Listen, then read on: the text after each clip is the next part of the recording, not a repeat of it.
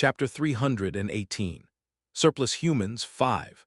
Trk krrrk unpleasant sounds echoed around as if something dried and hard was twisting and turning. Exactly 24 hours later, the gigantic flesh-eating plant awoke. Blood-soaked jade flower, danger level, S size, discovery location. The deepest part of the extreme hell grows on the blood swamp. Commonly known as flesh-eating flower, a mysterious plant floating on the surface of the blood swamp. Even in the blood swamp, where everything sinks because there is no buoyancy, you can somehow see them floating. Among all demon-like plants native to the blood swamp, it is the strongest and most ferocious, with an insatiable appetite and gluttony that even terrifies other demon-like creatures. It is said that in the past, a single seed of this plant grew into a single blood-soaked jade flower, which grew significantly and nearly brought about the destruction of humanity. Considerable size and weight accompany the blood-soaked jade flower. To grow to this extent, it would require a minimum of several decades of growth. Grk thud. The noise emanating from the blood-soaked jade flower's mouth was akin to the sound of rusty clock gears being forced to turn, but much louder and more unpleasant. Thud, swish, swish. As the creature rose from its slumber, the surrounding ruins collapsed around it. The mere shifting of the sprawling vines and roots to the side was enough to cause this. Grk. The blood-soaked jade flower moved its vines and roots as if hungry, breaking the ground. But there was nothing around. Despite intentionally raising the temperature to lure prey from the cold wasteland near it, its traps yielded nothing. Thack, thack, thack, the blood-soaked jade flower extended its withered roots, feeling around on the ground. But its prey had already scampered off into the distance. They would likely be hiding throughout the ruins by now. Grk. The more the blood-soaked jade flower moved, the hungrier it felt. It longed to immerse itself in the warm waters of its homeland, blood swamp, to melt away all its troubles and quench its thirst. This place was too cold and dry. And then, just then, thud, something touched the dried end of its root. It wasn't the cold touch of concrete or steel. It was warm and soft skin, within which was juicy flesh full of succulence, and within that, savory, crunchy bones. What is most desirable is the blood that is tightly packed inside. Blood. Oh, the taste of that sweet, refreshing nectar. Trembling, after enduring prolonged cold and thirst, the blood-soaked jade flower found a premium prey that perfectly suited its taste. A euphoric sensation vastly different from the icy, decaying prey it reluctantly swallowed before. Excited and ecstatic, the blood-soaked jade flower tentatively felt the prey with its trembling roots. A small sphere-like thing, undoubtedly a head, with finely detailed features felt by delicate root tips. And the roots traced down a slender neck connecting to a smooth collarbone, then down to a sleek chest, and along the waist and hip line. Tracing straight down the legs, now the hands, which seemed considerably rougher and tougher compared to the smooth body.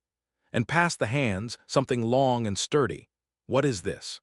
Just as the blood-soaked jade flower tried to discern what it was, crunch sensation abruptly ceased, and a piercing pain surged into the root tip.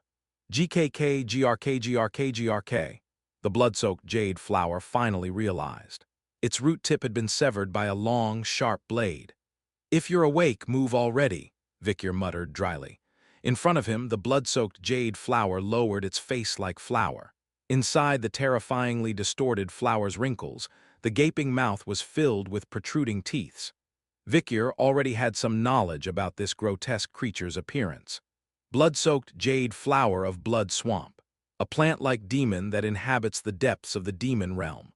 During the era of destruction, when every lake was teeming with these, it was quite a struggle to get water. How many comrades and subordinates had lost their lives trying to eradicate this creature? Therefore, Victor had a better understanding of the situation. This is an easy version. Those who lived through the era of destruction, like Victor, can easily tell. The blood-soaked jade flower is fundamentally an aquatic plant. Without water/blood, it cannot thrive properly.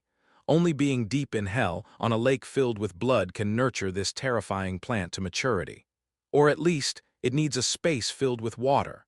When the war began, demons brought the seeds of this plant to the human realm. Although there were no lakes filled with blood in the human realm, There were plenty of lakes filled with clear, clean water. The blood-soaked jade flower of bloodwater drank from the lake's water and grew rapidly. Although smaller and more feeble compared to specimens native to the hellish homeland nourished on blood, they were still sizable and ferocious creatures. But the one before me has been suffering from hunger and thirst for quite some time. Compared to other blood-soaked jade flowers, it appeared small and feeble. It seemed slow and weak from not drinking blood or water for so long. Of course, that didn't mean it was to be underestimated. Quack, quack, quack, quack, quack, thud. Like in the fight shown by the fairy before, it wielded the vines like whips, causing all the buildings within a radius of 10 meters to collapse, exhibiting monstrous strength.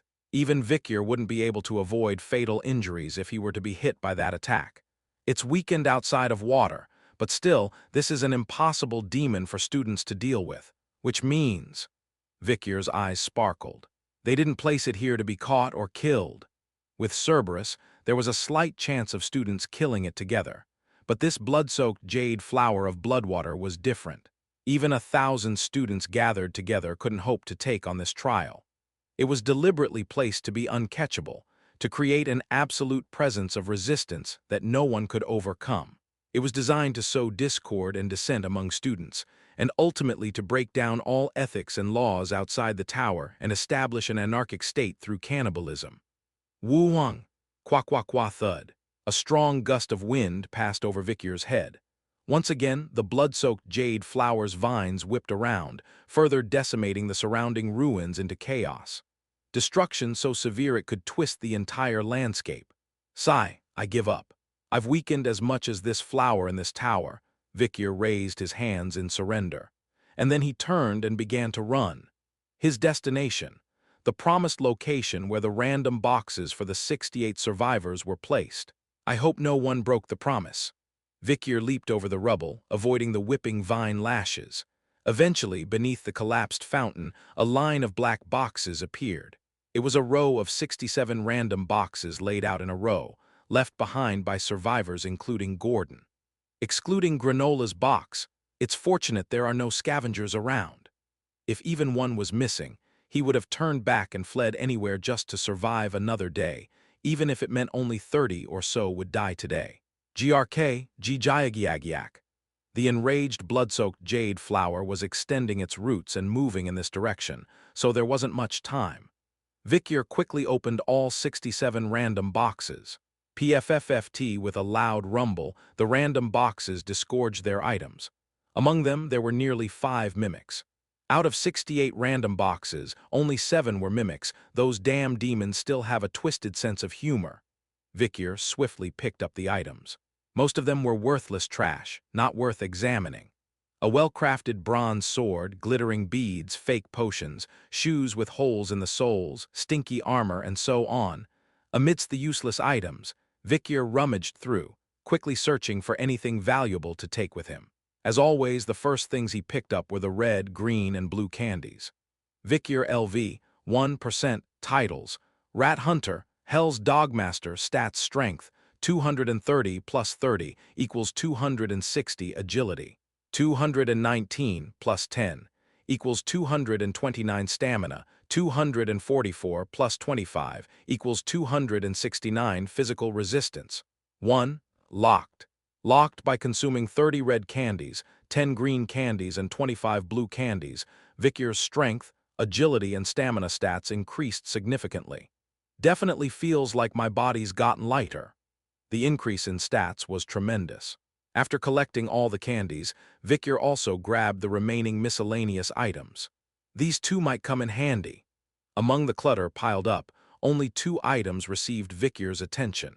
Sunflower Seed Rat's Tooth Hoe, / farming tool / D, a hoe made from the large tooth of a sunflower seed rat. Useful for digging up plant seeds if nothing else. Water-resistant greaseproof paper pouch, / pouch / D, a pouch made from quite durable, water-resistant greaseproof paper. It has the power to repel moisture, making it suitable for storing items. After collecting these items, Vikyr glanced over the remaining pile of miscellaneous junk one last time. At first glance, there seemed to be nothing else worth taking. Just as Vikyr was about to turn away, something seemed off for a moment. It was just a fleeting feeling, but experienced veterans like Vikyr knew well that ignoring such instincts in urgent situations could lead to regret later on. He glanced through the miscellaneous items once more. Twinkle. Amidst the trash heap, something round and shining silver caught his eye. A strange candy. A candy shining in silver. Vikyr's fingertips trembled for a moment. He had naturally assumed that only red, green, and blue candies would appear, so he had quickly disregarded any items of different colors. He never expected something like this. Even as the frenzied, blood-soaked jade flower, driven mad by hunger, rampaged behind him, Vikyr's gaze was fixated on this silver candy on his palm. Ha, I guess I used my entire luck in the early stages, huh? Before Regression, the great heroes of the tower reminisced about this silver candy with great regret, longing, and yearning. Despite being a long time since leaving the tower, it still captivated the hearts of numerous heroes. Strange candy. Slash reflexes slash silver, a candy that increases the reflexes stat by 1. It tastes fishy. Reflex nerve +1. Vikyr never expected to find this hidden piece in a random box on the 3rd floor of the tower, which was supposed to remain intact even after all of the monsters in the tower's depths were captured. Chapter 319. Surplus Humans 6. Chapter 319. Surplus Humans 6. Gra-Gal-Ugh, the wail of agony echoed through the air. The flower part of its head almost split in half and thrashed about wildly. Within the abyss of its gaping jaw, deformed fangs were protruding, destroying even steel and asphalt. Crash. Swish, the attacks intensified, becoming more ferocious and diverse. It was only slashing and smashing, but now, SSSSHHH, crunch, the rocks touched by the roots crumbled into sand as if squeezed dry. It's sucking moisture from what it touches, quite an annoying ability. Though not particularly moist, the ability, it seemed, was more about wringing water out than absorbing it. Thus, the amount of moisture obtained was outweighed by the energy expended, rendering the strategy inefficient. However, shiriririk, thud, crackle, blood-soaked jade flower continued extending roots towards Vikyr. Spot. No blood flowed from his wounds where the roots grazed, as an immense amount of blood was drained in that short moment. Additionally, whoosh, swish, with each leaf of blood-soaked jade flower that touched the ground, a toxic gas erupted, making a sound similar to bursting balloons. When the wilted, widespread leaves are hit hard, they burst open, releasing toxic gas clouds in the shape of skulls. Contact with this gas caused boils on the skin. In this manner, blood-soaked jade flower was armed with various lethal functions, making it the ultimate biological weapon. However, no matter how powerful the attack, it's ultimately meaningless if it doesn't hit. Vikyr evaded the flying whips, dry air, and toxic gas clouds with ease. There was a distinct change in his movements. It wasn't just a matter of agility or stamina. With thud, crackle, he effortlessly dodged the swinging roots with minimal movements and flicked away the flying debris with just a few nods. There was no need to move much or move quickly. A sense of time slowing down. The perception that time even seemed to linger freely until the approaching speck became the large dot in front of him. Vikyr level, 1%, titles, Rat Hunter, Hell's Dogmaster, stats strength, 260 agility, 229 endurance, 269 physical resistance, 1 locked, reflexes, 0 + 1 = 1. The stat most difficult to obtain among the 3 locked stats, the reflexes stat. It belongs to the realm of innate talent that is impossible to obtain outside of the tower. Vikyr had acquired it. With this, I've gathered 5 out of the 6 stats. This is already an achievement since we're only on the 3rd floor. Luck played a part in it, nothing else. Even the heroes who obtained these stats got them really deep down in the tower at the later stages, while Vikyr already had 2 of them while on the 3rd floor. Vikyr's strides were increasingly imbued with strength. Thunk, the gooey honey-like liquid aura flowed through Beelzebub and sliced off blood-soaked jade flower's wilted leaves. This is an air sac. What appeared to be a dried, shriveled leaf was actually an air sac. It resembled the structure of another water plant like the jade flower. The only difference is that the blood-soaked jade flower has a high concentration of toxic gas in its air sacs. Swish, because it was originally shriveled, the amount of toxic gas emitted was negligible. It's fortunate that it's in the tower. If I had encountered a specimen from the source like the blood swamp, it would have been as fierce a battle as when he faced Madame Eight Legs in the past. Moreover, blood-soaked jade flower had very strong vitality and could annihilate an entire city if needed. While Vikyr was thinking, a voice rang through his head, "Human, save your thoughts for later," de Carabia's warning voice echoed. Vikyr snapped back to attention and swiftly reached out his left hand. Leap! The spider silk clung to the top of the crumbling tower. Using it as a platform, Vikyr leaped high, avoiding blood-soaked jade flower's roots. Jijik kickakik! Blood-soaked jade flower's agitation seemed to intensify, as it now struggled to control its head properly. However, it was also true that due to Vikyr's own toughened skin from the aura, it couldn't inflict any significant damage. Then, at that moment, Jik!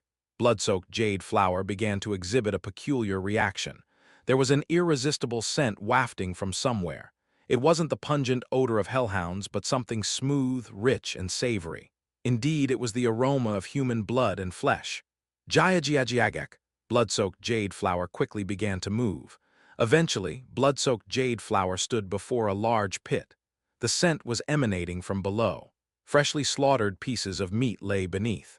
Blood-soaked jade flower hastily extended its vines and felt around the bottom of the pit. Plop! Sticky something warm and gooey was caught at the end of the vine. Blood-soaked jade flower, thinking it was right, eagerly sucked in whatever it was. In an instant. Jik! Blood-soaked jade flower's head tilted sharply. The taste was off.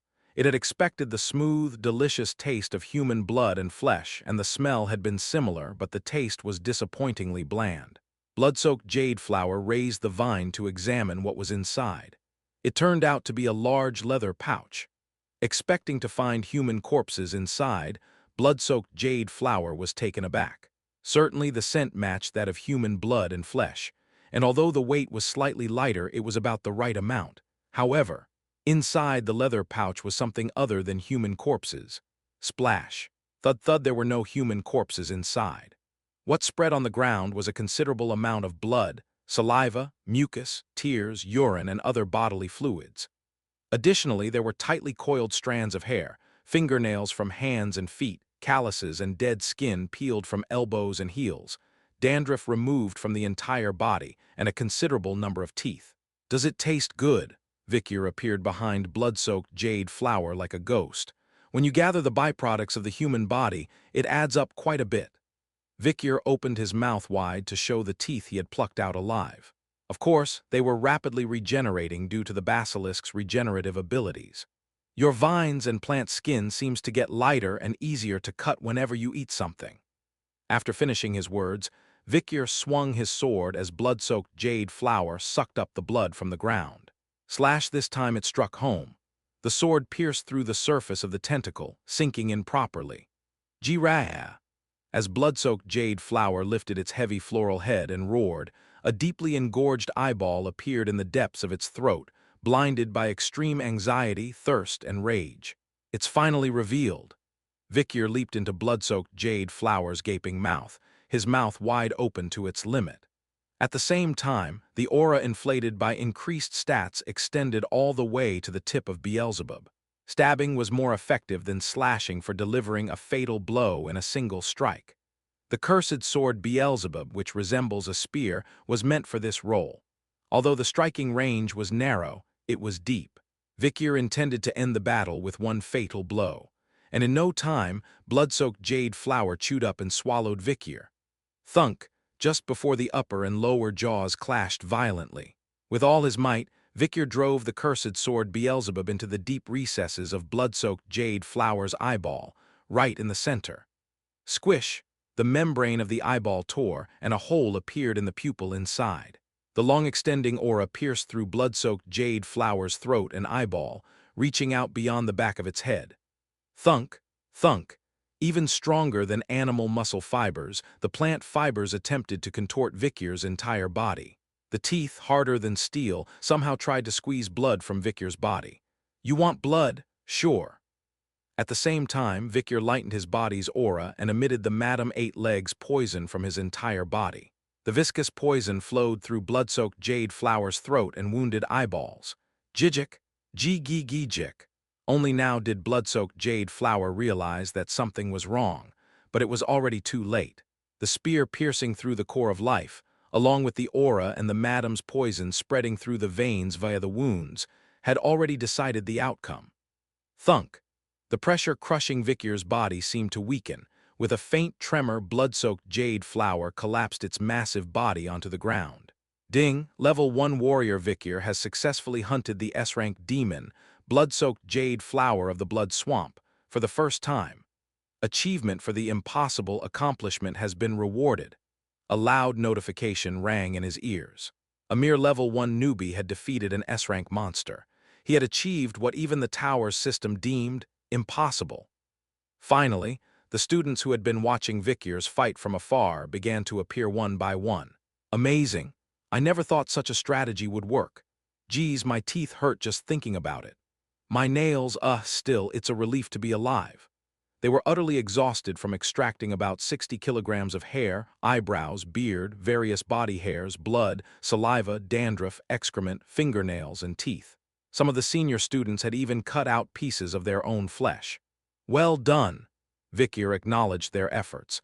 It wouldn't have been easy for each of them to put forth the equivalent of 500 g of flesh. Ultimately, it was a collective effort that prevailed.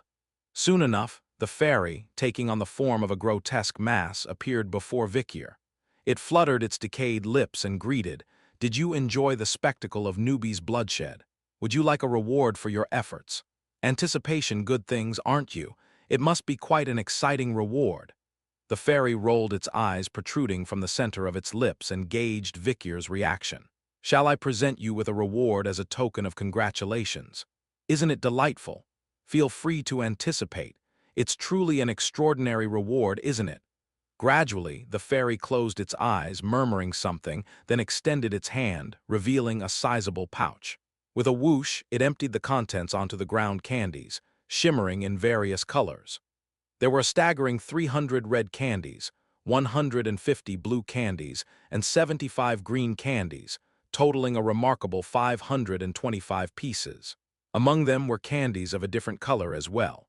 Strange candy /level /golden, a candy that increases your level by 1. It tastes sweet. Level +1, a radiant glow unlike anything before, a sweet taste detectable even without putting it in your mouth.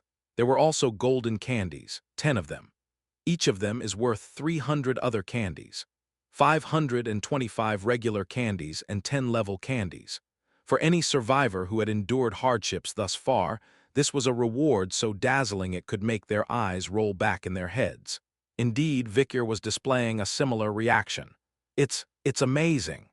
Even the most seasoned veteran couldn't contain his joy, to the point where his voice quivered with excitement. Vikir's expression, now much brighter than when he received the silver candy, clearly conveyed just how immense his sense of accomplishment was at this moment. The fairy, moved by Vikir's emotion, spread its arms wide. "Well, will you take all of these? Are they all for you, my lord?" Having finished speaking, the fairy slowly retreated to allow Vikir to indulge in the pile of candies. As soon as Vikir grasped the candies, the fairy seemed to slowly vanish. However, crunch!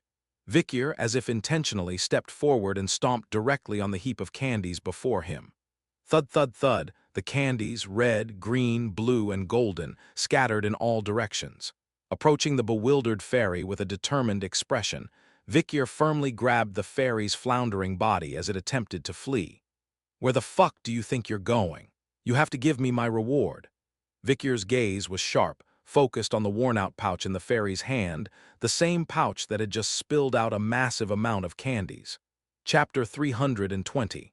Surplus Human 7, Chapter 320. Surplus Human 7, Kikek. Why are you acting like this? The fairy stuttered and stumbled. Vikir looked down at the fairy's face, showing a puzzled expression as if he truly couldn't understand English. Disgusting. Fairies are inherently deceivers. Not only do they try to leech off the achievements of participants in the survival competition inside the tower, but they also frequently steal their rewards. The most common type is the so-called scam, is embezzlement. Often, these scammers manipulate things in the middle so that struggling newbie participants who clear difficult missions end up not receiving proper rewards. They often make excuses like fees or commissions for more than half of the rewards, and sometimes boldly steal the entire reward list secretly. The main pattern is to appear in front of challengers whose judgment is clouded right after clearing a difficult mission. Lure them with an appropriate reward, then disguise the real rewards as leftovers, scraps, byproducts, or even garbage. Exclude them from the reward list and quietly take them away. According to regulations, fairies must show all the rewards obtained by challengers in front of them, so they cannot completely hide them. Therefore, challengers have to carefully scrutinize everything. The rewards left behind by challengers who haven't chosen are naturally claimed by the fairies. So, if it sees a rare item, of course, it'll try to steal it. Vikyr tightly gripped the candy bag in the fairy's hand and immediately snatched it away. Ah, ah, ah, the fairy let out a disappointed sound. Well, of course. The pouch Vikyr now held is a highly rare hidden piece that is almost impossible to find even inside the tower, and even the fairies themselves don't know how to obtain it. Strange candy bag, transformation bug / exchange / s ultra small bug that livia within the body of a small animal. Although it resembles a sac, it is an parasite's egg. It poses no threat to its host and feeds primarily on strange candy. If it does not eat more than a certain amount of candy on a regular basis, it will die naturally. The amount of excretion is as much as the amount consumed, and it is said that the excrement has subtly different properties from the food consumed. Candy transformation, special. This creature consumes 100 candies of the same type and expels one candy of a different color. The color of the excreted candy is random. A lottery! Vikyr broke the sack. Indeed, he found tiny parasite inside. A small creature infected with this parasite has no health issues, but it does possess an unusual ability. It refers to the ability to eat and digest candies. For example, if Vikyr feeds the parasite 100 red candies to boost its strength stat, the parasite will spit out a randomly colored candy. It could be a golden candy that raises levels, a silver candy that enhances reflexes, a black candy that boosts physical resistance, a green candy that increases agility, or a blue candy that enhances stamina. As you progress to the later stages of the tower, you can acquire many strange candies, and if you utilize these bugs well, it's even possible to turn the most common red candies into the most precious golden ones. If luck is on your side, that is. In my past life, Camus must have obtained this. Before Regression, Camus had focused all her efforts on obtaining white candies that raised magic resistance stat using the transformation bug. As a result, she gained an incredible magic resistance stat, which allowed her to ignore mana explosions and glide through many dangerous breakthroughs. But even that was obtained at the end of the journey, near the end of the tower. Vikyr himself didn't expect such remarkable achievements to be accomplished on just the 3rd floor. Vikyr turned his head to look at baby Madam sitting on his shoulder. Finding a trustworthy pet is also a difficult task, so I'm lucky to have you. I'd like to be your host if I could, but it's impossible due to my size, so let's make a deal. Hack, hack, hack. As Vikyr petted her, baby Madam seemed to be in a good mood and patted his hand. Eventually, a harmless parasite attached itself to baby Madam's body. It settled under her chin. Baby Madam scratched herself here and there, feeling a bit uncomfortable, but soon forgot about it as if it had never happened. Indeed, as stated in the description, it seems to have no effect on the host. From now on, I'll give you the stats I obtain. Baby Madam who will eat the candies will also grow rapidly. Eating and excreting are separate matters, of course. Vikyr turned his head just in case, but all the candies that had been piled up behind had already been collected. It seemed like the fairy hurriedly collected the remaining candies after it was deprived of the real reward. Perhaps that was its entire fortune. Nevertheless, candies were still scattered here and there, so Vikyr deliberately walked around, kicking them with all his might toward the flower. We should be grateful even for scraps.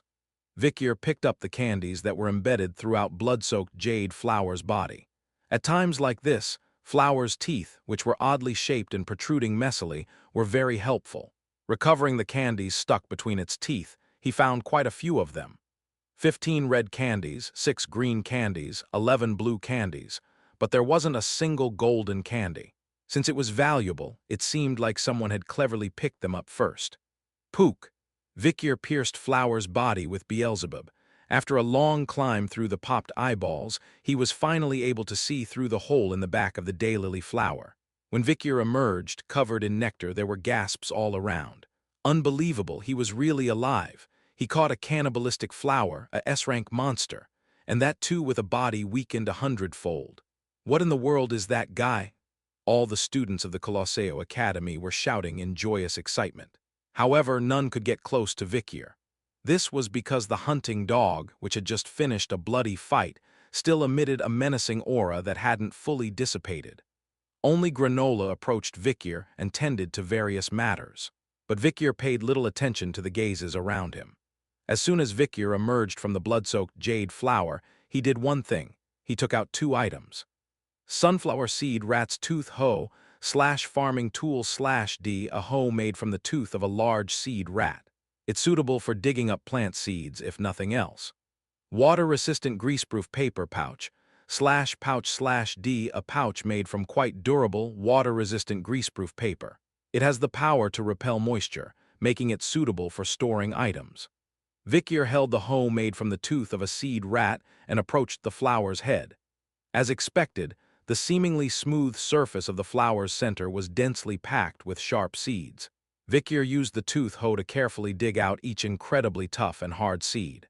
Thunk, thunk, thunk, thunk, thunk. Though the seeds didn't come out even with Vikyr's ore-infused sword strikes, they came out relatively easily with the hoe made from the tooth of a seed rat.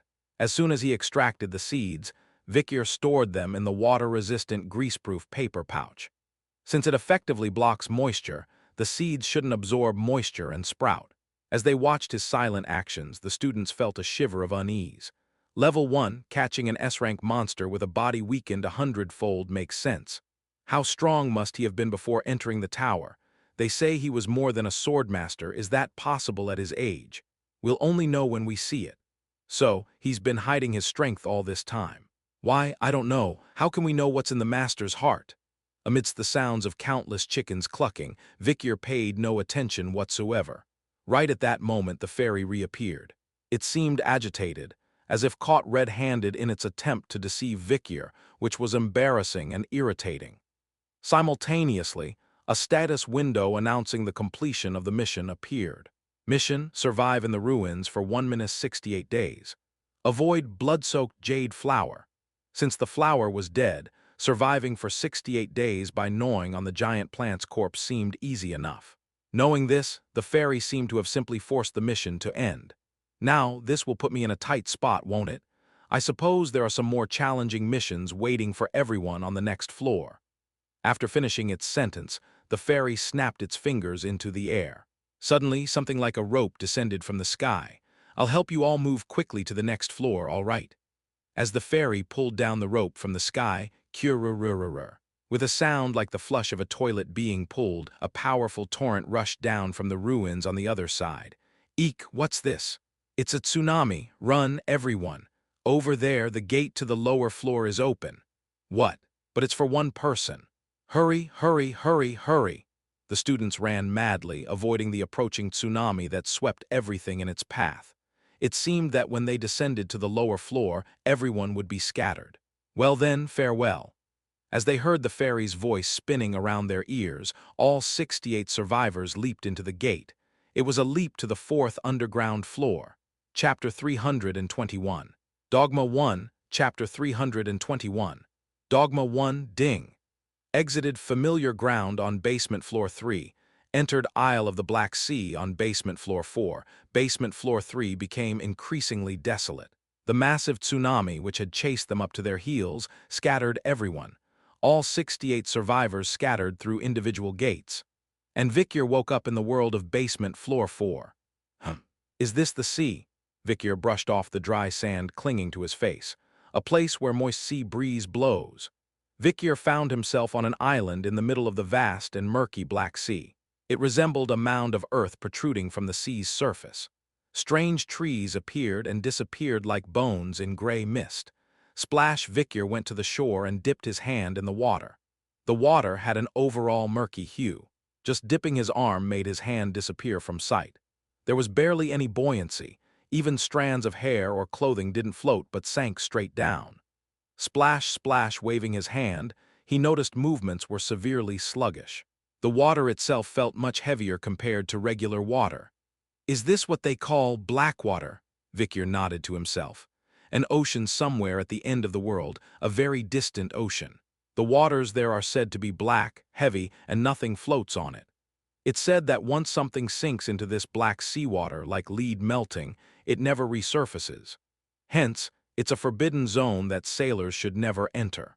Well, ships sailing smoothly suddenly sink for no apparent reason.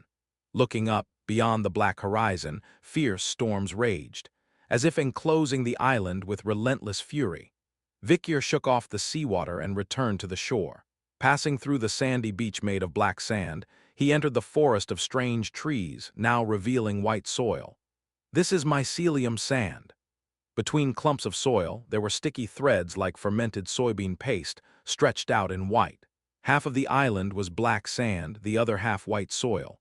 It was a bizarre ecosystem, as if someone forcibly stitched together fragments from entirely different worlds. The soil is parched, the trees are dead. It's the result of forcibly mixing two different terrains. It's obvious who created this bizarre world. Amjuja's, the world absorber. The voice of De Carabia in his chest spoke up. He travels the world, capturing fragments of the worlds he desires and storing them in the abyss. This is one of many patchwork spaces that he made. Thinking of the Colosseo Academy or Venetier city center on the upper floors, it certainly made sense. In that case, what happens to the creatures living in the place absorbed from the world? They come along. They become challengers to the tower. Which means there might be other pioneers who entered this tower before Victor, whether it be human or monster. Then, Victor noticed something peculiar near the center of the island. It was a large tree standing tall in the midst of the blackened white world, devoid of any leaves, branches, or trunk, just twisted grotesquely. Perhaps it had sprouted from the root of the abyss tree and wandered here, losing its way. Victor climbed up the tree roots. After ascending for a while through the black and sturdy bark, he spotted a cavity. There, a viscous, blood-like sap bubbled and formed a puddle. Victor dipped his finger and tasted it. It's edible. Faintly sweet in taste, despite being diluted due to being the tip of the root and not in large quantity, it was enough to sustain a person. From the memoirs of the great heroes he had read before, he recalled instances of surviving by consuming sap from the abyss tree's roots, so it should be safe to ingest. Victor leaned into the cavity and sucked the sap, feeling somewhat like a bug, but in terms of survival, it posed no problem. The moderately sweet and bland liquid quenched Victor's parched throat. His organs, which had felt shriveled and dried up, now felt moist and plump after a long time. However, that's enough. Victor drank just enough and pulled his mouth away from the sap. There was still a considerable amount of sap left in the cavity, but Victor refrained from taking more into his mouth. De Carabia spoke. Nice work, human. The amount of sap from the abyss tree that can be consumed at once is limited. Exceeding that is likely to result in demonization. I know.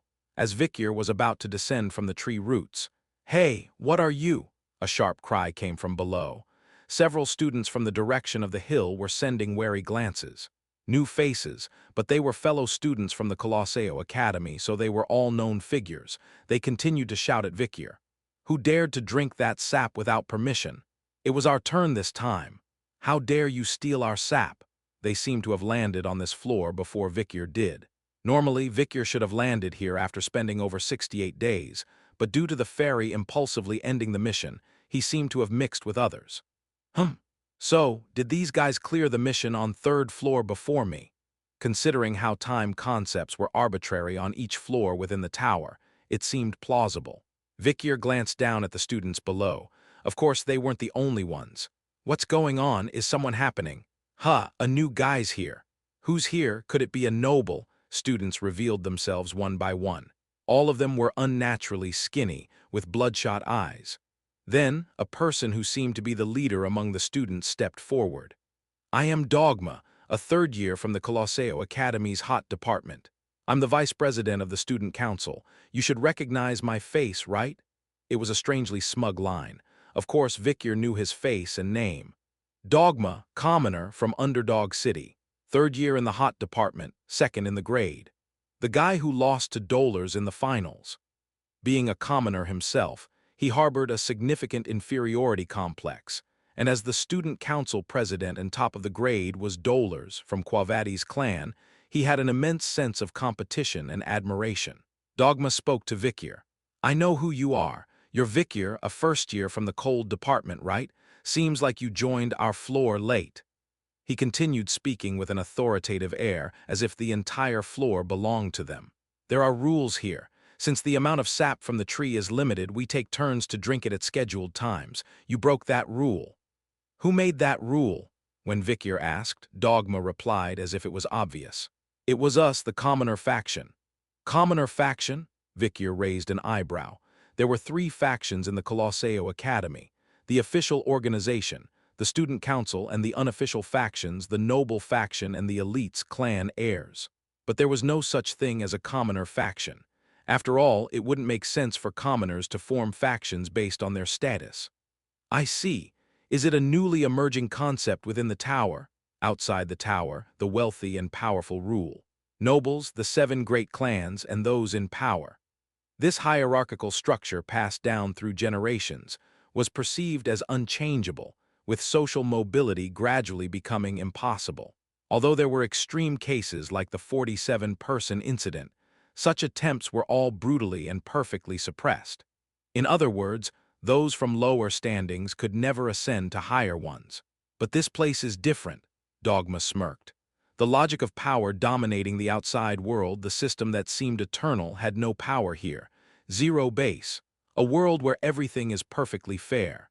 Riches, beauty, good looks, high status, academic prowess, strength, all the criteria that put people on top in the world are reset to zero, a fair starting point. Equal opportunities. In this world, anyone can rise to the top with effort. All the burdens of low status, ugly appearance, weak physique, lack of talent, and poverty that one had to bear since birth can all be overturned. It's the first and last chance for those who have always been looked down upon to rise higher. We, who were born with the original sin of being born to poor and powerless commoner parents, have suffered disadvantages from birth. But how about now? Everything is about levels and stats, and the reward comes as honestly as the effort you put in. Now it's time for us commoners to have our chance. Dogma spread his arms towards the gathered crowd of about 20 people, all of them commoners. With fervent zeal, Dogma reached out his hand towards Victor. You're a commoner too, right? I know, you must have suffered a lot until now. So did I. Nobles and elites never let go of the fact that a commoner could be good at something. Even though I never became top of the grade because of that bitch Dolers, I was the 2nd place and the vice president of the student council as a 3rd year. I've faced countless humiliation and disgrace all this time. Yes, even if you don't say so, I know everything. You ruined them at the auction, right? I have been paying attention to you since then. I've always thought it was a shame that these idiots, who only sat there because they had good parents, slandered you. I wanted to help in my own way, but at the time I was too preoccupied with myself. But now it is different. I can help you, Victor. Let's join hands. How long are we going to let the rich exploit us and profit off of us? Upon hearing Dogma's speech, all the surrounding students nodded their heads, their eyes moist with emotion. A heartwarming atmosphere pervaded the island. What about the rest of the survivors? Victor spoke up and dampened the mood.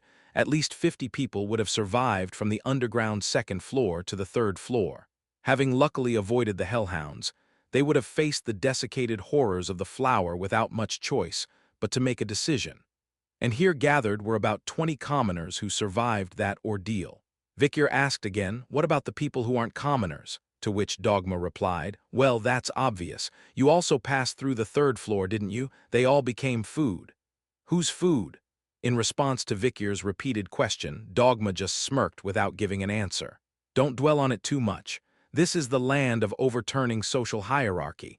It's just fitting for the fate of those noble bastards who are worse than dogs or pigs. Eventually, the students split apart at Dogma's gesture. Clank, clank, Some students dragged chains that seemed to have been salvaged from the ruins. Behind the piles of desiccated corpses, several figures emerged. Necklaces filled with dog tags, long chains trailing behind them, and traces of beatings and abuse visible on their faces and bodies. Vikir narrowed his eyes. They were all familiar faces. Chapter 322. Dogma 2, Chapter 322. Dogma 2. Dogma, the third-year student at Colosseo Academy and the Vice Student Council President.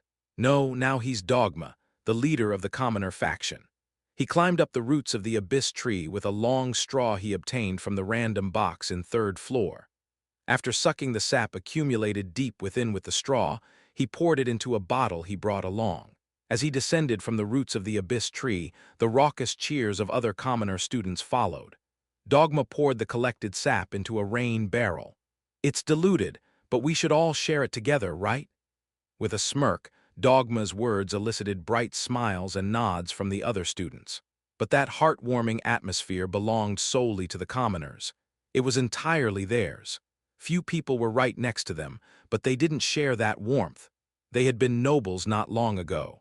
They crawled on the ground like slaves, chained, picking up scraps and cleaning the ashes around the campfire. They were the triplets: Highbrow Le Baskerville, Middlebrow Le Baskerville, Lowbrow Le Baskerville. The three pillars of Baskerville were here. All three bore severe signs of beatings. Silently, Dogma's shadow loomed over the triplets toiling away. "Hey, do you guys want to have some of this too?" Dogma shook the bottle containing the diluted sap. "Then come here and crawl like dogs." Dogma sat on a rotten log, tapping his fingers. Highbrow was the first to prostrate himself on the ground. Then, crawling on all fours, he approached Dogma's feet. Thwack! Dogma slapped Highbrow's face. "Why? Are you feeling bad because you got slapped by a commoner you used to look down on like a bug? You guys were lucky to be born into Baskerville. You've enjoyed good food, good clothes, and a comfortable, luxurious life, right? But not me. I was born under poor, powerless parents and lived my whole life sneaking around like a rat. I had bad luck. But after entering the tower, luck turned for me. Why should I feel sorry when those who look down on me daily are now less than dogs to me?" Finishing his speech, Dogma rolled a round bead between his fingers.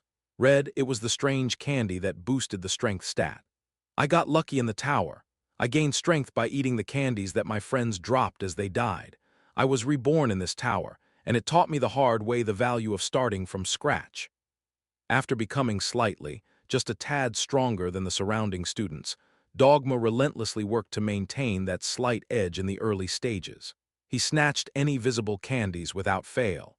Later on, he shared a bit of candies with other commoners and became the leader in all the conflicts. As a result of creating and then disrupting several groups, he gained overwhelming power.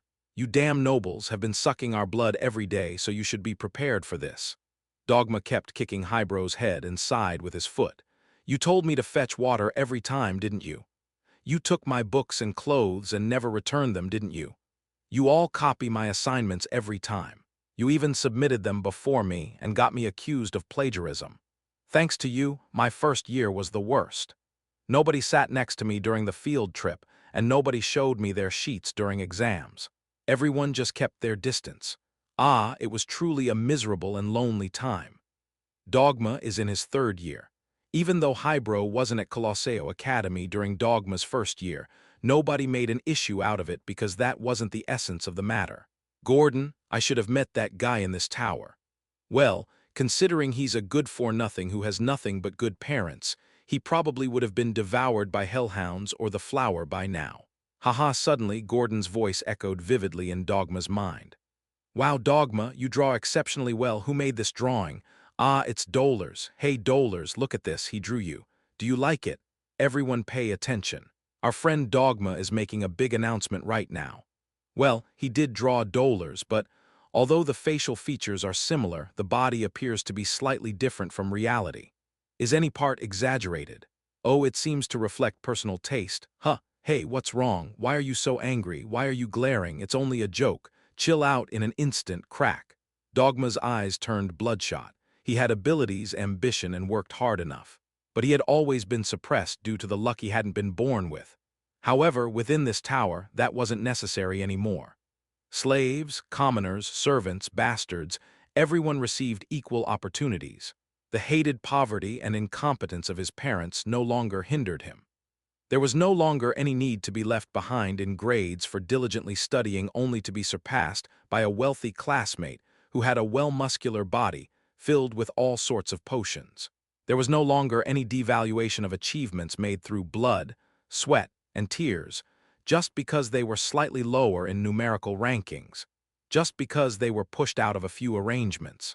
We have moved from a society in which putting in even a little effort was punishable to one in which putting in a little effort can result in a small reward.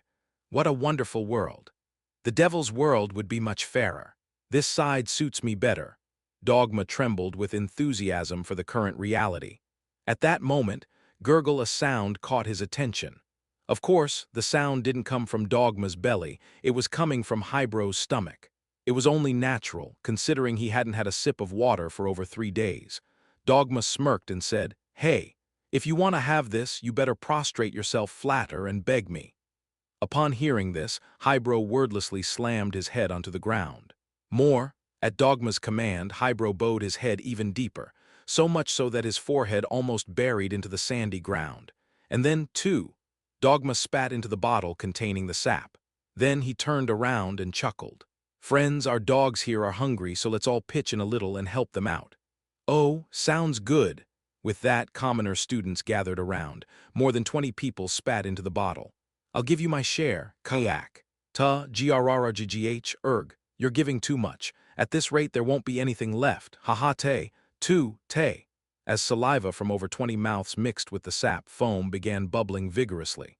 "If you want a drink, then drink this. Fucking trash." Dogma chuckled as he left it on the ground and walked away. Highbrow, middlebrow, and lowbrow sat around the glass bottle. "Damn it, do we really have to go this far? Eat this kind of stuff? I'd rather die. I'll die and distribute my stats to you guys. Then maybe you can cut off at least one of his wrists." Lowbrow's voice simmered with rage. Middlebrow remained silent, but he seemed to share his brother's sentiments. However, Highbrow just silently gripped the bottle's neck. Eventually, gulp, gulp, gulp, after precisely drinking 1/3 of it, Highbrow set the bottle down. When Middlebrow and Lowbrow looked at him with widened eyes, Highbrow casually replied, "Why do you think I slammed my head?" A chilling voice, enough to send shivers down one's spine. Highbrow sent a cold glance towards his brothers. Death is the end. The notion of heroes sacrificing themselves for their pride is a fantasy concocted by the lower class. True heroes who left their mark in history would laugh and endure much worse humiliation if it meant seizing an opportunity. During the Warring States era, before the continent was unified, amidst the whirlpool of wars where hundreds of nations rose and fell every day, there were many individuals who left their mark in history. Among them, those whose private lives were not honorable stood out. Those who sold their bodies to old, lecherous merchants to fund rebel armies. Those who crawled under the beds of mere jesters to lull enemies into complacency. Those who changed fathers thrice. Those who sacrificed their sons to satisfy a lord's palate. Those who acted as personal physicians, assessing the health of enemies while awaiting an opportunity for assassination. They willingly endured disgrace and became great heroes in history. It's said that revenge is a dish best served cold. It's never too late. Highbrow's words were met with nods from Middlebrow and Lowbrow. If only we hadn't discriminated against or harassed the commoners in the first place. Well, we didn't. It was others, and our childhood was terribly cruel too. We lost several brothers, remember. Middlebrow and Lowbrow swallowed all the saliva-laden sap. They had to eat such things to survive. "I think I prefer this over the haggis we had at home." "Yeah, I agree on that point. Me too." Just then, "Looks like it won't work after all." A eerie voice came from behind. When the triplets turned their heads, they saw Dogma, his bloodshot eyes glaring down at them. "Just came to check, didn't expect you guys would actually eat that. You guys are a dangerous bunch, willing to endure and tolerate the present for the sake of the future." Dogma was also a clever man. Rising from humble origins, he even served as vice president of the student council. And all the more did he understand. Do the well-born have venom too? It can't be. Venom is the prerogative of underdogs like me. Why do you have even this? You already have everything. at least get fat and act stupid like the rest of us. That way I can still feel mentally superior to you." Various thoughts echoed in Dogma's mind. In an instant, Dogma's eyes met Highbrow's. Highbrow's gaze wasn't directed at Dogma. It was aimed farther, much higher. What could it be? Great achievement, grand destiny, something lofty and intangible that a commoner like himself couldn't even comprehend. The eye level of dreams, the dimension of magnanimity, the strength of fortitude, viewing the present and envisioning the future from different layers. Dogma felt it in Highbrow's gaze, and he recoiled once again. Worthless trash that has nothing but luck. But he also knew the truth. How he had belittled the achievements of the nobles, treating their inherited luck as nothing, and even sending them disdainful looks, was a form of reverse discrimination. Furthermore, within the tower, the characteristics, discretion, fortitude, insight, and pride shown by some nobles couldn't be dismissed as mere stats inherited as intangible assets. "From here on, we'll take over. You guys stay out of it. Stronger individuals should take the forefront. Weaklings flee. I'll show them what noblesse oblige means. Run, everyone, I'll be the prey." Dogma heard the voices of familiar figures as he fled from Hellhound and the blood-soaked Jade Flower. "No, that can't be true. This world is perfectly fair. I will be rewarded for everything." Dogma drew his well-crafted longsword from his hip. He was ready to strike down the triplets at any moment. Seeing the sharp tip of the sword, Highbrow shrugged as if resigned to fate. "No choice. 2 of us will die and 1 will inherit the stats. No choice. No choice." In the end, the triplets' opinions aligned for the first time in a long while. Just then, "Hey, what do you think you're doing?" A sharp cry came from beyond the pile of trees. It was the voices of those who had gone to spread the sap. "Who drank that sap without permission?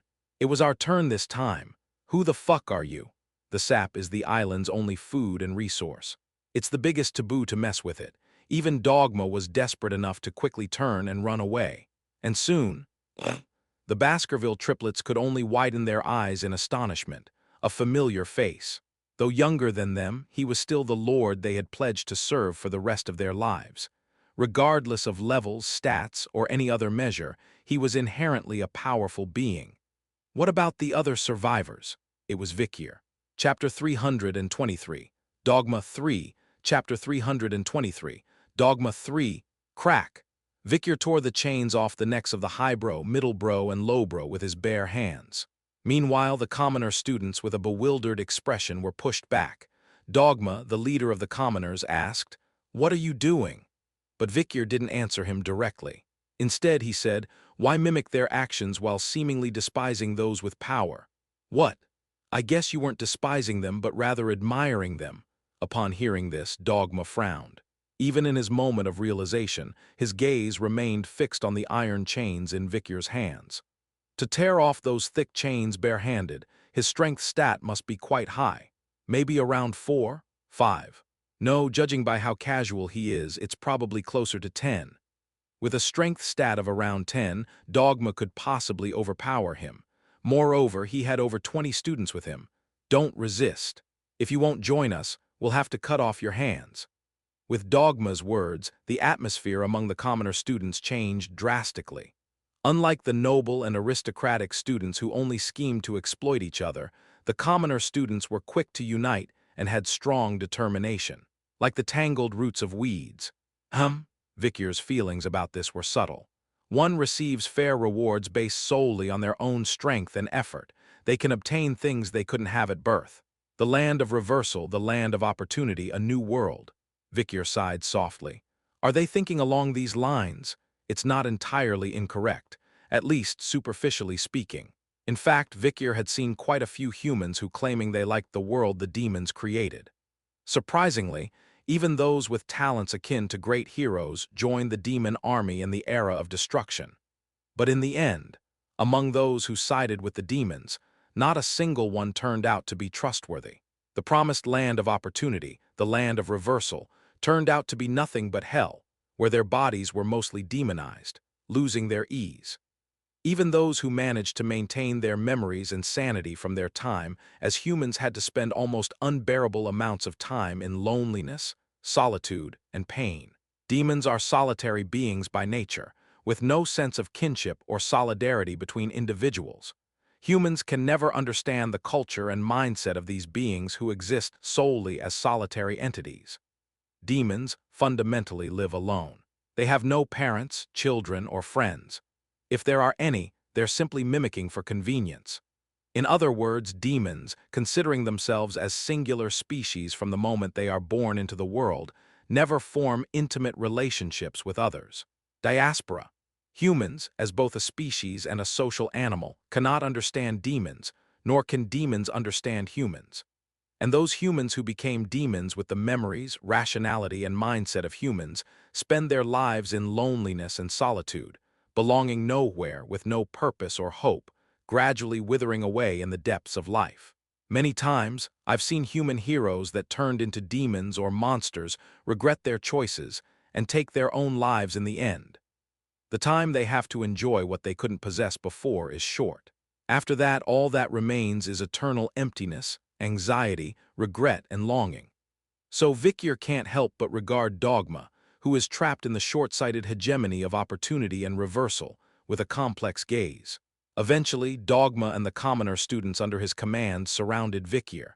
Each of them was armed with inferior weapons that seemed like they picked from random boxes. "Hey, aren't you Vikir? I know you. You're a commoner too. Join our side. No matter how impressive you are, you can't take us all down.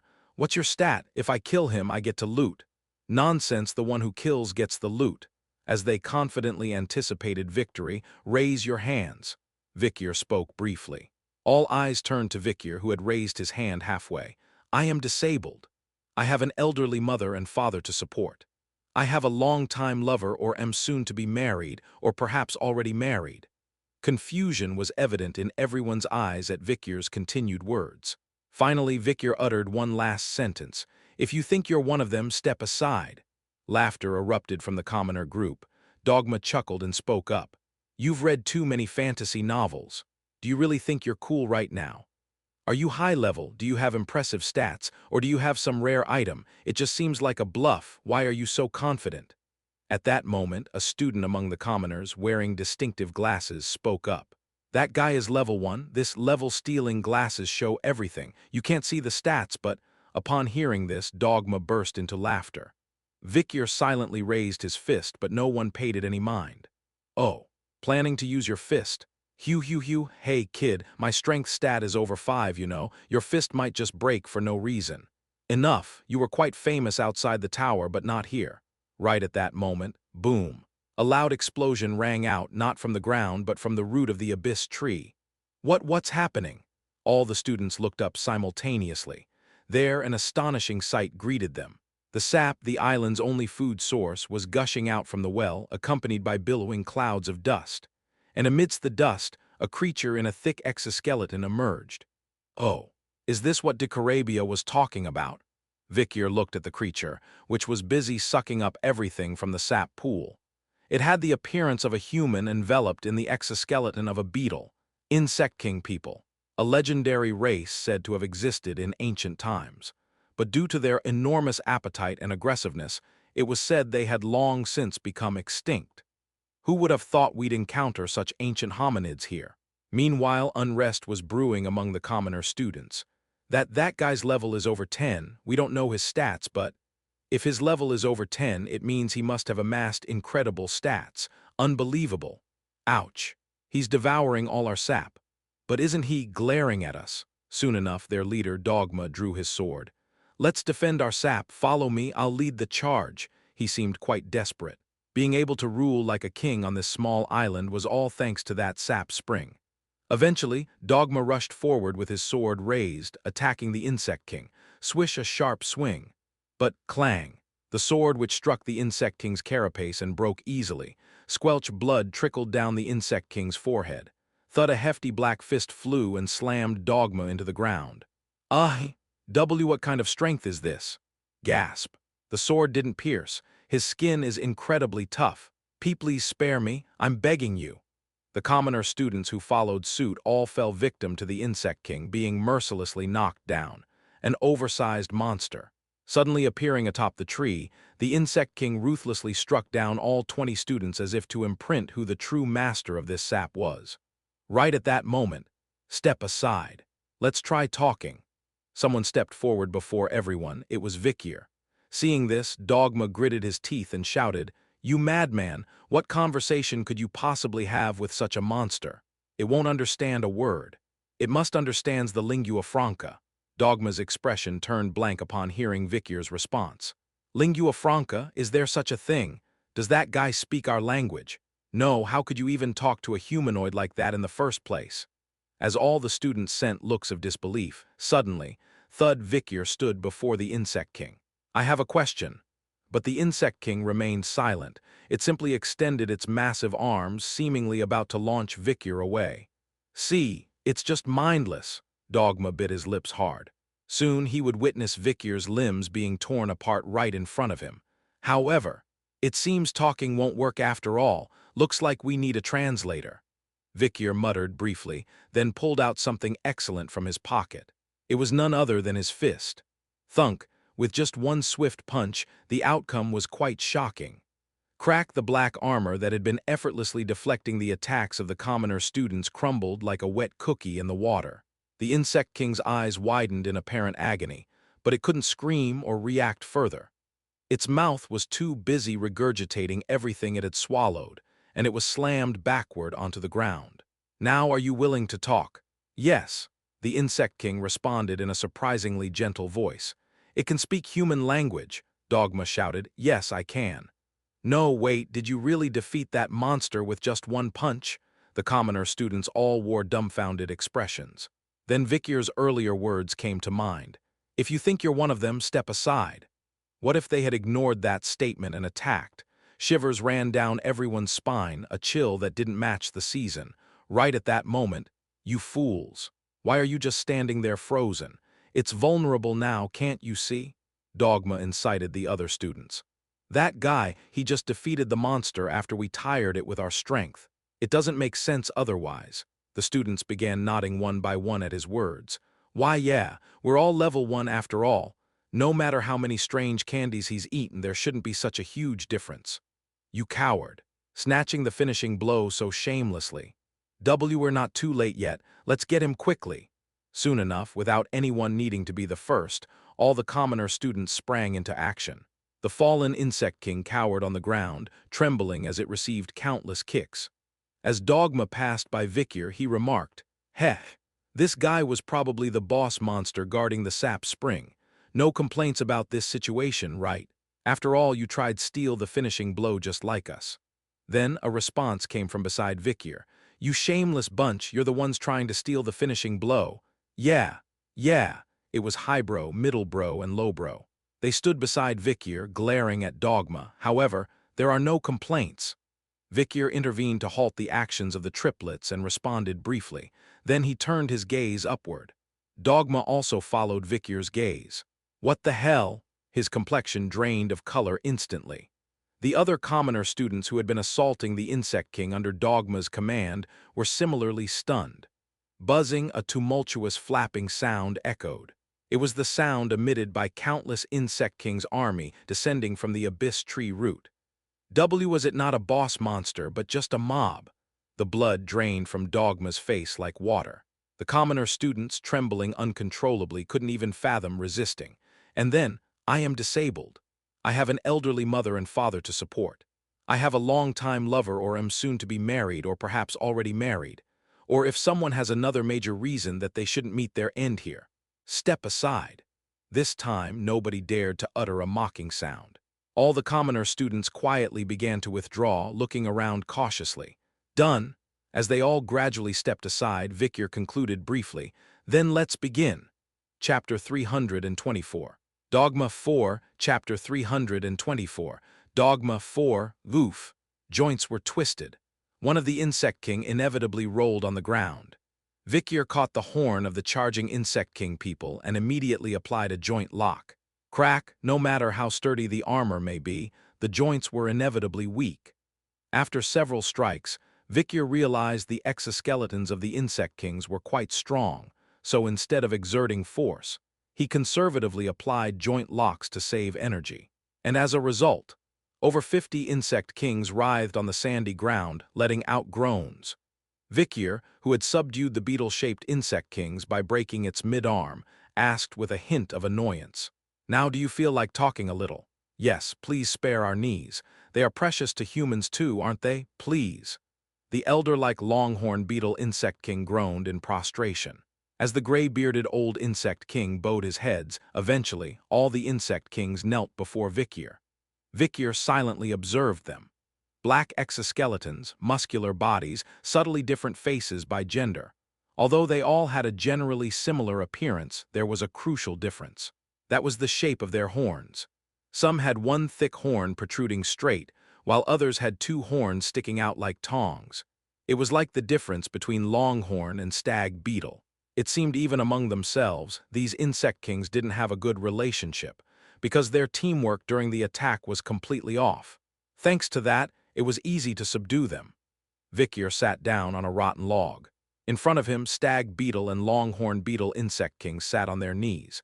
Naturally, the commoner students knelt behind them with pale faces. See that? He took down 50 of those longhorns, while we couldn't even handle one even when we charged all at once. We were struggling with just one, but 50 of them. He's a monster, seriously. What's with him? Maybe he ate hundreds of candies in the third and second floor. That's the only explanation. Whispers could be heard all around, to those guys. "Can't you be quiet? You're being loud in front of our Lord." Loud. Loud. Highbrow, middlebrow, and lowbrow no longer bothered to hide their reverence towards Vikyr. Meanwhile, Vikyr asked the insect kings, "How did you end up here?" Then, the longhorn beetle and stag beetle insect kings, with their thin, long eyebrows and beards, lowered their heads and began to speak. "We lived on an island called Gutchung Island across the harsh sea for a long time.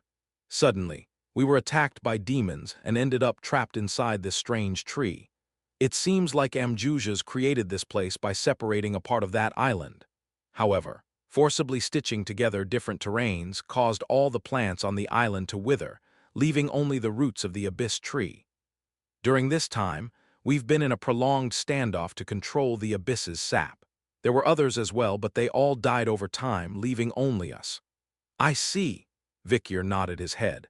According to the Insect King's explanation, the demon Amjujas was mimicking a god. On this, Dicarabia provided additional explanation.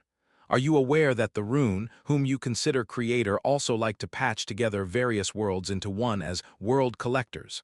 "I didn't know. What's that?" "It's nothing special. Just like how sheep have their own world and wolves have theirs. But sheep and wolves undoubtedly coexist in reality, right? That's the work of rune. In the beginning, in a giant world that had always existed, sheep lived together, wolves lived together, and humans lived together, all by themselves. But the being called Rune took parts from the worlds of sheep, wolves, and humans and put them together, creating the world of reality. When you stitch those worlds together, you call the needle ecosystem pyramid and the thread food chain. Wasn't that just a passage from an old scripture? Was it real? Well, even I can't say for sure. It's been so long ago.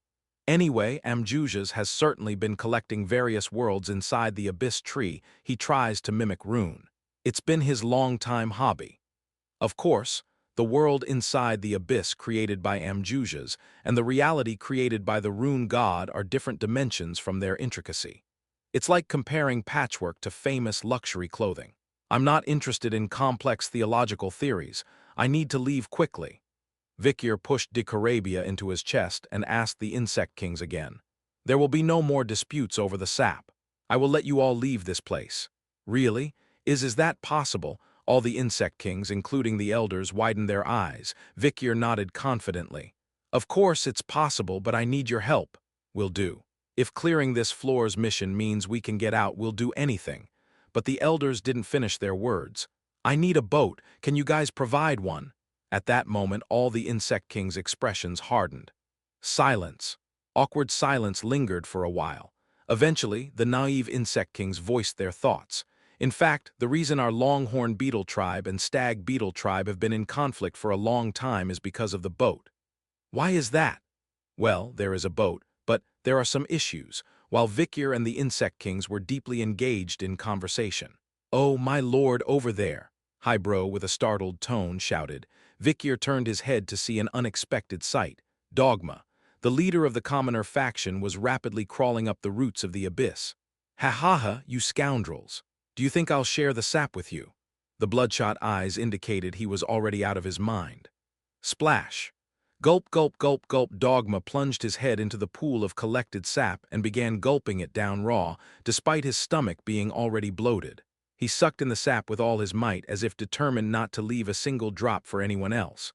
"Dogma, give us some too. You hog, you selfish bastard. The sap belongs to all of us." Some followers of Dogma, belatedly following his lead, also rushed to imitate him. But just as they were about to dunk their heads into the pool, splurt, a student's head exploded.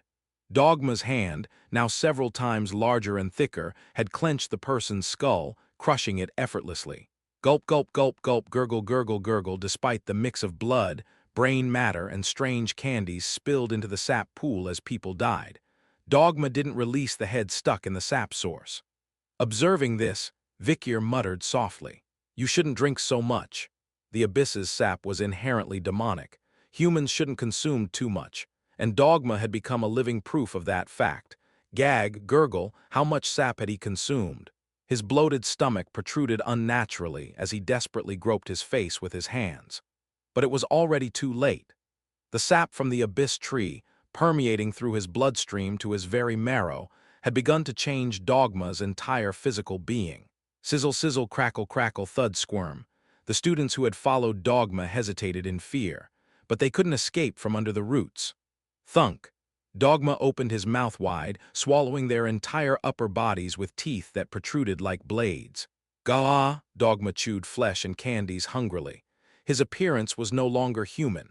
Imagine, a peculiar being classified as a demon but not quite a monster or a demon. A diaspora wandering eternally between the human realm and the demon realm. Vikyr sighed once more upon seeing it. "It won't be easy with that size." Just then, "Surprise, missed me." A grotesque, chubby fairy appeared above everyone's heads. It swayed its plump body unpleasantly from side to side, seeming pleased with itself. "Oh, has someone already become Imagine? What a surprise! If that's the case, I must offer a challenge, right?" Eventually, the fairy presented a mission to everyone except the insect kings. Ding, mission, let's kill the Magin. Magin 0/1. Oh dear, your precious friend seems to have lost its taste for life. Let's make your friend comfortable quickly. You know the only way to do that, right? The problem is, ding. Mission, let's kill everything that's alive. Survivors 0/77. It's no fun being a Magin if you're not going to rampage, right? Let's prove how strong you've become. By the way, the rewards are quite generous, you know. It seems it also received missions over there. Chapter 325. Dogma 5. Chapter 325. Dogma 5. Damn this world. Dogma, a first-year student, was on his way out of the professor's office after receiving a grade of D on an assignment he had stayed up 3 nights to complete. The excuse that someone else had plagiarized his assignment didn't hold water. Instead, despite being the victim of plagiarism himself, Dogma received the lowest grade and failed. Are we born just to grovel at the feet of the nobles? Let this world rot. In a deserted alleyway, a few stray dogs scampered away from the sound of human footsteps.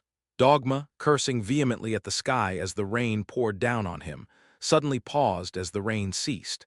He turned his head to see a white umbrella being held over him by a female student carrying a bag of dog food. Dolars. That was the name on her name tag pinned to her chest. "That's not true," Dolars spoke, accompanied by a melancholic smile. "Everyone is the protagonist of their own life, and protagonists inevitably carry worries, anxieties, guilt, and burdens. Nobles or commoners, everyone faces the same struggles." Upon hearing this, Dogma's expression turned blank. Is that so? Is it really? No. He had fallen for such lies many times before. He wouldn't be fooled anymore. You can say that because you have everything. You're pretty, have a good figure, young, good at studying, rich, and from a good family. Surely you'll graduate with excellent grades, return to your family, and live a luxurious life. And likewise, you'll meet a handsome, tall, fit, well-mannered, wealthy, and well-born man and live happily ever after. Dogma's outburst echoed in the downpour like arrows without a target, sharp with hatred. But Dolors merely smiled wryly. That's not it. With a brief reply, Dogma could only wear his blank expression again upon seeing Dolors smile. Why? Every time he saw her smile like that afterward, his heart felt a pang of unease. Don't laugh like that. For 3 years, Dogma struggled between life and death, always hovering around Dolors, relentlessly trying to stand at a similar level at the same eye level. Second in his grade, vice president of the student council, a meteoric rise from a commoner background.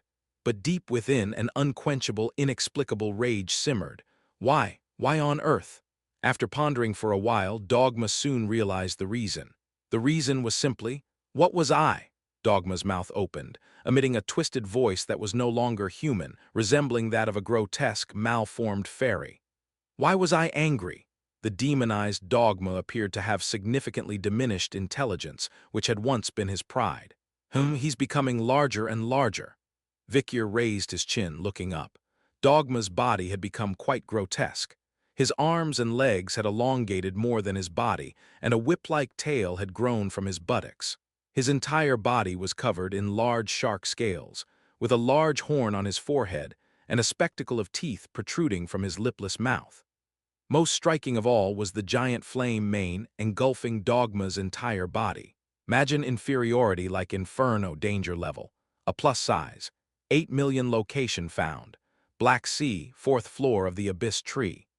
Commonly known as inferiority complex, or Magin, a distorted form resembling a twisted reflection of a student who had suffered many disadvantages at school.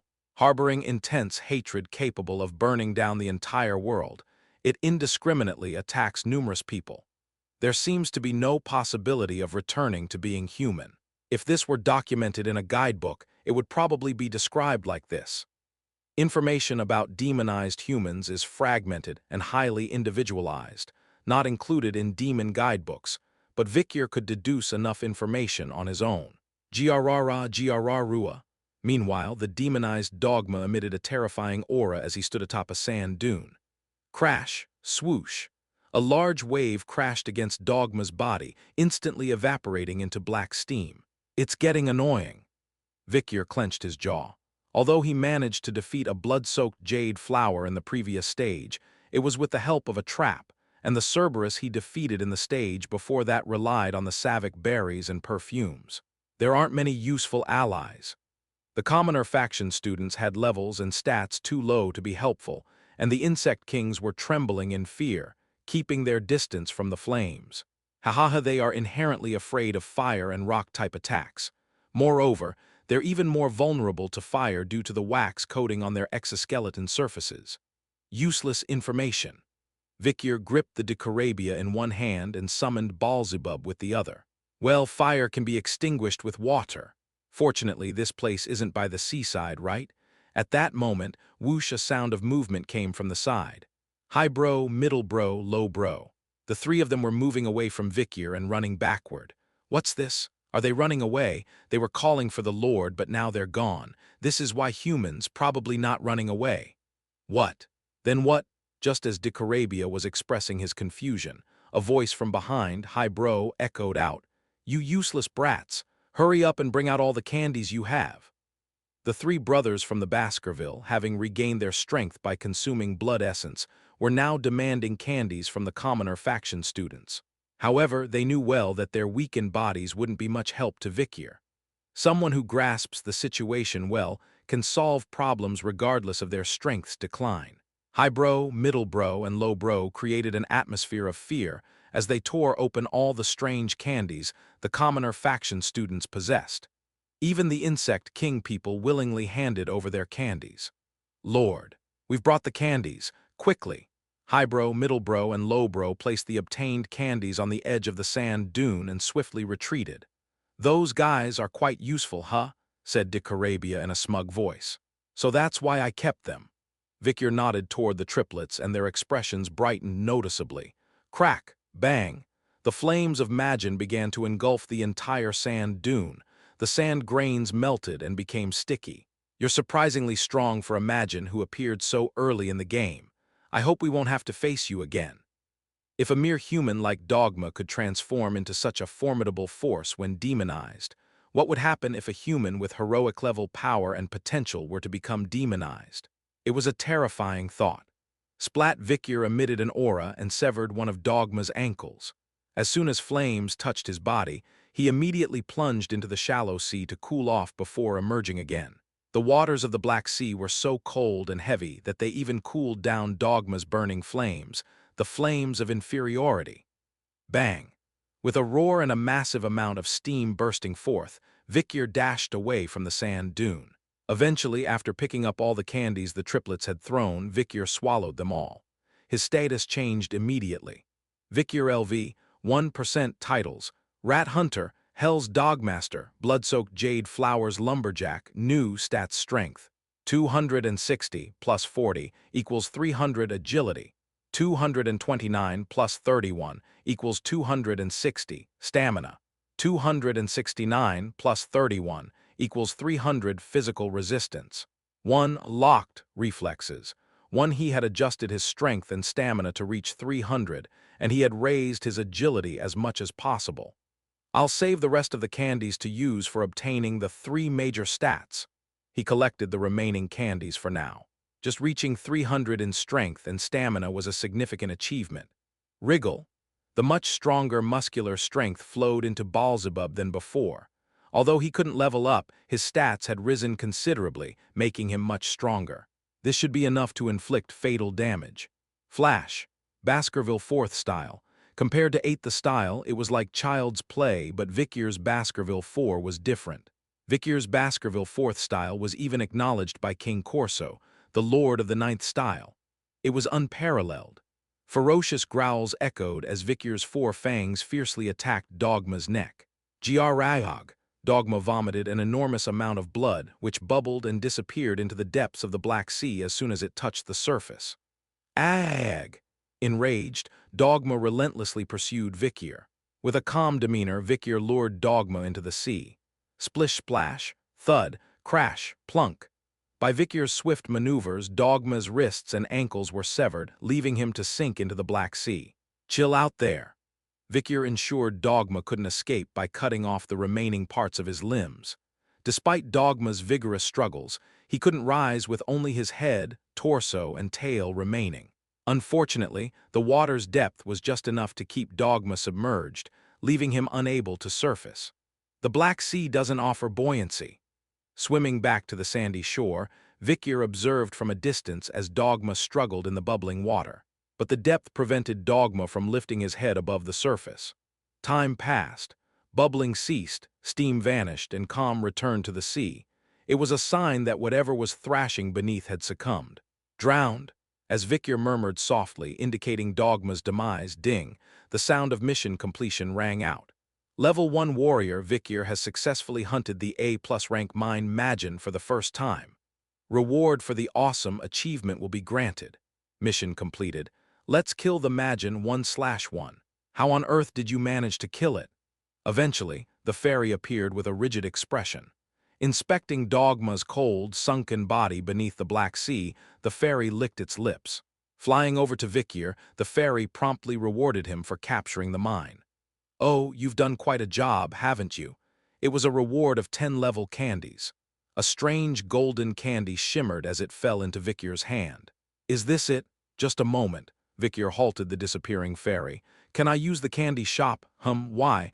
I want to sell the level candies for regular stat candies. The fairy tilted its head. Ordinary challengers usually gather 300 regular stat candies to purchase 1 level candy. But for Vikyr, it was the opposite. Exchanging his hard-earned 10 level candies for 3,000 regular candies, Vikyr found it to be a profitable deal. In no time, Vikyr amassed over 3,000 regular candies, mostly obtained through random trades, with most being red power candies. Adding the candies received from the common students and bugs, it amounted to slightly over 31,000. Now it's gacha time. Continuously feeding the candies to baby Madam on his wrist, Vikyr watched eagerly as she devoured them. Before long, baby Madam consumed all 3,000 candies and produced 30 candies. Observing the colors of the candies that emerged from baby Madam, Victor couldn't hide his disappointment. Mostly red power candies and blue stamina candies dropped, with sporadic green agility candies. However, since it was more beneficial to increase power by 100 than agility by 1, Victor's gacha continued to result in significant losses. Eventually, Victor depleted all 3,000 candies. The harvest was around 10 agility candies, with the rest being almost worthless power and stamina candies. With only 90 candies left, there was no more gacha to be done. It seems luck wasn't on my side this time. Or perhaps was this to be expected? Victor decided to gracefully give up. He knew from the start that his expectations were too high, so there was no need to be overly disappointed with the results. Right at that moment, "Lord, I still have 12 candies left." Hybro appeared from somewhere, offering Victor some candies stained with blood. "What's this?" "These are the students who were killed when the dogma turned into a demon. I retrieved them from the sap." Victor nodded. He hadn't considered this option, but this meant he could spin the gacha once more. "I might be in trouble if I get power or stamina again this time. If I could get any of the big 3 stats, it would be amazing, but if not, at least agility would be better." Victor fed another 100 candies to baby Madam. Eventually, squeak, baby Madam's rear end started twitching. And then pop, a candy fell into Victor's palm. It was a candy with a never-before-seen pure white color, emitting a faint glow. Strange candy, / magic resistance / white A candy that increases magic resistance stat by 1. It tastes astringent. Magic resistance +1. Upon reading the description of the candy, Victor's lips curved into a faint smile. Lucky, I suppose. Although it was a stroke of luck, it wasn't quite as good as he hoped. Chapter 326. The Shadowless King of the Black Sea 1. Chapter 326. The Shadowless King of the Black Sea 1. Victor level 1%. Titles: Rat Hunter, Hell's Dogmaster, Blood-Soaked Jade Flower Lumberjack, Magin Executioner New. Stats: Strength 300, Agility 270 + 10 = 280 Stamina, 300 Physical Resistance, 1 Magic Resistance, 0 + 1 = 1 Reflexes, 1 Victor's status window changed once again. The title Magin Executioner added significant karma to Victor's soul. Going forward, Victor's body will become quicker, and his blade sharper when facing Magins. He ate all the agility candies that were left from feeding baby Madam. As it's the hardest stat to acquire among the 3 basic stats, he made sure to eat them whenever he can. But that's not the important part right now. Even if the agility stat is valuable, is that all there is to it? Victor paid attention to the newly acquired magic resistance stat. It is related to the physical resistance stat, which twists reality to create abnormal distortions of physical force. Magic resistance enhances the perception of the flow of mana/aura in reality and exhibits strong resistance against mana flowing in the opposite direction. It means repelling aggressive mana from opponents and suppressing surging mana inside the body to its original direction. Simply put, it reduces the impact of enemy magic attacks and suppresses mana surges within my body. This stat is arguably the best for anyone practicing mana, especially magicians. Reducing the strength of an opponent's magic attacks is one thing, but being able to control mana surges within oneself is a tremendous advantage. Typically, for swordsmen and magicians aiming for higher realms, mana surge is their biggest fear. Just as insects are weakest when emerging from their cocoons, or crustaceans when molting, those training in mana are most vulnerable at the moment they surpass their limits. If the magic resistance stat is high at such times, it can prevent the most dangerous threat, a mana surge. In my past life, Camus had focused all her efforts on the magic resistance stat inside the tower, and with that overwhelming resistance, she was able to train and completely absorb all kinds of high-risk magic. It was a high-risk, high-return strategy where the risk was entirely mitigated by stats, leaving only the benefits to be fully harvested. This brute force approach required absolute confidence in one's skills, talent, and future. Good. Now I've collected all 6 stats. In the early stages, you absolutely can't get them. No, even beyond the later stages until the tower ends, it's hard to even catch a glimpse of the stats: physical resistance, magic resistance, and reflexes. These three special stats are the most secretive hidden pieces of the tower and are growth-type privileges that grow along with their owner. Vikir has now successfully awakened all stats, so all he needs to do is to keep leveling up. As the level increases, all stats naturally rise, so there's no need to obtain strange candies to grow both the three basic stats and the three special stats. When Vikir was lost in thought, "But Lord, pardon my forwardness, there is something I am curious about." Hybro approached and started a conversation. "When you obtained 10-level candies earlier, why didn't you use them to increase your level? If your level is 10, you can regain 10% of your power from outside the tower. It seems much more beneficial than just slightly increasing your stats." It is to awaken all 6 stats." Vikir explained to the Baskerville triplets about the stats. Learning that there are 3 basic stats: strength, agility, stamina, as well as 3 special stats, the triplets began to burn with enthusiasm. "We will try to find those too. Then since you have gathered all 6 stats, you will now skyrocket in level. You will skyrocket in level. You will skyrocket in level." However, Vikir shook his head. "For a while, I will not level up if possible. If you guys get level candies, sell them at the candy shop to exchange them for stat candies. And even when you move to the latter half, don't use the level candies but save them up in your pocket." The Baskerville triplets looked puzzled at his words. Vikir explained about the reward structure within the tower. Increasing your level allows you to regain some of the power outside the tower, enabling rapid growth in the early stages. However, many falter in the latter half due to the increasing mission difficulty of the tower and the diminishing rewards.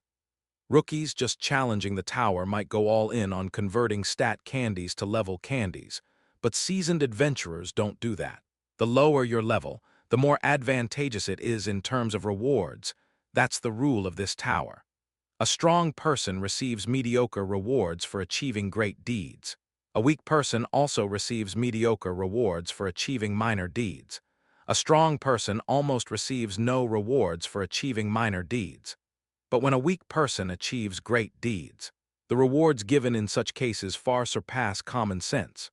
That's why Vikir, still at level 1, has managed to defeat sewer rats, hellhounds, Cerberus, the blood-soaked jade flower, many insect kings, and just now, imagine. Rewards for missions labeled as rare, difficult, epic, awesome, and so on.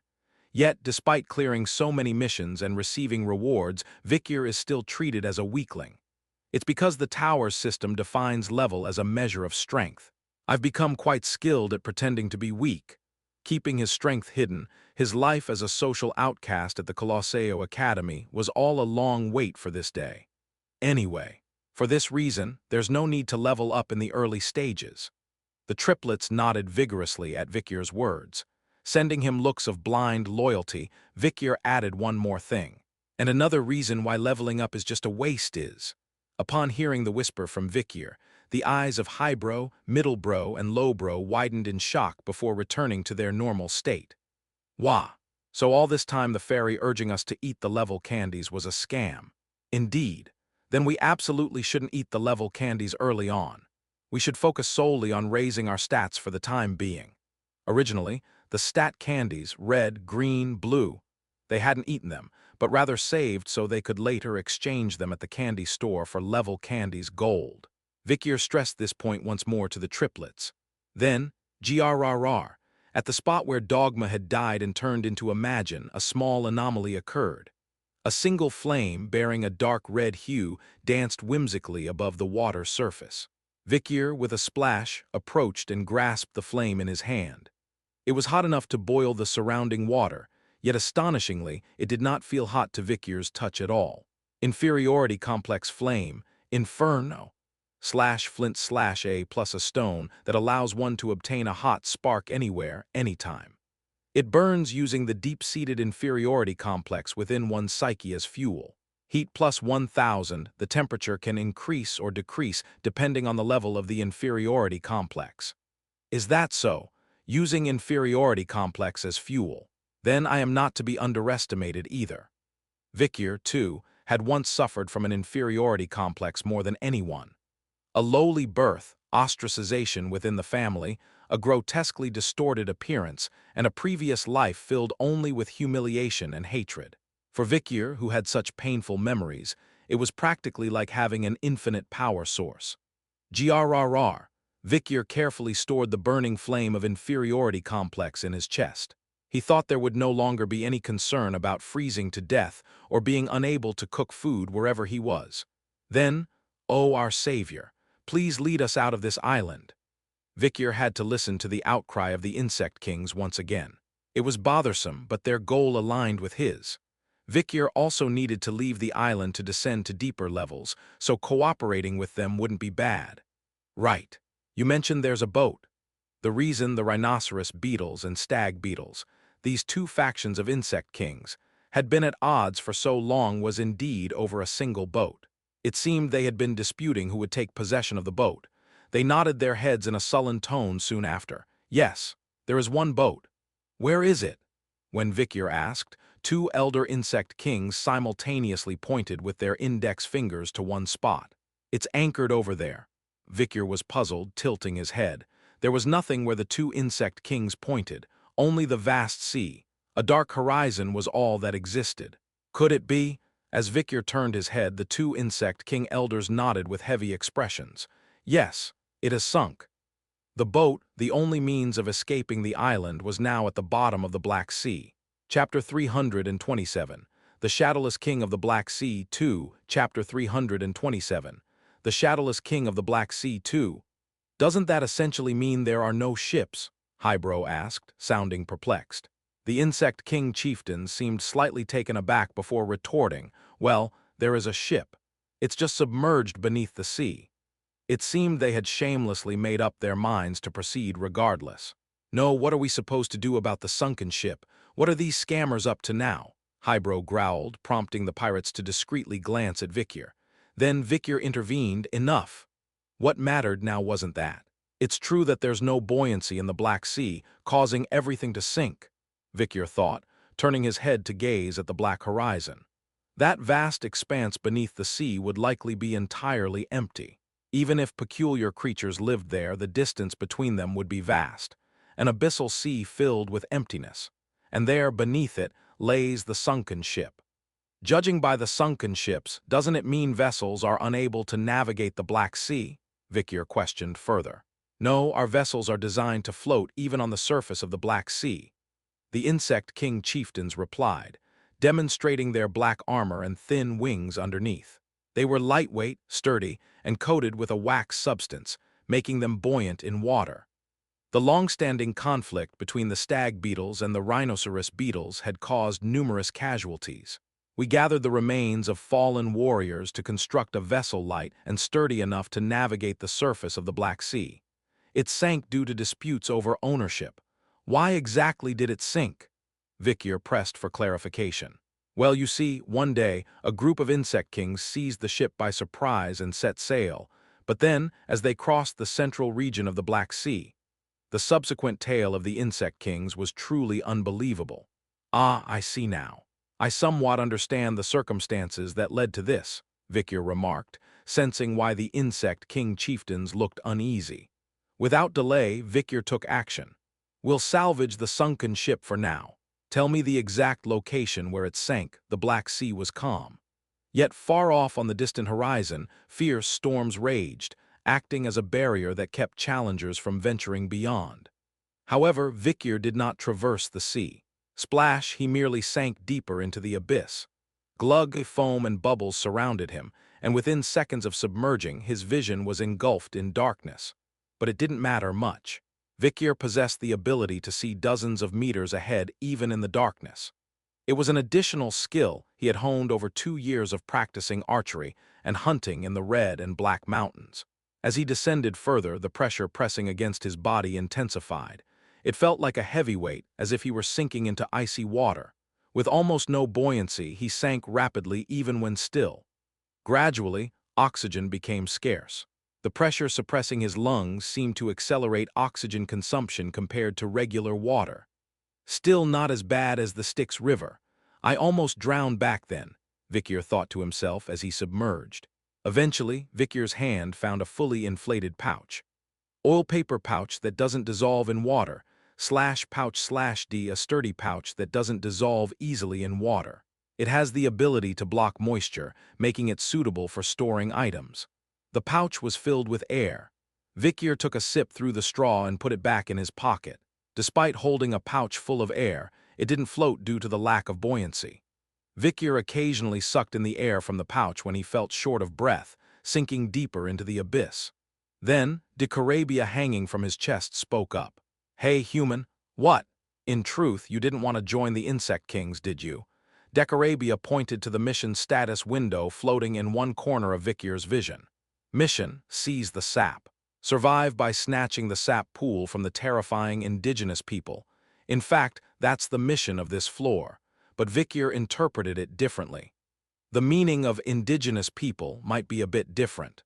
It might refer to the ship's owner, the Insect King people, or something else entirely as well. In that case, the success of the mission clearance would definitely depend on whether the ship exists or not, Decarabia said. Yeah, surely there must be other ways to clear this floor, Vikyr concluded. Engaged in a conversations, they suddenly saw the bottom, a forest of dead corals. Originally, the terrain from another world had sunk under the Black Sea. The sight of sparse trees rising above the dead coral reefs looked like a forest of dead trees. It was a scenery reminiscent of the evil within the demon's abyss tree. As they descended to a certain depth, Decarabia on his chest reacted. Human looked down there below the ridge. Beneath the towering cliffs, deep in the valley, something could be seen.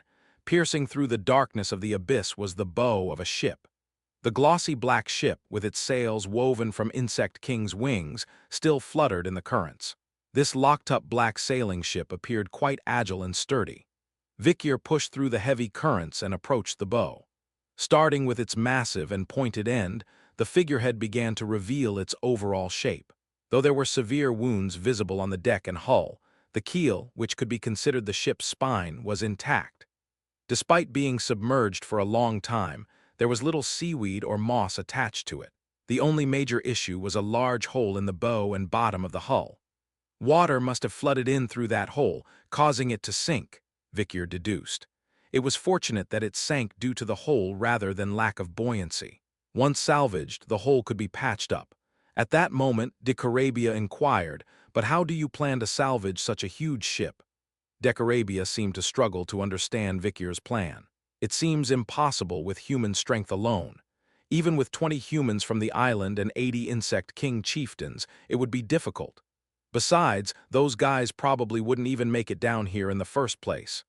"Well, I have a plan," Vikyr responded, swimming a bit faster as the air was running out. Eventually, Vikyr found himself standing in front of the massive sail ship. In the dark void, the sunken ship beneath the abyss of darkness stood alone.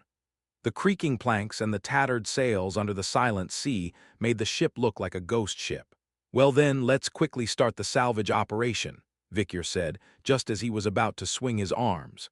Clang, clang, clang, an unpleasant noise echoed from somewhere, a mysterious sound from across the ship. As Vikyr raised his head, something emerged from the darkness before him.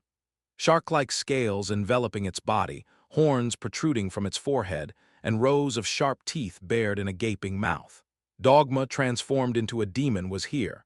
Though the flames that once enveloped its body like fur were extinguished, its sinister appearance remained unchanged. Why did it have to sink here?" Vikyr sighed and assumed a combat stance. But then, something was off. Dogma, emerging from the darkness, was trembling thinly, with only its upper body protruding, showing no other movement.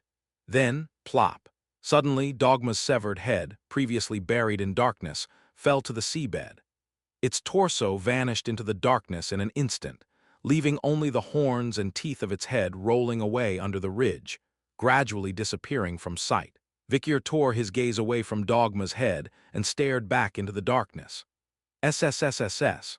Upon closer inspection, it seemed that the darkness where Dogma's corpse had been buried was slowly moving. It wasn't a specific form, but the darkness itself rising from the seabed.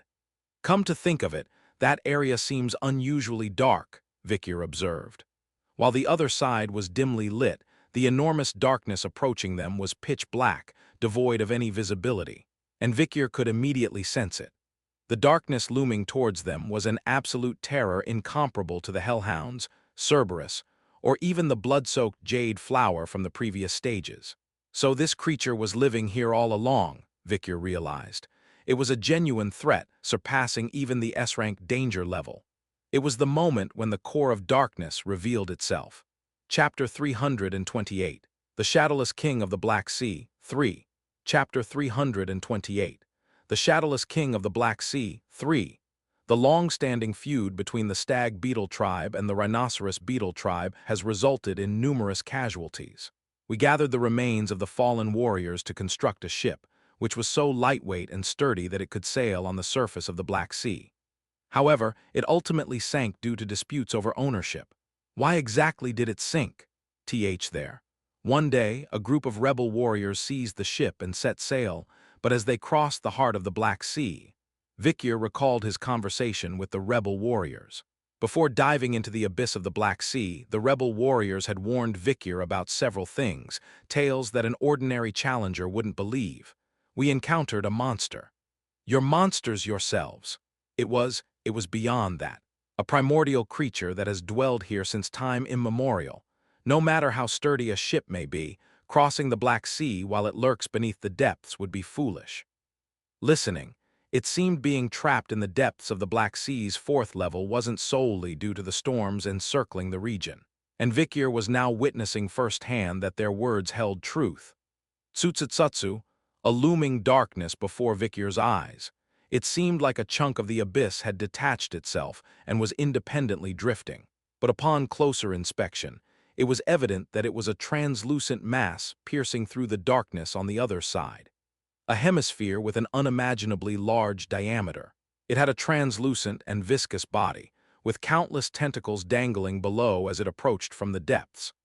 An entity drifting aimlessly in the profound darkness of the abyss, its body tinged with the darkness of the deep sea, floating in an impenetrable emptiness where not even an inch ahead was visible. The Shadowless King of the Black Sea, threat level, S size, discovery location, the great abyss of the Black Sea, one of the 5 oceans of the extreme hell commonly known as the Shadowless King of the Black Sea or the Core of Darkness, a large jellyfish species inhabiting the Black Sea, one of the 5 oceans existing in the demon realm. Residing in the depths of the Great Abyss, a region even high-ranking demons avoid, its ecology remains largely unknown. Even where this creature came from, where it is going, and why it floats in the void of emptiness, all remain unknown. The Shadowless King of the Black Sea, the intimidation emanating from this giant jellyfish is as threatening as Madame Eight Legs. This one might be beyond even the control of Amjuja's power, Victor pondered for a moment. The familiar blood-soaked jade flower from the previous stage was in a state of intense agitation due to prolonged captivity.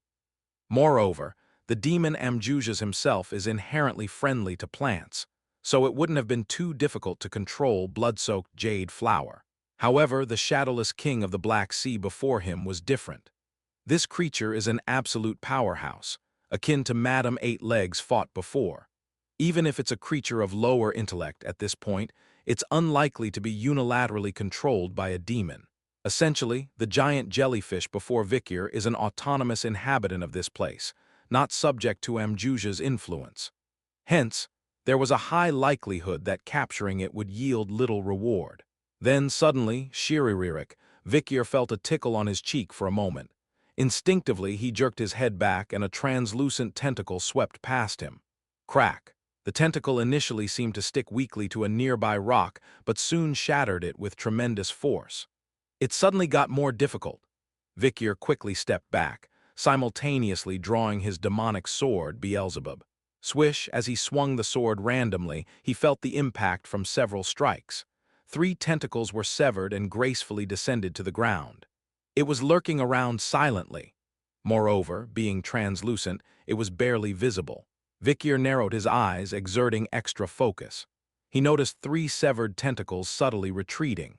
Squelch, squelch, squelch, new tentacles sprouted from the ends of the severed ones. Seems like it has regeneration abilities. In that case, Victor infused strength into the tip of Beelzebub. Slice. Once again, a tentacle lurking behind him was swiftly cleaved by Victor's strike. However, this time the severed tentacle didn't regenerate. It simply withered and shriveled up, Observing this, Vikyr lightly tapped the blade of Beelzebub. It's handy for the moment. The ability to desiccate the jellyfish's tentacles was a relatively recent acquisition. Beelzebub Slot 1. Deadly Poison Madam Eight Legs S. Slot 2. Invincible Basilisk S. Slot 3. Drought Blood-Soaked Jade Flower S. The ability Drought, obtained by capturing blood-soaked jade flower. With the power of drought, Beelzebub evaporated massive amounts of moisture each time it grazed the jellyfish's tentacles. The moisture-sapped tentacles shriveled up as if being roasted over a fire. Whoosh! The shadowless king of the Black Sea, instead of approaching Vikyr, began to whip its tentacles, creating a massive storm. Is this creature responsible for the waves on the surface? The raging currents, propelled by the massive jellyfish, formed whirlpools as they spewed out twisted tentacles. The heavy currents rotated like saw blades, inflicting wounds on Vikyr's skin. Splash! Grind! Vikyr's flesh was torn apart by countless blades, leaving him battered and bruised. However, thanks to the ability Invincible, extracted from the basilisk's corpse, Vikyr managed to regenerate most of his body.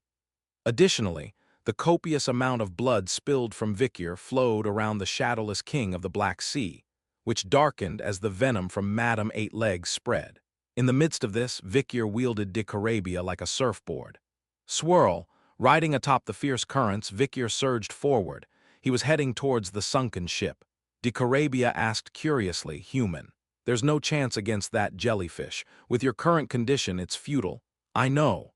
"Then why are you heading towards that ship? With your strength, it's impossible to salvage it." "Exactly." With a colossal ghost ship ahead and the shadowless king of the Black Sea behind, Vikyr's power was ineffective against both. Salvaging the ship alone was too heavy a task, and facing the shadowless king of the Black Sea alone was impossible. But Vikyr remained composed. "There's still some time left." From his pocket, Vikyr retrieved a pouch filled with air and consumed its contents entirely. Gulp! Gradually, the air within the pouch emptied. Water-resistant oil paper pouch. /pouch/D, a fairly resilient pouch that doesn't easily dissolve in water. It has the power to repel moisture, making it suitable for storing something. After giving it a squeeze, Vikyr tossed it into a hole in the sunken ship's hull. Schlur! Even at that moment, the shadowless king of the Black Sea continued to extend countless tentacles towards Vikyr. Dicarabia spoke with a hint of urgency. "Human, they're converging from every direction. Run, I refuse to be confined at this place." "I feel the same way." "Then what will you do? Escaping is out of the question now. You have no choice but to salvage that ship." "But with your strength," however, Dicarabia couldn't finish his sentence. Thud! With a muffled noise, the ship, which had been resting deep in the abyss, began to tremble. As Dicarabia looked bewildered, the ship slowly began to rise from the depths. Gugagugugoo, rocks and mud poured out from the bottom of the ship. The ghost ship, which had been submerged for a long time in the depths, was now rising effortlessly toward the surface of the Black Sea, devoid of any buoyancy. The time has come. As if waiting for this moment, Vikyr grabbed hold of the anchor rope draped beneath the ghost ship's hull, and with astonishing speed, the ship began to ascend towards the surface. Shh-chu, the tentacles that were converging towards Vikyr lost their way and hesitated aimlessly. "What's happening, human? Why is this ship rising on its own?" Dicarabia stared at Vikyr with his solitary eye, awaiting an answer. However, Vikyr didn't need to respond. The answer unfolded before Dicarabia's eye. Splash! What emerged from the hole beneath the ghost ship's hull was akin to large balloons. These objects filled the interior of the ship, pushing it upward. Dicarabia quickly discerned the identity of these balloons filling the ship's interior. Air sacs! Indeed, they were air sacs from the floor above. The blood-soaked jade flower. Seeds of that plants were germinating inside the belly of the ghost ship. Chapter 329. Shadowless King of the Black Sea, Part 4. Chapter 329. Shadowless King of the Black Sea, Part 4. Water-resistant oil paper pouch. /pouch/D, a rather tough pouch that doesn't dissolve easily in water. The phrase "doesn't dissolve easily in water" also means that it eventually dissolves when in water for a long time. Vikyr patiently waited for this pocket to dissolve as he sucked in air from it. Like a lump of starch slowly dissolving in water, the pocket slowly softened, becoming slightly sticky over time. It was being gradually crushed under the heavy pressure of the Black Sea's depths as time passed. And after sucking in all the air, Vikyr crumpled the pocket and tossed it into the ghost ship. But in truth, there was one more item inside besides air. Seeds harvested from the corpse of the blood-soaked jade flower. The pockets were filled with seeds of the blood-soaked jade flower. Like any D-grade item, the pocket couldn't last long in the harsh environment of the Black Sea. And as the pocket dissolved into the water, the seeds inside met the Black Sea's water. For items obtained from random boxes, it proved to be useful. Vikyr thought as he watched the blood-soaked jade flower seeds rapidly grow inside the hold of the ghost ship while sucking in water at an incredible speed. Shoosh, in the blink of an eye, the blood-soaked jade flower seeds extended stems and roots, and plump balloons sprouted abundantly. The blood moon blood-soaked jade flower that Vikyr had encountered couldn't grow properly due to severe drought, but the blood-soaked jade flower sprouted here in the Black Sea was different. Once it absorbed water, the blood-soaked jade flower rapidly inflated its balloons and filled them with gas light enough to provide sufficient buoyancy even in the Black Sea's waters. Though it may not grow significantly due to seawater, it should at least grow enough to form gas balloons. Ah, I see indeed, no cap. This is the Black Sea, filled only with heavy and cold salt water. The blood-soaked jade flower won't grow to a dangerous level here.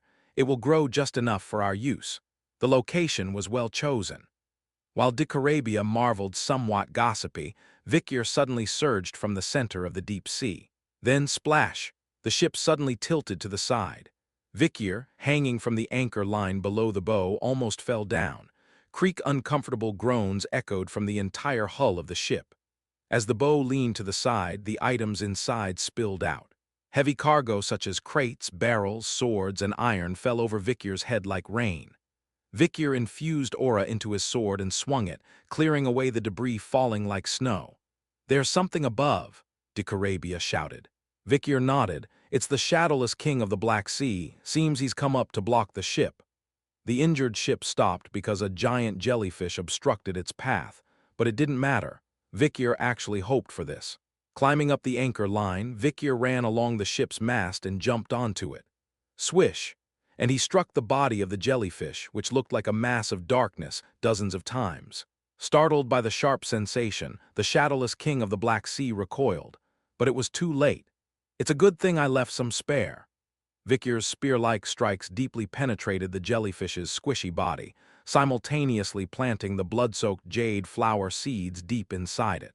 Gradually, the seeds that absorbed moisture began to sprout.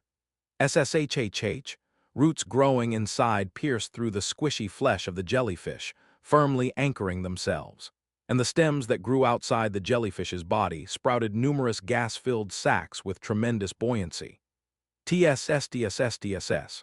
For the first time, the shadowless king of the Black Sea began to show signs of confusion. The sacs that grew outside its body made it buoyant and shot it upwards. The roots firmly entrenched in its body were connected to the sacs and sturdy stems. The shadowless king of the Black Sea struggled as its body was forced upwards, unable to control the rise, thrashing its tentacles. However, due to the jellyfish's physical characteristics, rapid and powerful swimming was impossible, so it couldn't prevent the upward flow. Moreover, hiding in the darkness with a translucent body was futile. The blood-soaked jade flower's sacs and roots clearly revealed where the king's main body was located. Kugung kugagugagugug, the ship, which had momentarily stopped moving, began to rise again.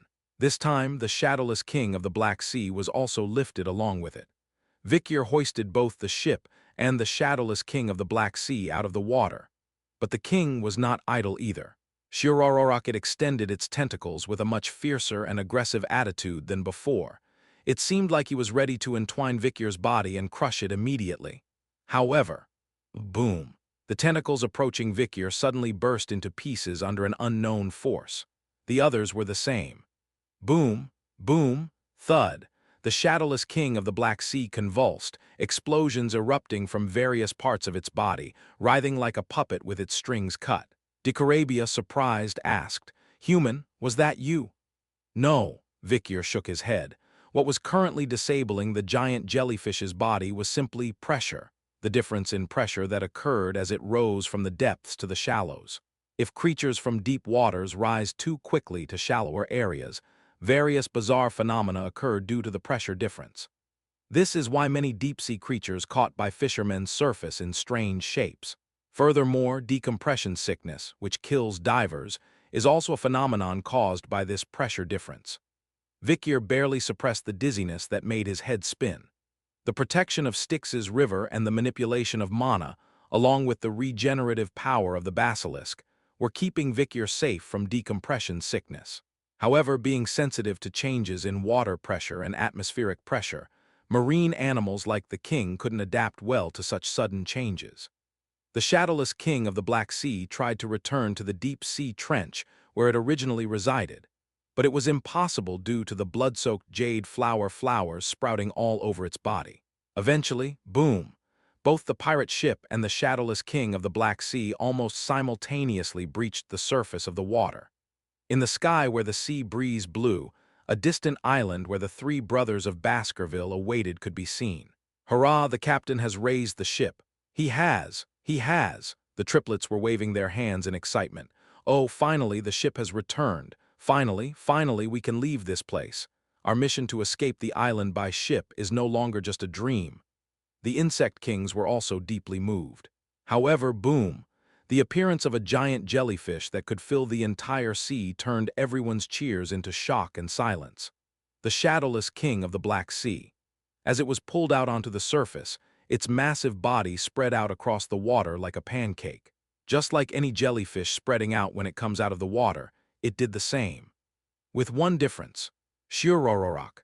Unlike ordinary jellyfish that become limp and lifeless as they are pulled out of the water, the shadowless king of the Black Sea began extending its tentacles with a much more aggressive attitude. Though its body was torn apart into pieces with explosions, and though blood-soaked jade flower seeds and roots were embedded in it, it paid no attention and attacked Vikir. With a leap, the shadowless king of the Black Sea, dripping wet with the surrounding sea, chased after Vikir.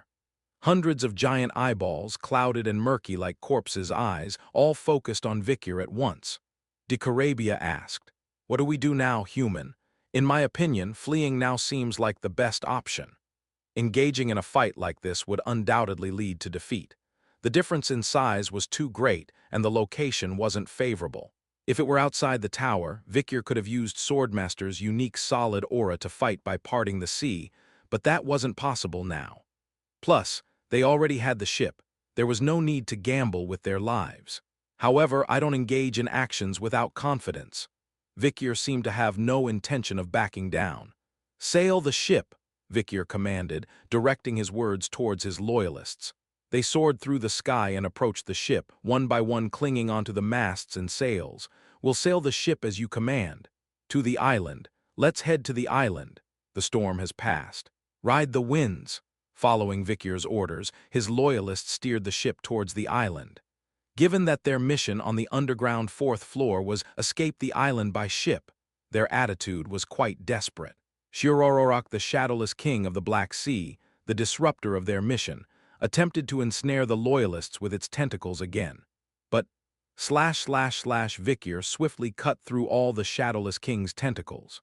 While the graduator aura wasn't quite strong enough to sever the shadowless king's tentacles, thanks to the ability stolen from the blood-soaked jade flower and the effect of its seeds, Vikir's power was growing.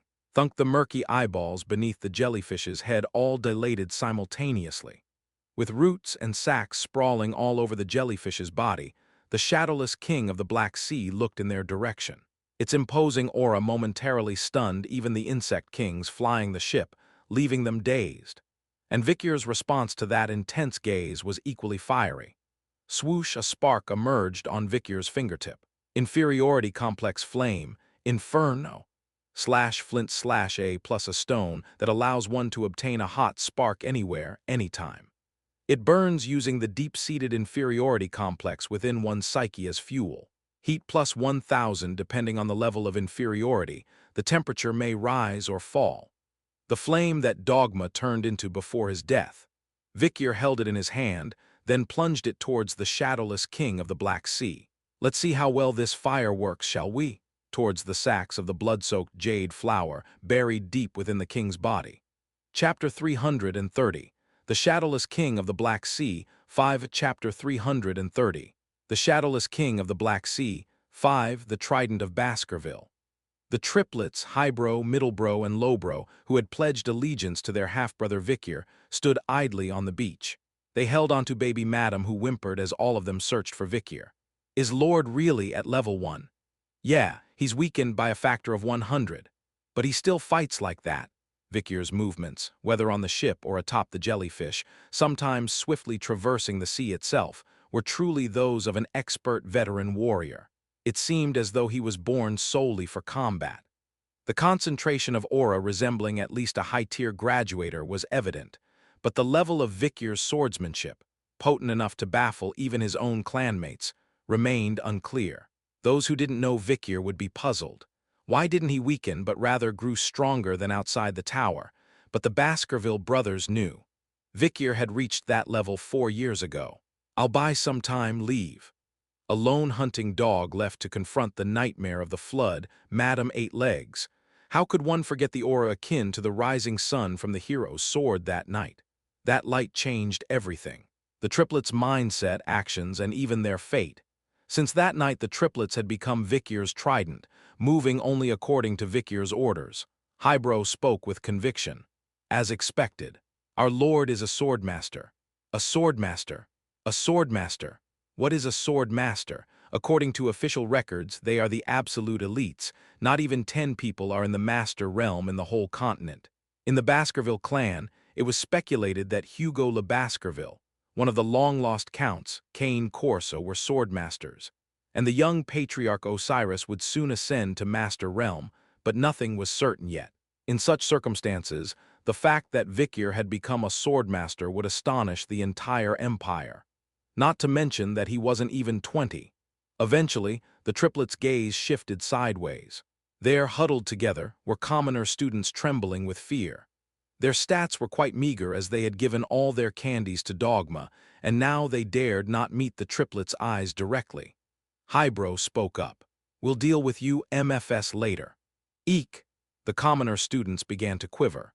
They had bullied the triplets like a dog and now they were scared. For commoner students, for them, whether Vicyr won or lost against that massive jellyfish, it was despair. Even so, it would be better if Vicyr wins. The commoner students recalled what Vicyr had said when he first appeared. I am disabled. I have an elderly mother and father to support. I have a long-time lover or am soon to be married or perhaps already married. If you think you're one of them, step aside. Saying such words at least meant there was some kindness in him. Now that it's come to this, we have no choice but to beg for our lives from Vicyr. Highbrow, middlebrow, lowbrow won't forgive us. They'll kill us. Even if we beg for mercy 1,000 times, they'll surely make us pay. Let's go to Vicyr and plead as much as we can. While the commoner students were having various thoughts, boom, boom, boom, boom, a tremendous pillar of fire shot up from the sea surface. It was a signal announcing the end of the battle and revealing the victor. The Shadowless King of the Black Sea remained massive and powerful even as it emerged above the surface. Splish-splash tentacles thrashed around, churning the water. It seemed eager to return to the deep underwater valleys. Grrrr snap. Since its birth in these dark waters, it had never experienced such an immense buoyancy before, making it impossible to retreat.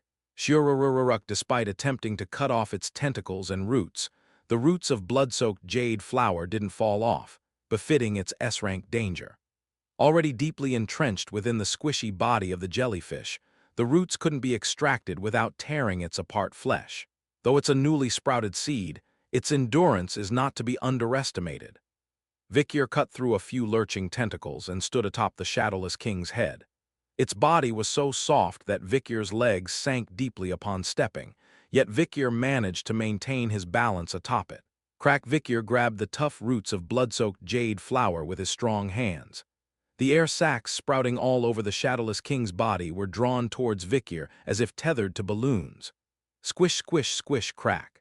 Vicyr bound the sturdy roots of the blood-soaked jade flower together. In an instant, a knot the size of a human head formed. Utilizing knotting techniques he had employed in field operations, Victor could swiftly bind even thick, sturdy roots like these. Stepping on the knot he had made, Victor jumped to the other side, using his weight to pull it and traversing the squishy floor. Then, he gathered and tied together the thick roots on the other side. Eventually, the tightly bound roots took on the appearance of reins, as if harnessing the shadowless king of the Black Sea. That should do it. Victor dodged the flying tentacles zigzagging around him. With numerous roots tangled up like beehives, the tentacles couldn't approach if one slid out from underneath. Thunk, swish. One flying tentacle got caught in the mesh of blood-soaked jade flower roots, now woven in a number pattern.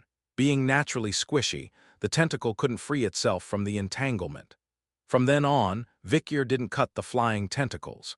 Instead, he guided them to tangle even more within the net made of blood-soaked jade flower roots. Eventually, Victor leaped onto the surface, holding a small air sac in his hand. Splash! Simultaneously, Victor kicked forcefully against the jellyfish's fleshy wall. Splish, splish, splish, splish, he had to get as far away as possible from the shadowless king of the Black Sea. Pull, heave-ho! Heave-ho! Heave-ho! Highbrow, middlebrow, and lowbrow caught the thread extending from the baby madam's bottom, perfectly timing Victor's signal. It had been connected to Victor's waist from the start. Swoosh, Victor pushed against the current, distancing himself from the shadowless king of the Black Sea. And soon after, he placed the spark at the very tip of the shadowless king's body, where the last air sac was located. Sizzle. The flames clinging to the surface of the air sac gradually engulfed it entirely. Sizzle, sizzle, pop. Gradually, the air sac, swallowed by the flames, shriveled up until it no longer showed any reaction. Boom, crash. The air sac within the blood-soaked jade flower contained a highly toxic gas, a dangerous gas that explodes when ignited. When the first air sac exploded, the aftermath swept all the other air sacs away in a gusty whirlwind. However, since the roots were already tightly knotted, the air sacs didn't fly off elsewhere. The momentarily displaced air sacs were soon drawn back by the knotted roots, clinging tightly to the shadowless king of the Black Sea. And once again, the gas spreading in the air ignited into a storm of flames. Boom, crash, sizzle, crack, whoosh. The chain reaction of explosions and flames began to engulf the shadowless king of the Black Sea in earnest, following the air sacs connected by knots. A blazing inferno shimmered above the Black Sea surface. The shadowless king of the Black Sea wanted to descend into the depths, but it was impossible due to the air sacs that remained. Ultimately, it was exposed, defenseless to the toxic gas and flames floating on the surface, destined to slowly succumb. And Victor sat on a small air sac, watching the destruction. This is on a different scale from the blood-soaked jade flower I encountered on the 4th floor. The blood-soaked jade flower encountered on the 4th underground floor was exhausted and unable to properly develop its air sac. Because of this, the air sac didn't inflate like a balloon but spread out like leaves, hiding the deadly toxic gas within. However, naturally, Victor was already well aware of this fact. There was someone who organized these blood-soaked jade flowers like this. In my past life, Victor had once served as a special operative in the demon extermination unit. During one mission, a desperate unit had to secretly escape from demon forces, but the escape route was blocked by these blood-soaked jade flowers. The one leading the unit at the time was Bianca Usher. Utilizing her unique archery skills, she shot powerful flame arrows, detonating all these strange plants. In doing so, she secured the escape route, saving the lives of many, including Victor. I owe a debt to Bianca. Victor nodded his head as he watched the raging inferno caused by the explosion, and around that time, ding! A loud notification sound echoed in his ears. Level 1 warrior, Victor has successfully kills the first A+ rank Magin. Rewards for the awesome achievement are being issued. Level 1 warrior, Victor has successfully killed the first S-rank monster, Shadowless King of the Black Sea. Rewards for the impossible achievement are being issued. It's over. Victor finally breathed a sigh of relief. At the same time, poof, before Victor's eyes, a decaying, foul-smelling lump of flesh appeared. A fairy whose peculiar trait is always breaking into a sinister smile. But for some reason, this time was different. The creature looked almost on the verge of tears as it gazed at Victor. Who are you?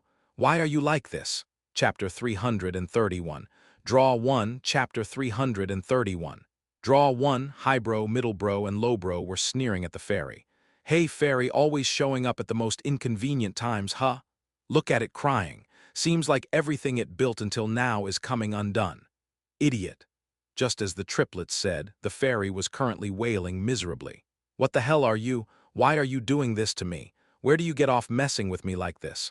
Are you trying to screw with my integrity? Vikir rubbed his chin for a moment.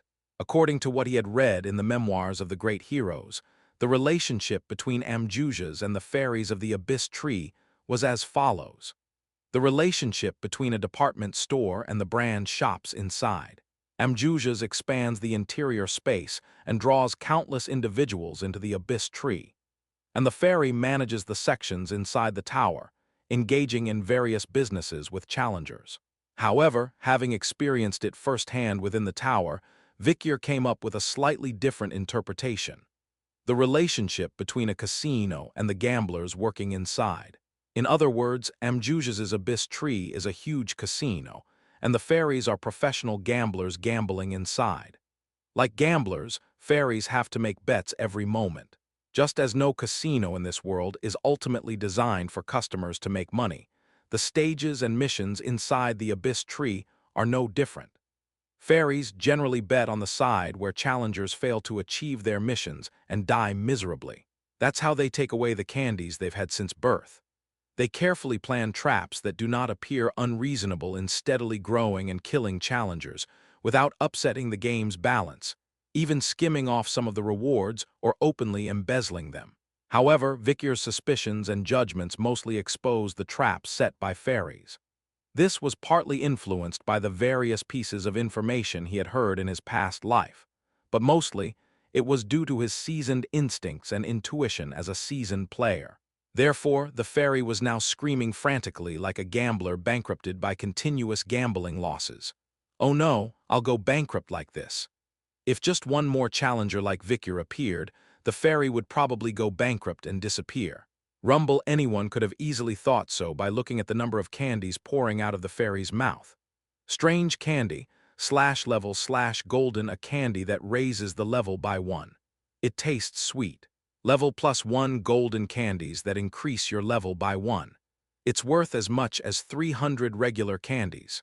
Vikir collected all the candies that fell, more than 20 of them. Before heading to a specific floor, you need to collect 100 golden candies. Vikir's goal is to instantly reach level 100. Until then, it's important to maximize the scale of rewards while staying at level 1. Since all 6 stats have been unlocked, there was no need to spin the candy gacha anymore. Now, besides collecting golden candies, I must continue to enhance the 3 basic stats steadily. Vikir would be able to make up for his lack of battle experience once and for all, which could only be obtained by crossing countless lines. Only those who have entered the realm of the master and continue to struggle with the same spirit as when they first grasped the sword will gain anything. Cane Corso, a stage supported by desperate survival instincts, yearning for life, and extreme practical experience. Vikir had mastered the 7th style before entering the Tower of Abyss and was able to somewhat create the 8th form. Strictly speaking, maybe it's the 7.5th form. In reality, having a midpoint between 7 and 8 seems a bit odd. So there should be 7.25 or 7.75 if we consider it that way. However, it's regrettable that there is no way to express this subtle deficiency merely through numbers. After maxing out stats and level and leaving the tower, perhaps, I could reach the complete 8th form even without Dolar's buff. It's about seizing that faint clue obtained after the bold confrontation with Cane Corso. If so, it might be possible to eventually reach the realm beyond humanity and beyond death's door, the 9th form. And then, right at that moment, ding! The now familiar notification sound tapped into everyone's ears. Mission complete, survivors. 76. As soon as the latecomers clears the mission, the firstcomers will be reverse summoned out of the tower. Only insect kings who have completed the mission are eligible for a reverse summons. There were subtle additional explanations, different from before. Simultaneously, a window announcing the mission clear appeared before everyone. Mission complete, seize the sap. Survive by snatching the sap fountain from terrifying insect king people. Mission complete, build a boat and cross the Black Sea. Avoid the shadowless king of the Black Sea. Mission failed. Kill everything that's alive. Survivors 0/77. What's the point of being Imagine if you don't go on a rampage? Let's prove how strong you've become. Oh, and the rewards are pretty good, right? The mission window above clearly appeared to the students of the Colosseo Academy, but the other ones were slightly different. It seemed the mission for the Insect King people and Dogma, who turned into Imagine eventually. Insect Kings shed tears of gratitude and bowed to Vikier. Thank you, thank you. Now we can return to where we originally lived. They had been dragged here for a very long time. During that time, their suffering had been so severe that over 50 Insect Kings flattened themselves on the ground, kissing Vikier's hands and feet. Insect King's teleportation is underway. Do you agree to the teleportation? Soon, a message appeared before Insect Kings. At last, finally, we leave this dreadful tower. Wow, all thanks to our savior. We will repay this grace for sure, thank you. All Insect Kings chose to leave the tower. Then suddenly crack, a beam of light fell from the sky, enveloping over 50 Insect Kings. In an instant, they vanished. Witnessing the spectacle, the highbrow, middlebrow, and lowbrow licked their lips. Damn, I don't know if I'm envious towards them or not. True, whatever happened, this tower is a land of opportunity. But still, those fellows are lucky. Seems like they were trapped here for a long time. At that moment, Vikier stepped forward. Vikier began to silently examine the ground where Insect Kings had disappeared. Soon, Vikier picked up something from the sand dunes. It was a strand of long, white fur. Likely, it had fallen from the bodies of the Insect King elders. At the end of the strand, there was a blackened tip. Did they really leave the tower? Vikier's quiet muttering sent shivers down everyone's spine. The beam of light and the noise from earlier were clearly distant from the sounds of spatial displacement. Of course, it could be another unknown form of teleportation magic. Temptation is everywhere, and unless it's earned with your own blood, it's best to be suspicious. Vikier added, with a sense of unease. Highbrow, middlebrow, and lowbrow standing behind him nodded solemnly. Then from behind, excuse me. A voice, almost like it was creeping in from behind, reached Vikier's ears. Turning his head, Vikier saw about 20 commoner students standing nervously. I want to apologize for what happened earlier. We were just following Dogma's orders. There was no malice, truly, I'm sorry. Everyone looked at Vikier. After all, he had single-handedly defeated over 50 Insect Kings, killed the Magin, and even defeated the shadowless king of the Black Sea. It was almost unthinkable to oppose Vikier. In such a situation, there was no way to challenge Vikier's mindset. So the commoner students lowered themselves, almost like insects, seeking forgiveness. However, Vikier's response to this was brief and dry. Why apologize to me? Huh, y'all got the wrong address. Vikier turned his head dismissively. Behind him stood the highbrow, middlebrow, and lowbrow, the triplets. Eek! The commoner students' faces turned pale. Of course, forgiveness should be sought from the victim. Criminals typically show remorse and apologize only to those who have the authority to punish them, such as guards or judges. Ironically, they often fail to apologize to the actual victims. It's contradictory. The students, who had never understood why criminals groveled and repeated apologies only in front of judges, now understood the reason as they found themselves in such a situation. Since it's come to this, we have no choice but to beg for our lives from Vikier. Highbrow, middlebrow, and lowbrow won't forgive us. They'll kill us. Even if we beg 1,000 times for mercy, they'll surely find a fault. Let's go to Vikier and plead as much as we can. It was because they were solely concerned about their own disadvantages without genuine remorse. The faces of all the students who had come to realize this fact were filled with self-loathing and remorse. In a creeping voice, they spoke to the highbrow, middlebrow, and lowbrow. Sorry, guys. I'll accept any retaliation. I'm sorry. I'm begging you, please just end it with me. Spare my family outside the tower. The commoner students kneeled, bowing their heads. Eventually, Highbrow stepped forward. Each time he took a step, everyone flinched. Then, surprisingly, Highbrow, approaching the commoner students, did something entirely unexpected. Thud Highbrow knelt down on one knee, aligning himself with the commoner students' eye level. I understand well the injustices you've faced from the nobles and elites. Us brothers, too, must have made you feel unfairly treated before being trapped inside the tower. At Highbrow's words, the expressions of the commoner students softened. Beside him, Middlebrow and Lowbrow also approached and knelt down. But within the tower, we must unite our strength.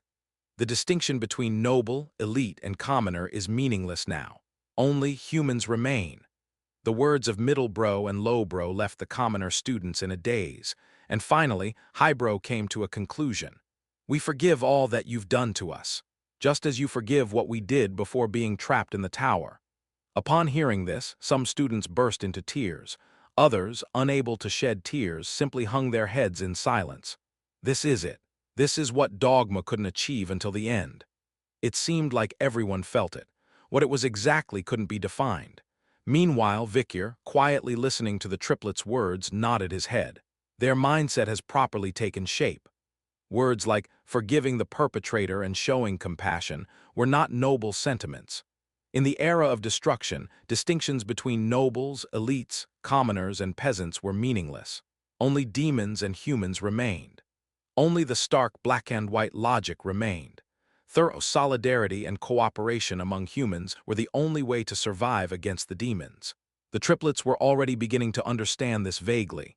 Vicyr was different from before he regressed. At that moment, Challenger, the fairy, thought to have disappeared, had subtly approached Vicyr's side. It began to make a strange proposition. Are you still busy accumulating insignificant achievements? Wouldn't it be more enjoyable to engage in ordinary missions since you're so incompetent?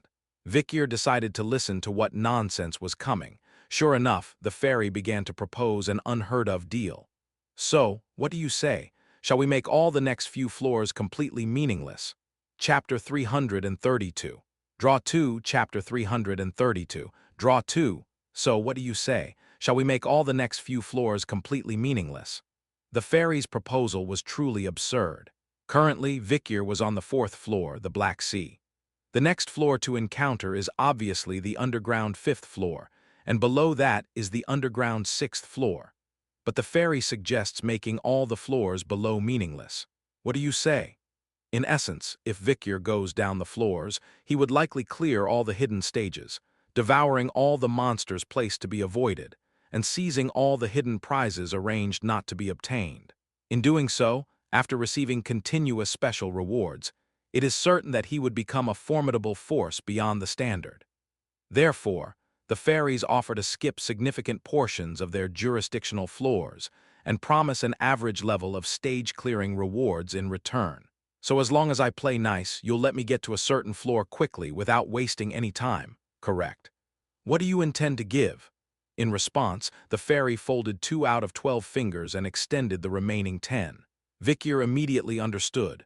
10 golden candies, that's it? Yes, the fairy nodded with a tense expression, then added a word. Can't you just accept it? I'll really go bankrupt like this. Hearing this, Highbrow, Middlebrow, and Lowbrow exclaimed together.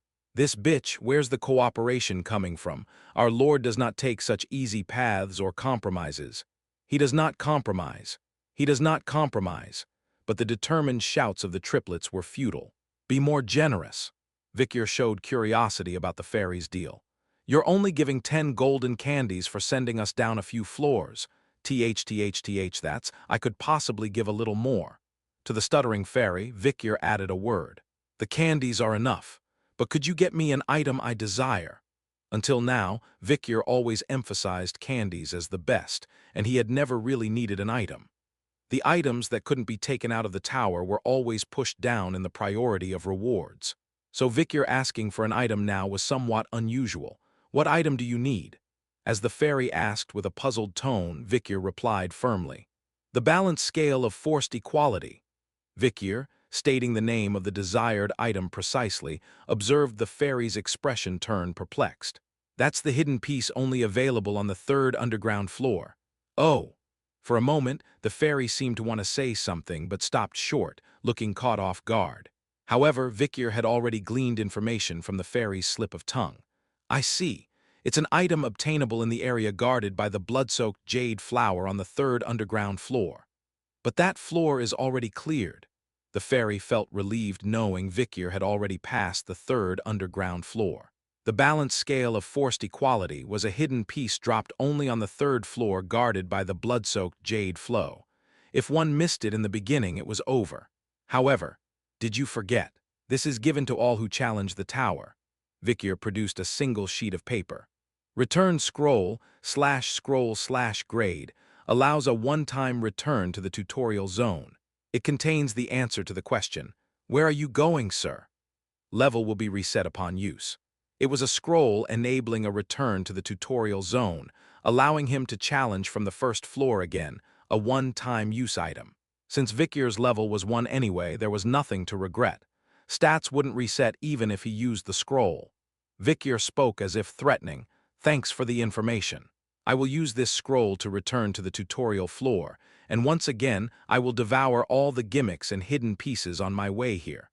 I'll sweep through everything. Of course, I'll have to visit the third floor again, won't I? Because I need to find the balanced scale of forced equality." The fairy sensed trouble brewing and frowned.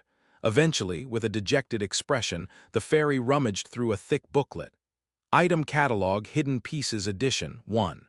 Flute Summoning Demons Inventory 8. Red Candies 502. Revenge Armor Inventory 3. Green Candies 253. Potion of Super Regeneration Inventory 15. Blue Candies 404. Sleight of Hand Gloves Inventory 5. Green Candies 50. Blue Candies 55. Persistence's 10,000 Swing Two-Handed Sword Inventory 2. Red Candies 1,000. Blue Candies 806. Hourglass of Lust Inventory 1. Golden Candy 1. A catalog booklet filled with various rare items. Surely it also contained information about the item Vikyr had mentioned. Item Catalog Hidden Pieces Edition 203. Balanced Scale of Forced Equality Inventory 0. Golden Candy 20. Truly an item of tremendous value.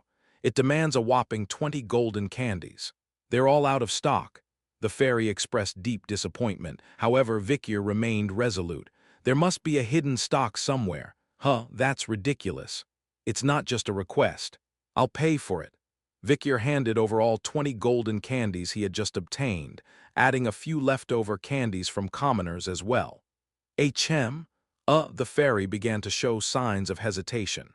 Vikyr subtly added a threat to his voice.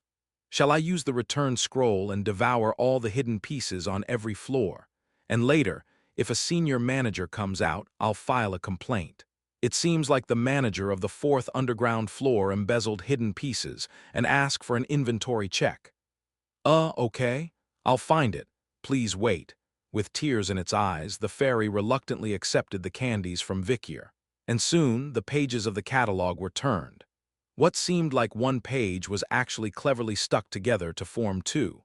With a resigned expression, the fairy tore off one page from the catalog and handed it to Vikyr. Item Catalog Hidden Pieces Edition 203. Balanced Scale of Forced Equality Inventory 0. Golden Candy 20. Sellers Rating. Solely a hidden piece obtainable only on the 3rd underground floor throughout the tower. Its abilities are quite impressive, but its cost-effectiveness is poor, so few people use it. It's practically useless in the early stages, only starting to demonstrate its abilities in the later stages. But it's almost unheard of for someone to survive until the later stages with this item. Then, bang! The page that landed in Vikyr's hand transformed into an item with a resounding boom. Balanced Scale of Forced Equality /scale/S according to the highest stat among one's own stats. Other stats change. All stats gradually increase at the rate of the highest stat until all stats become the same. This change continues until all stats become identical. The skull-shaped weight and the scale plate with engraved angles made it appear quite ominous at first glance. However, according to the description, it was an item with quite impressive abilities. For instance, if one's strength stat was 10 and all other stats were merely 1, possessing this weight would cause all stats to gradually increase in line with the strength stat over time. Thus, after a very long time, when all stats reached 10, the weight would disappear. However, the time it took for stats to increase was so long that unless one was prepared to withstand several years within this tower, it would ultimately be a useless item. Knowing this fact, the fairy accepted Vikyr's proposal after much contemplation. At that moment, what's this? While putting the item into his pocket, Vikyr discovered a small note enclosed within. It outlined the conventional method of obtaining the item. Item Catalog, Hidden Pieces Edition, 203. Balance Scale of Forced Equality Inventory, 0. Golden Candy 20 Item Acquisition Condition. Challengers encountering the Bloodseed's Crimson Slumber must vote to sacrifice one person per day. However, the order of selection for sacrifice is not from the weakest to the strongest, but rather the opposite. A special reward will be given to the last survivor. Unexpectedly, he had learned the method of acquiring the item. I see, so this is how this item is obtained. Before regressing, Vikyr had learned of the existence of this item from the memoirs of the great heroes. There was a villain within the tower at that time who disrupted the order, but initially they didn't attract much attention. However, as the tower reached its later stages, they displayed tremendous power. The heroes of that time investigated how the villain had gained such formidable strength, and eventually, they discovered the existence of this item. However, no matter how much research they conducted, they couldn't figure out how to obtain the item, which is why Vikyr now understood the reason. With such a monstrous acquisition method, who could have obtained it? Before regressing, it was astounding to know that only one person had managed to obtain this item. Finally, the fairy grumbled and spoke up. These people will be going to the 5th underground floor, won't they? And from the next floor onwards, it will be a different fairy. That means even more sinister supervisors are coming out, right? Aren't you scared that I've been the only one you've encountered so far? As the fairy spoke, a gate leading to the 5th underground floor appeared before everyone's eyes. It seemed that each person would be sent to different places, judging by the fact that only one person could enter at a time. Shall we go one by one? The fairy, looking at all the challengers, particularly lingered on Vikyr. Then, with a hint of suggestion, the fairy uttered, "Weren't things bad when we were together? Let's not see each other again." Chapter 333. Mating Room 1, Chapter 333. Mating Room 1, the sound of waves crashing against the cliffs, breaking into foam. "Weren't things bad when we were together? Let's not see each other again." The voice of a fairy echoes in Vikyr's ear. Ding. Exiting the 4th floor, Island of the Black Sea. Exiting the 5th floor, Desert of Fever. Exiting the 6th floor, Sunken Forest Sinking Zone. Exiting the 7th floor, Snail Mucus Ruins. Exiting the 8th floor, Ruins of Human Hunters. Entering the 9th floor, Demonic Dragon's Laboratory. Simultaneously, Vikyr feels his body descending below. This is how skipping floors feel like. The sensation going from groin to scalp, experienced when riding a high castle elevator downward, falling from top to bottom on an amusement ride, or leaping from a cliff during training, tingles sharply. Before Vikyr's eyes, the scenery rapidly changed.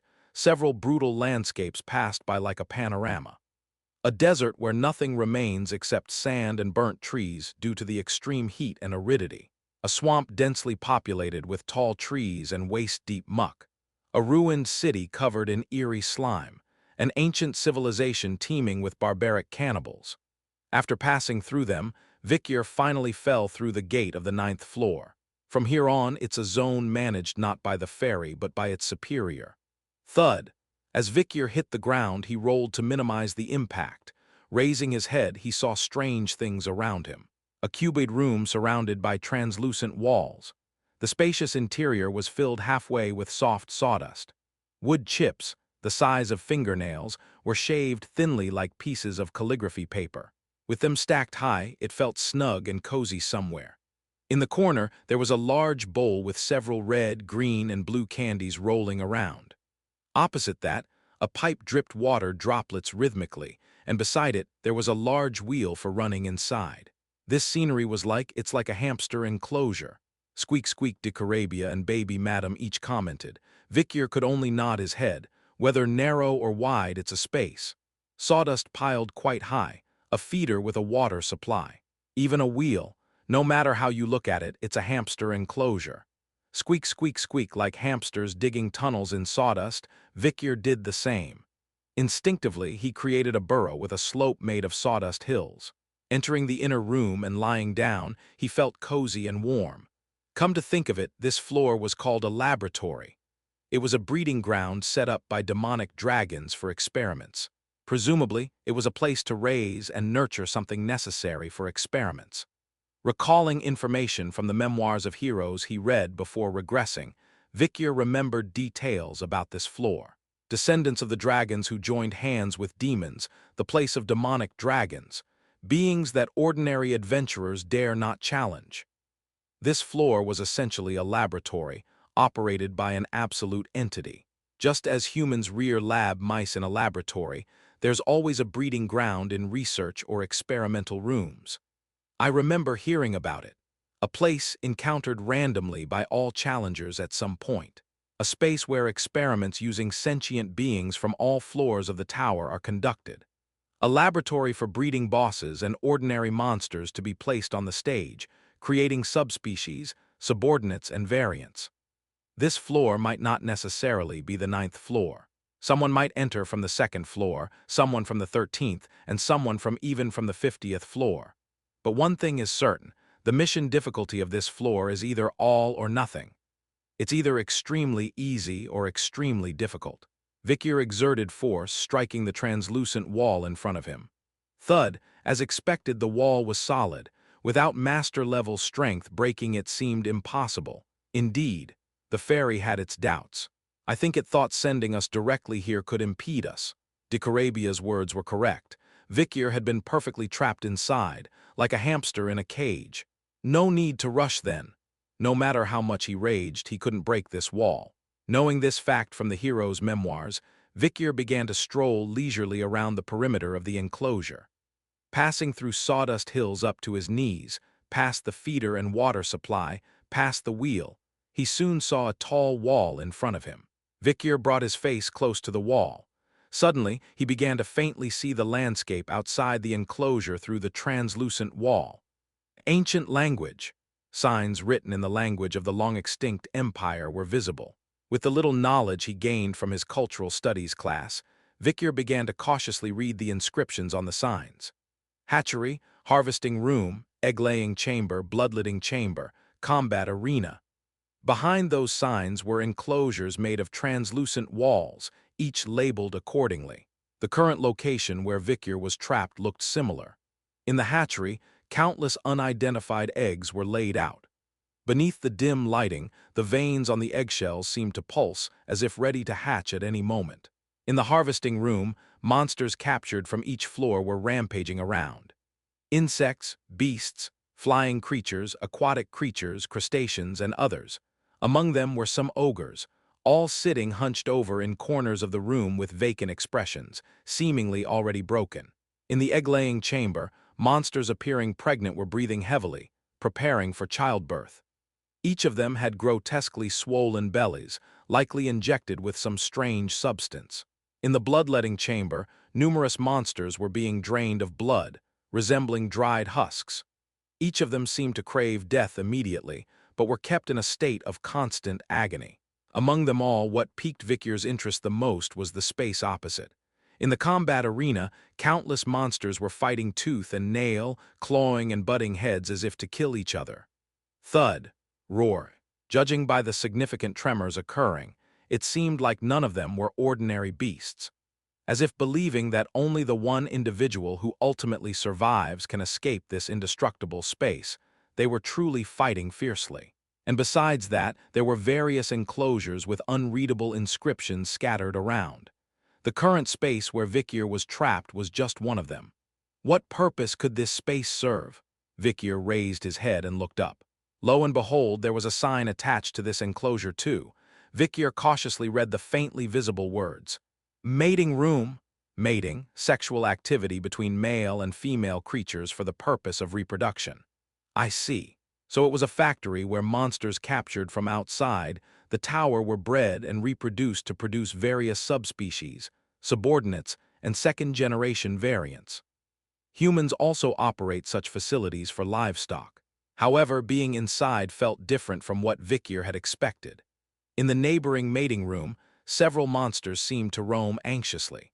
But there was one crucial difference between the mating room where other monsters were trapped and the one where Vikyr was trapped. Why am I alone here? Vikyr pondered for a moment. One cannot mate alone.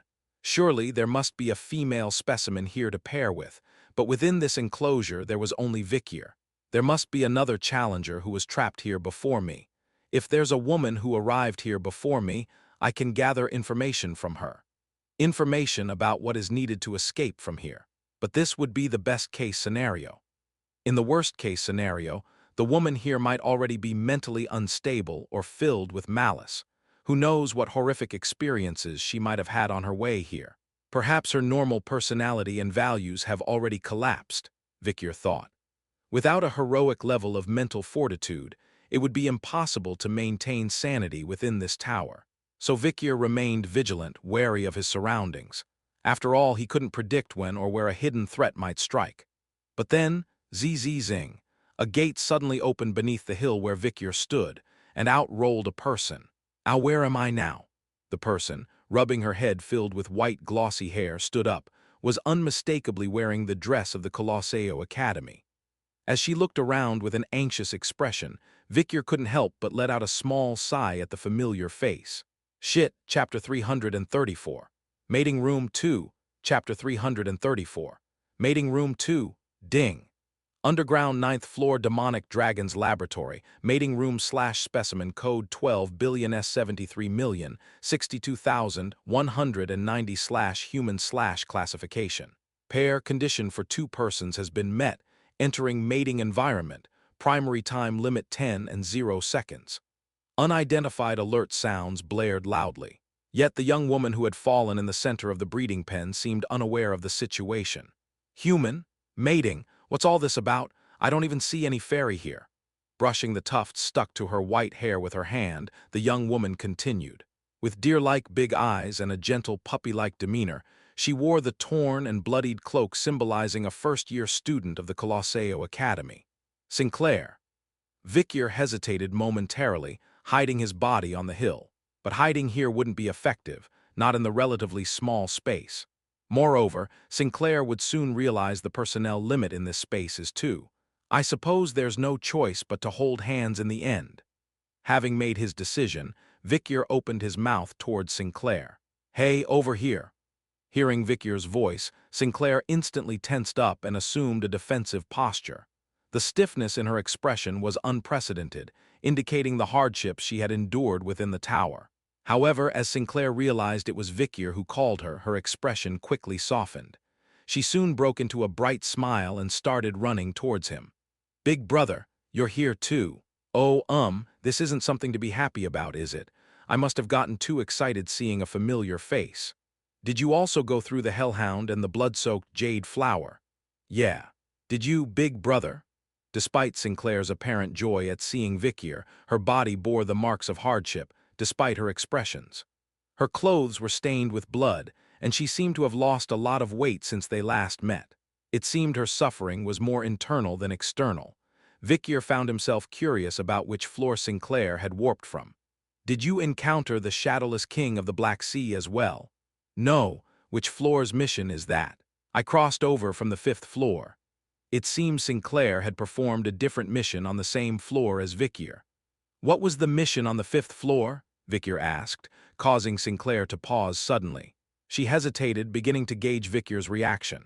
Well, that is... Just as she was about to speak, thunk, suddenly the room shook. Vikyr quickly leaped down the hill, searching around for the source of the sudden earthquake. Thud, rumble, clatter, the tumultuous noise and vibrations clearly originated from the adjacent mating chamber. What's going on? Sinclair approached Vikyr with a mixed expression of caution and curiosity. Both peered through the translucent wall into the opposite room. There, 2 giant mantises were fiercely confronting each other. Danger level, a size, 816 million discovery room.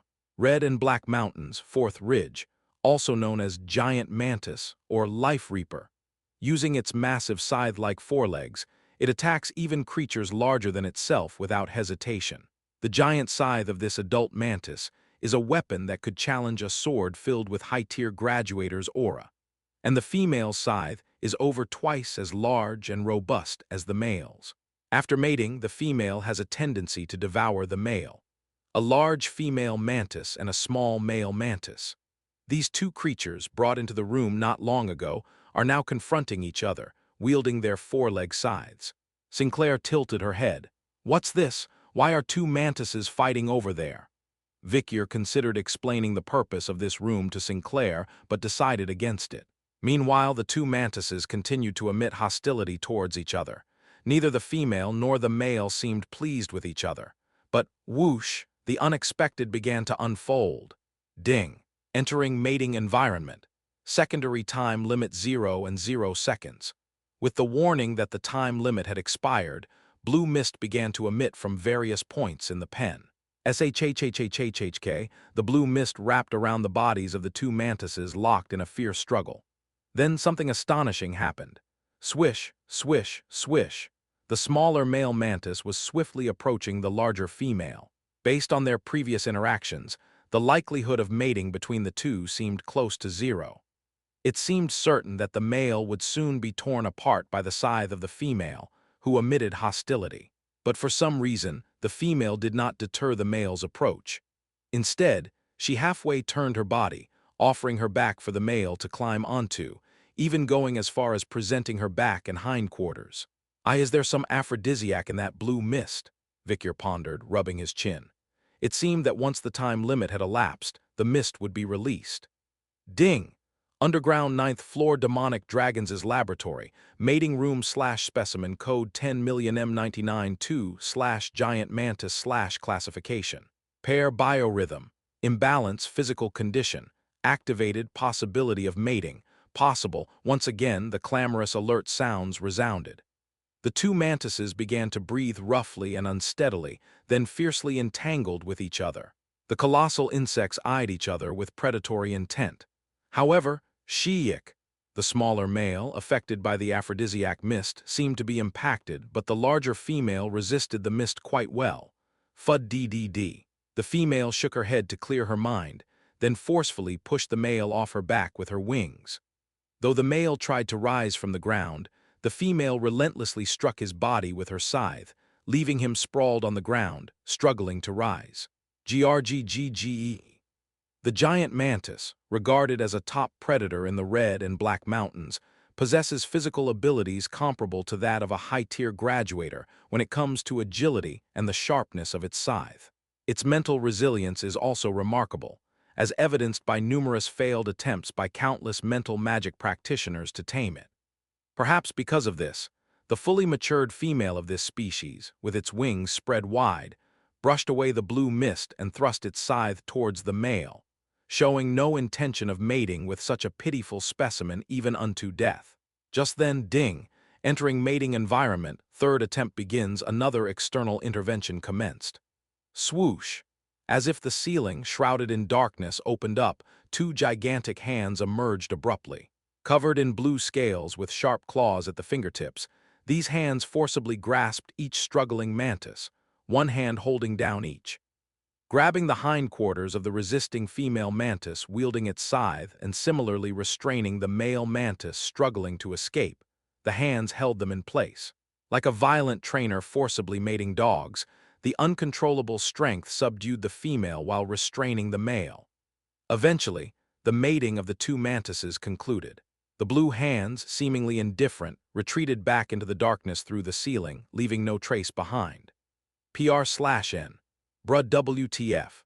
The male, utterly drained, began to tremble on the ground, overwhelmed with stress, while the female, heightened with sensitivity due to extreme stress, swiftly severed the male's neck with its scythe. Rustling sounds filled the air. The female mantis began to chew on the severed head of the male mantis, proceeding to consume every part of his body, from the neck and chest to the abdomen and organs. Shhhhhhh. Eventually, the blue mist completely disappeared. The female mantis, having devoured the entire body of the male, then roamed around the pen alone before being seized by the blue hands and transferred to the opposite pen. That place was labeled breeding chamber on the signboard, and next to it, another chamber, presumably with a similar process, was filled with piles of eggs of creatures produced through similar means. It was truly a horrific sight.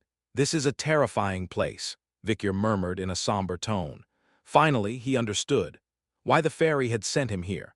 A place where creatures, including humans, were transformed into experimental livestock.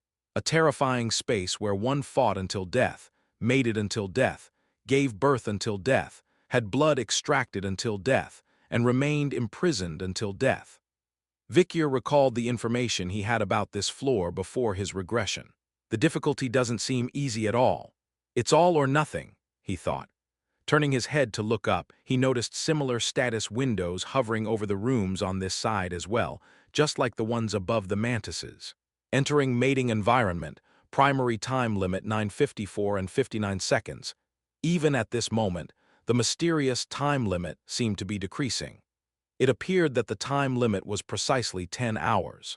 If one failed to take action within that time frame, there was a high probability of external intervention, like the blue hands that forcibly restrained the mantises earlier. Wow, what just happened? Is it like an arena where monsters fight and kill each other? Sinclair's innocent voice, seemingly still not grasping the situation, prompted Vikyr to briefly rub his head in frustration. How do I even begin to explain this? Chapter 335. Mating Room 3, Chapter 335. Mating Room 3, darkness fell within the breeding grounds. Judging by the disappearance of the faint light beyond the translucent walls, it seemed either night had fallen or the lights had been turned off. Consequently, the temperature inside the breeding grounds began to plummet rapidly. Frost formed white on the walls. Moreover, entering mating environment, first time limit 0 and 0 seconds, second time limit 10 and 0 seconds. Drizzle started falling from the darkness of the ceiling. Although it was only dampening the surface of the sawdust, it was quite threatening due to the surrounding cold. Vikyr sought shelter from the pouring rain and entered the sawdust burrow below the hill. The first timer, the blue mist that had induced the giant mantis into heat earlier, was undoubtedly the second timer. It seemed to occur once the time limit for the first round was over. It was so hot before that I was sweating, but now it's raining and frosting. It's a crazy temperature difference. As Vikyr pondered silently, Sinclair, who had been sitting beside him, spoke up. Are they trying to freeze us to death here, making us sweat openly, and then freezing us in the rain? Until a while ago, Sinclair had been wearing only a black tank top on her upper body because it was hot inside the breeding grounds. But even though it had gotten colder, putting the cloak back on was out of the question. It was already dampened by sweat and drizzle. Bang! Bang! When Vikyr vigorously shook his clothes to shake off the moisture and turned his head, Sinclair was resting her head between her knees, quietly breathing. Seeing her breath gradually diminishing, she seemed to be in a rather poor condition. It seems like hypothermia. If she doesn't pull herself together, she might freeze to death. Vikyr moved to sit beside Sinclair, and he engaged her in conversation to keep her from losing consciousness. What were the missions on the previous floors? Sinclair, what were the missions on the previous floor? As Vikyr shook her shoulder and asked, Sinclair suddenly snapped out of it. Then she shivered once and opened her mouth. Oh, inside the magic train, we were fighting each other. Sinclair said she encountered a pack of hellhounds on the 3rd floor and survived, then experienced the blood-soaked jade flower on the 4th floor and ascended to the 5th floor. Although there was quite a long interval between them, it wasn't particularly strange since time within the tower varied from floor to floor. Hellhounds and the blood-soaked jade flower. I've experienced those too. Really? How many days did you endure, big brother? I didn't endure, I killed that damn flower. What, you killed that, really? Sinclair was genuinely surprised. She then spoke in a gloomy voice. We fought it too, actually. We couldn't sacrifice anyone. But then, since the flower ended up devouring most of the survivors automatically, the mission got cleared. Maybe that was the best outcome, realistically. The chances of students at the Colosseo Academy catching the blood-soaked jade flower were almost non-existent. Vikyr was just exceptionally strong. Eventually, Sinclair opened up about the previous floor, the 5th floor. The 5th floor was hell, much worse than the 3rd and 4th floors. What was it? After a long pause, Sinclair answered in a small voice. A slaughter fest. Her following words were quite shocking. The place was a carriage inside the magic train. When we woke up, everyone was sitting on the seats of the train. and the mission that appeared before everyone. Mission, team project of sticky friendship. Let's make our team the best. The closest 5 people will form one team from now on. If anyone in the team dies, they will automatically be eliminated. Everyone will die. If you have weak friends, you should help and protect them, right? Not only the results, but also the process is important. Cooperation is also a criterion for evaluation. The killer will automatically absorb the stats of the deceased. Let's eliminate all other teams and be the last one standing. P.S. I deliberately put together people who seemed friendly to each other to form teams. It was a struggle of all against all that the survivors had to wage. 5 close friends in one team, and if even one of them is lost, all of them die. Furthermore, if you kill a member of another team, you can take all of their stats. As soon as the mission appeared, some students began to act. A female student swiftly pierced the throat of a bulky male student next to her with a spear before he could even scream. The stats of the male student who died instantly were all attributed to the female student. Using the enhanced stats of the muscular male student, she began to attack other students. In an instant, the carriage turned into a battlefield. Coincidentally, Tudor, Sancho, Piggy, Bianca, and Sinclair, who became a team, managed to defend against all incoming attacks by combining their strength. Just as they managed to fend off all attacks, another mission appeared. Special mission. Even in the best team, there must be the best member, right? Who will be the MVP player? Winning after enduring seems a bit anticlimactic, doesn't it? Don't make the game too boring for yourself. Congratulations to the 5 challengers who seem very close to each other. But unfortunately, only one person can pass this stage. From now on, except for one person among the 5 survivors, the rest will be sent to the blood-soaked jade flower on the 4th floor again. From the beginning, forming a team of 5 close friends was a wicked whim of the fairy. The surviving 5 had already bonded tightly while enduring the hellish battlefield. Moreover, not only were they close friends from the start, but they had also saved each other's lives several times. Among these 5, only one could survive. The remaining 4 would be dropped into hell, where monsters roamed beyond regulations. Avoiding Victor's gaze, Sinclair smiled wryly. I was the first one to act. I understand. Is it contemptible? No, no one could blame you. Victor spoke in a dry tone, and he continued. In that situation, it's right to let the one most likely to survive go. I would have done the same. Indeed, Victor had experienced such situations countless times. Whether being the one discarded or the one surviving, he had always managed to survive time and time again. Sinclair silently watched Victor with a strange look. Then she asked in a small voice, if, hypothetically, you were in a team with me, would you have done the same? Of course. Then you would have survived after all. Because you're stronger and wiser than me. That's also obvious. With a nonchalant nod of his head, Victor's words left Sinclair with only a subtle smile. It's a strange feeling. It feels like being comforted but also a bit hurt. After hesitating for a moment, Sinclair continued. No matter how hard I try, it seems I can never become as emotionally strong as you, big brother. Sinclair then went on to tell the rest of the story. Tudor, Sancho, Piggy, Bianca, and Sinclair. Among these 5, only one could survive, and the first one to act was Sinclair herself. Sinclair had been secretly trying hard to detach herself from her friends in preparation for her imminent withdrawal from the academy. So once again she closed her eyes tightly and attempted to cast a powerful spell. No, she tried to. However, Sinclair ultimately couldn't cast the spell. Guilt, friendship, emotions that couldn't be put into words flooded her mind like a tsunami, disrupting her mana. So what happened then? Victor continued speaking. Staying silent would only invite sleep, and if that happened, they might truly freeze to death. Sinclair, still half-dazed, replied with a muddled gaze. At that moment, Tudor spoke up. In Sinclair's recollection, Tudor's words were exactly as Victor had anticipated. In this situation, I think it's right to let the person most likely to survive go. And immediately, Tudor, Sancho, Piggy, and Bianca all turned their gaze towards Sinclair.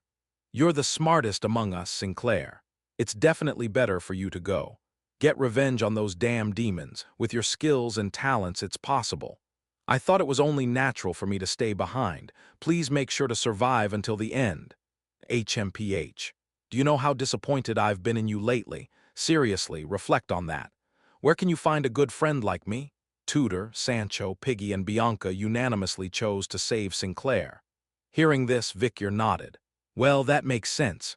My thoughts were also influenced by Tudor before his regression. During the time of the apocalypse, the great hero Tudor always made rational choices. However, there were times when he acted irrationally, sacrificing himself and saving others when he was involved in the decision. Victor, too, had once had his life saved by Tudor's sacrifice at a critical moment when life and death were at stake. Tudor, who was dying in despair. Bianca, who was wailing. The warriors of the human alliance who survived but remained locked in anguish for a long time. At that time, Victor pondered and pondered why the great hero Tudor had sacrificed himself for his worthless junior warrior. And eventually, Victor found the answer. He said, because that's what heroes do. Sinclair's eyes reddened. Tudor supposedly smiled reassuringly at Sinclair, who was reluctant to go. Don't worry. If things go wrong, we'll use the return spell. A penalty where instead of returning to the tutorial safe zone, all levels are reset to 1. Upon hearing this, Victor nodded. Fortunately, it seems everyone had a return spell. The return spell saved lives in critical moments. While resetting to level 1 was painful, ultimately, there was nothing more precious than life. Yeah, using the return spell is the wise choice. It sets the foundation for becoming even stronger, despite the level reset. Your stats will remain the same, and with information about future missions after using the spell, you'll become much stronger. Of course, after using the return spell, you're classified as Tower's resident creatures, destined to create even more victims. Victor had to stop his words midway. Suddenly, when Victor turned around, I saw Sinclair crouched over her head bowed, not saying a word. She seemed to have fallen asleep, tears still streaking down her face. Her breath had become so faint that it was almost inaudible. Sinclair's head rested on Victor's shoulder. A faint warmth carried in her breath tickled Victor's neck. However, wake up. If you fall asleep, you'll die. Victor ruthlessly slapped Sinclair's cheek. Did I doze off? Sinclair hastily opened her eyes and stood up. Thank you, big brother. I almost froze to death if I dozed off. I don't know when, but I started feeling warm, then drowsiness crept in. But why does my cheek hurt so much? It's because of the mood. Sinclair nodded at Victor's words. But once body temperature dropped, it couldn't be raised by sheer willpower. Eventually, Sinclair whispered softly into Victor's ear. I'm sorry, big brother, I think this is the end for me. There was no more mana to draw upon. Both body and mind were already exhausted.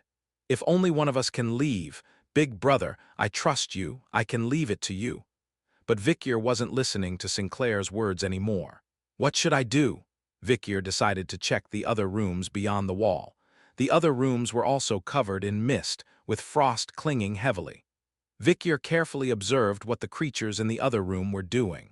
Creatures burrowing deep into the damp, wet sawdust, tightly huddling together in the dry sawdust layer. Even the hostile creatures were huddling together for warmth against the cold.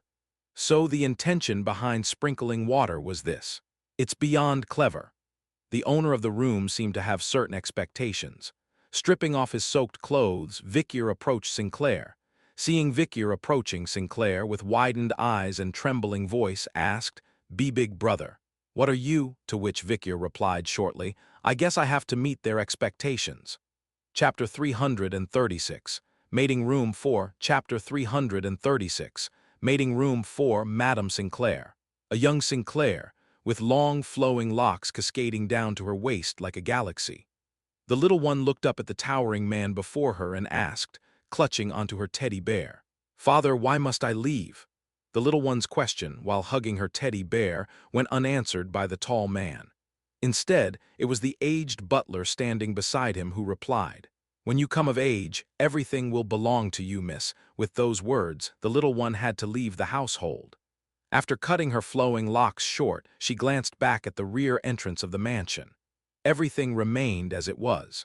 Nothing would change even if she left. Then something caught the little one's eye up high in the mansion's tall building, a small shadow swaying. Was it a hallucination, or just a shadow, a curtain fluttering in the wind? No, it was the tall man.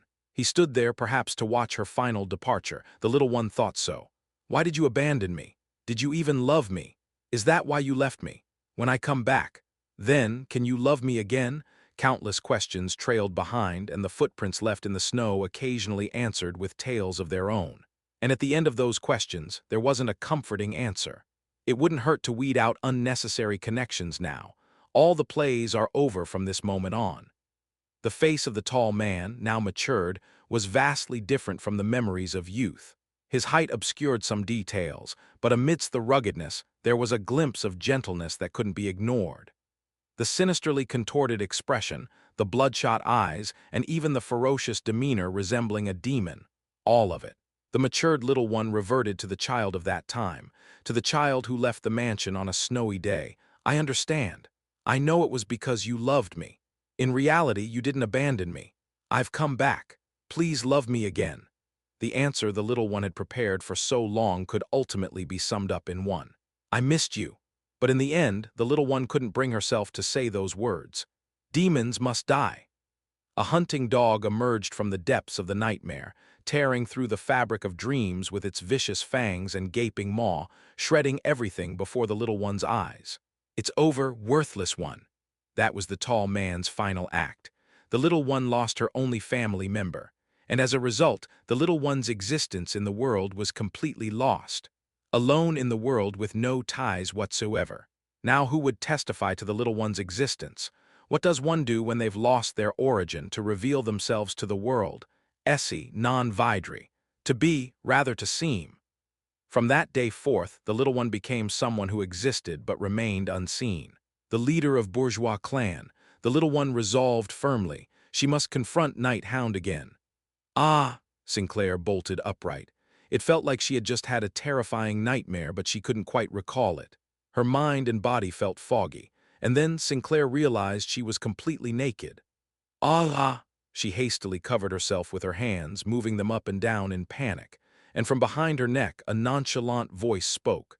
You're awake! Sinclair quickly turned her head, and there in an undressed state Vicyr was embracing Sinclair from behind. BB brother, W what's happening? Maintaining body temperature. Still, his voice lacked any inflection. Sinclair could finally take in her surroundings. Surrounded by the top layer of a dugout so deep that it hadn't been touched by the rain. The rough, dry sawdust piled around them made it not too cold. The moisture that had clung to their bodies had vanished. Vicyr had spread Cerberus fur in the center of the spacious dugout, lighting a very small fire. The firewood didn't spread throughout the sawdust because Cerberus fur was good at resisting fire. Vicyr had created a small ember below the Cerberus fur and was slowly tossing in pieces of dry sawdust. He had also made sure to lay damp sawdust around to prevent any sparks from flying out. Ah, Sinclair finally realized why she was able to regain her senses. It was the result of Vicyr's best efforts. In the cold and dark world, even a single spark of fire from a matchstick could make it significantly brighter and warmer. The solid warmth of Vicyr's body and his ticklish breath felt the same way from behind. Did you have a nightmare? The voice, usually stiff and dry, now felt remarkably soft and sweet for some reason. Upon hearing Vicyr's words, Sinclair finally burst into tears. Night Hound killed father. As time passed, the contents of the nightmare became clearer and clearer in her memory. No, she couldn't forget it since it was something she had actually experienced in the past. When I woke up from sleep, father was there. He had transformed into a demon. He used strange powers. I wanted to stop him, but I couldn't. So Night Hound killed father. Why did this happen? Why? Sinclair, still groggy from just waking up, rambled on. But Vicyr understood everything she wanted to say. I don't know how to explain this. It's always awkward to deal with family members. Are they already dead? Just shells of demons. Hearing such words would only confuse Sinclair even more. Maybe hating and resenting me would be better, Vicyr thought. That might be a more motivating force for her to live on. After all, revenge is a good motivation for humans to keep living. Without a word, Vicyr tightened his arms around Sinclair. Skin against skin, friction generating warmth. Sinclair shivered and cried. In a moment, suddenly she turned her head to the side. Sinclair's lips touched Vicyr's neck. Vicyr quickly turned his head to avoid it, but Sinclair continued to bring her tongue to Vicky's neck. It was slowly moving upward. Oh no. Is it already time? For a moment, he had been distracted and hadn't paid attention to the status window. Vicky quickly opened the status window visible in one corner of his vision. By the way, the air coming through my nose had started to smell sweet at some point. A blue mist. It seeped into every corner of the dugout. While I focused on the fire and infused mana into Sinclair's body, time had already passed like this. Vicky began to hold his breath. Being in this mist shouldn't be harmful, but there weren't any harmful substances in the mist. The only problem was that it overly stimulates the various bodily functions. It was a mating mist designed to promote mating between males and females. Ding, human 2, female sign is ready for mating. Human 1, male sign is not ready for mating yet. An alert tone treating humans thoroughly as livestock. Sinclair turned completely towards Vicky. Then, exhaling a breath that was almost burning hot, she said, "Brother, I have no family now. I am alone in this world. So, I want to create a family. If it's you, brother, if it's you. The world is cold and dark. It's inherently lonely and solitary. But just like the situation inside this dugout, even if its warmth equivalent to a single matchstick, it can provide the strength and warmth to live in this world." Sinclair couldn't endure it anymore and buried her face into Vicky's chest, as if to say she couldn't take it any longer. But even in that moment, Vicky's gaze remained cold. Naturally, Sinclair and Vicky couldn't become a family. After all, it was Vicky himself who had destroyed Sinclair's only family. I must admit, when facing Bartolomeo, he didn't risk his life like a brave warrior. He avoided adventures as much as possible and found the safest route to kill Belial. There is no regret. Even if given the chance to go back, I would make the same choice. However, the issue of guilt was something entirely different. To kill Sinclair's only family and then become her only family was the epitome of betrayal upon betrayal. Vicky lifted Sinclair's shoulders deeply buried in his embrace. As she lifted her head, Sinclair's eyes, already hazy, met his. "Listen, Sinclair, I am." Before Vicky could finish his sentence, ding. Entering the mating environment, third attempt begins time limits had all run out. As Vicky was about to speak, his teeth clenched, a tremor began to show. Thud. The entire breeding ground shook violently. External intervention. Forced mating in a factory-like setting. The same monstrous hands that had previously forced giant demon creatures to mate had now entered the breeding ground to do the same thing once again. Chapter 337, Mating Room 5. Chapter 337, Mating Room 5. Vicky pushed Sinclair back. "How much mist have you consumed?" Sinclair was in such a daze that she couldn't even answer basic questions. Her body temperature has recovered adequately anyway. She'll come to her senses if left alone. Vicky laid Sinclair on the floor, extinguished the fire, and stepped outside the cave. To his surprise, he saw 2 enormous clawed hands piercing through the darkness of the ceiling. Hands covered in blue scales. They must belong to the owner of this breeding room. Ding. Owner of the breeding room wishes to check the condition of the specimen's targets. Human 1, male sign, targets. Human 2, female sign. An unpleasant notification tone chimed. Cugagugugu, the shadow cast by the blue hand approached Vicky. While one hand merely circled above the ceiling, it seemed to be searching for Sinclair hiding somewhere beneath the layers. "I can't just leave them like this." Vicky drew his sword. The surface of Beelzebub emitted a sticky red aura dripping droplets. Flash! The sharp thrust flew like an arrow and struck the blue hand. Ting, the aura embedded in the blue scales sparked countless sparks as if iron clashed against iron. But still, the hand seemed to only flinch slightly, showing no apparent fatal injury. Cugagugugu now, the hand that was searching for Sinclair joined forces to capture Vicky. The 2 hands swiftly surrounded Vicky, pushing him in one direction. Enough was enough. Vicky pulled out all the candies from his pocket. Vicky LV, 1% nicknames. Rat Hunter, Hell's Dogmaster, Blood-Soaked Jade Flower Lumberjack, Magin Executioner, Killer of the Black Seas, new stats strength, 300 agility, 300 health, 300 physical resistance, 1 magic resistance, 1 reflexes, One until now, Vikyr had been saving up the candies of agility, and by consuming them all, his 3 basic stats were now equalized at 300 each. Boom, his movement speed increased significantly. Vikyr's enhanced speed caused a moment of confusion between the 2 hands that were moving predictably around him. And Vikyr seized that moment. Now it's your turn to shine.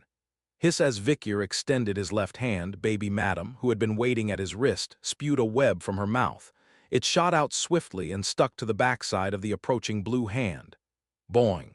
Vikyr pulled the web, launching it into the air. The giant hand floating in the air was gradually getting closer. Concerned, de Carabia hanging on his chest spoke up. "Human, are you sure about this? The scales of a demonic dragon are thick and tough. It's likely to be challenging with your current strength. Didn't you fail to cut it earlier?" "It's fine. I'm not aiming for the hand." Vikyr pulled the web, lifting himself upward. Then, surprising the hand, which seemed to retreat in confusion, paused for a moment. Thunk Vikyr landed on the blue scales and lightly tapped it with his hand. Injecting a bit of mana, he found that the blue scales covering the demonic dragon's back were not only lighter and tougher than ordinary metal, but also had excellent elasticity. Indeed, it seems impervious to ordinary attacks, whether from a sword or magic. With graduator-level skills, it was impossible. A direct confrontation would lead to defeat. In an instant, Vikyr made his decision. Flash! The strike erupted once again. The red aura flowed through the blue scales, past the back of the hand, through the forearm, and even beyond into the darkness. Kugagagugu. Eventually, a tumultuous vibration began. The 2 hands swiftly retreated through the ceiling and disappeared. In the meantime, the web Vikyr had attached was also severed. De Carabia exclaimed urgently, "Oh no, we missed it. With the web cut too, this is a big problem. How do we escape this breeding room now? Just wait and see." "What are you waiting for? When you die, it's over for you, but I might end up spending a lifetime inside M. Jusius's tower." "Ah, and on top of that, it's the demonic dragon's laboratory," de Carabia fretted, spewing all sorts of complaints. However, Vikyr remained unfazed. Despite missing the demonic dragon's hand and severing the web, he showed no sign of wavering. Vikyr's gaze was fixed on the ceiling, the location where the demonic dragon's hand appeared and disappeared. "Human, it's already too late. No matter how much you look, nothing will change." De Carabia looked puzzled. Tap. A response came from the ceiling.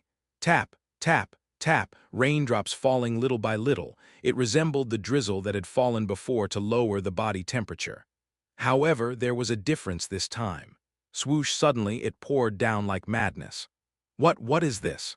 Why is it raining so heavily all of a sudden?" De Carabia seemed bewildered, but Vikyr nodded as if he had anticipated all of this.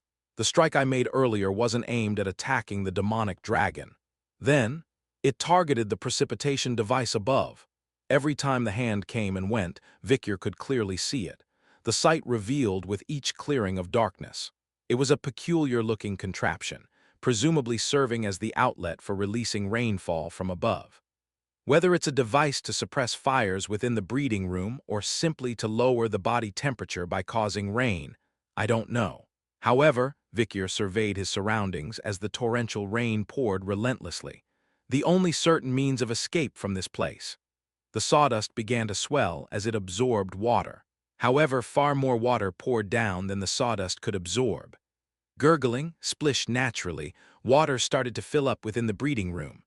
Wheels, water buckets, food bowls, and more began to float on the rising water.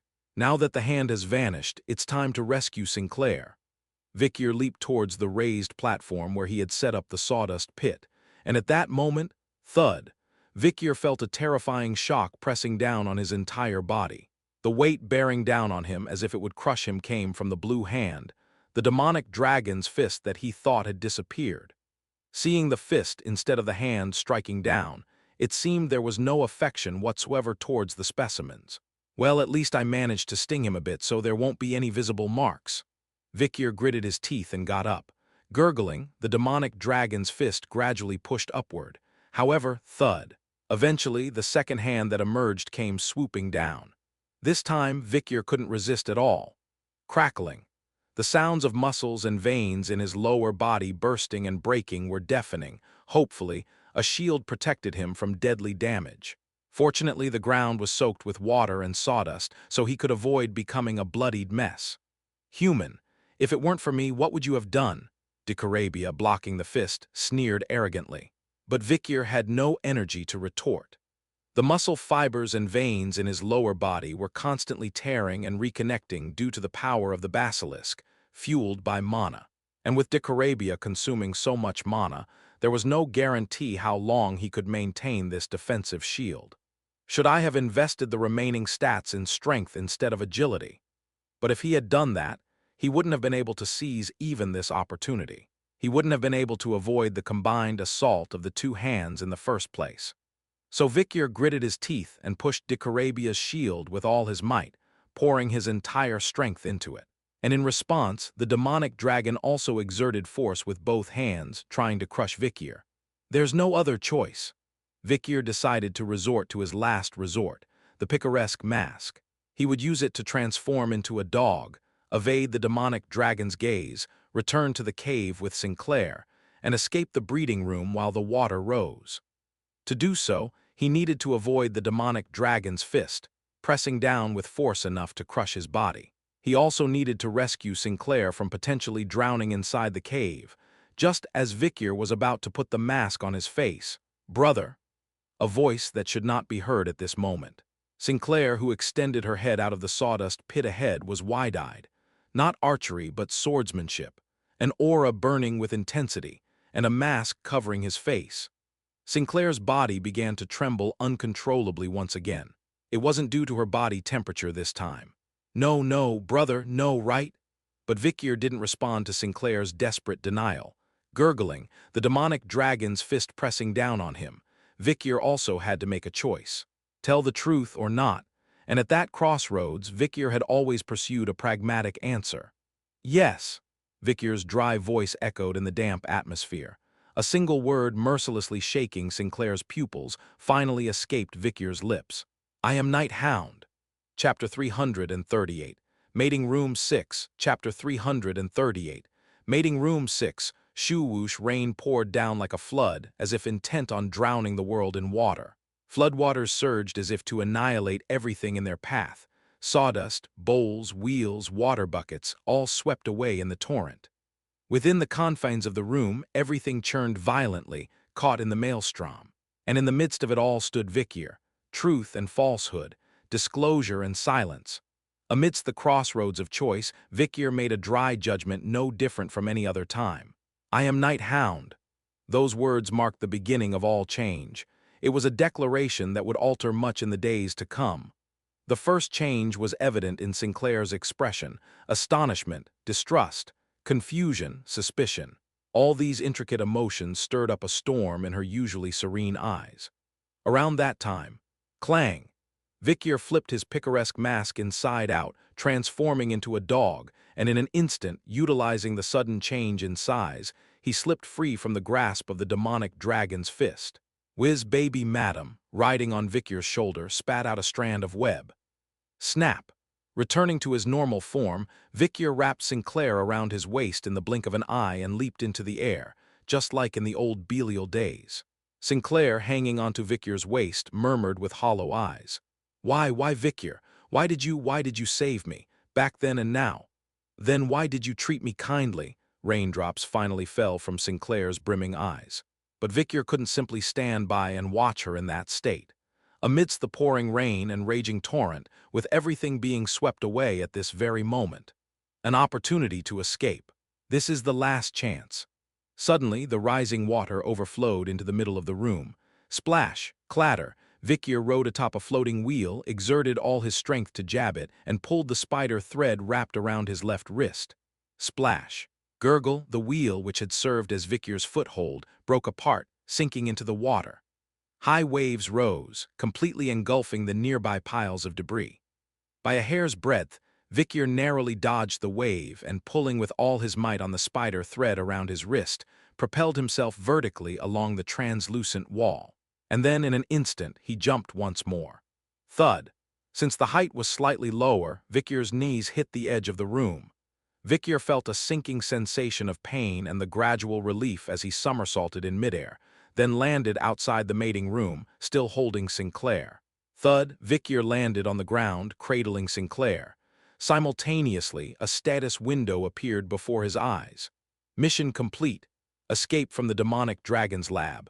Surprisingly comfortable inside the demonic dragon's room, with water, food, and a mate all provided.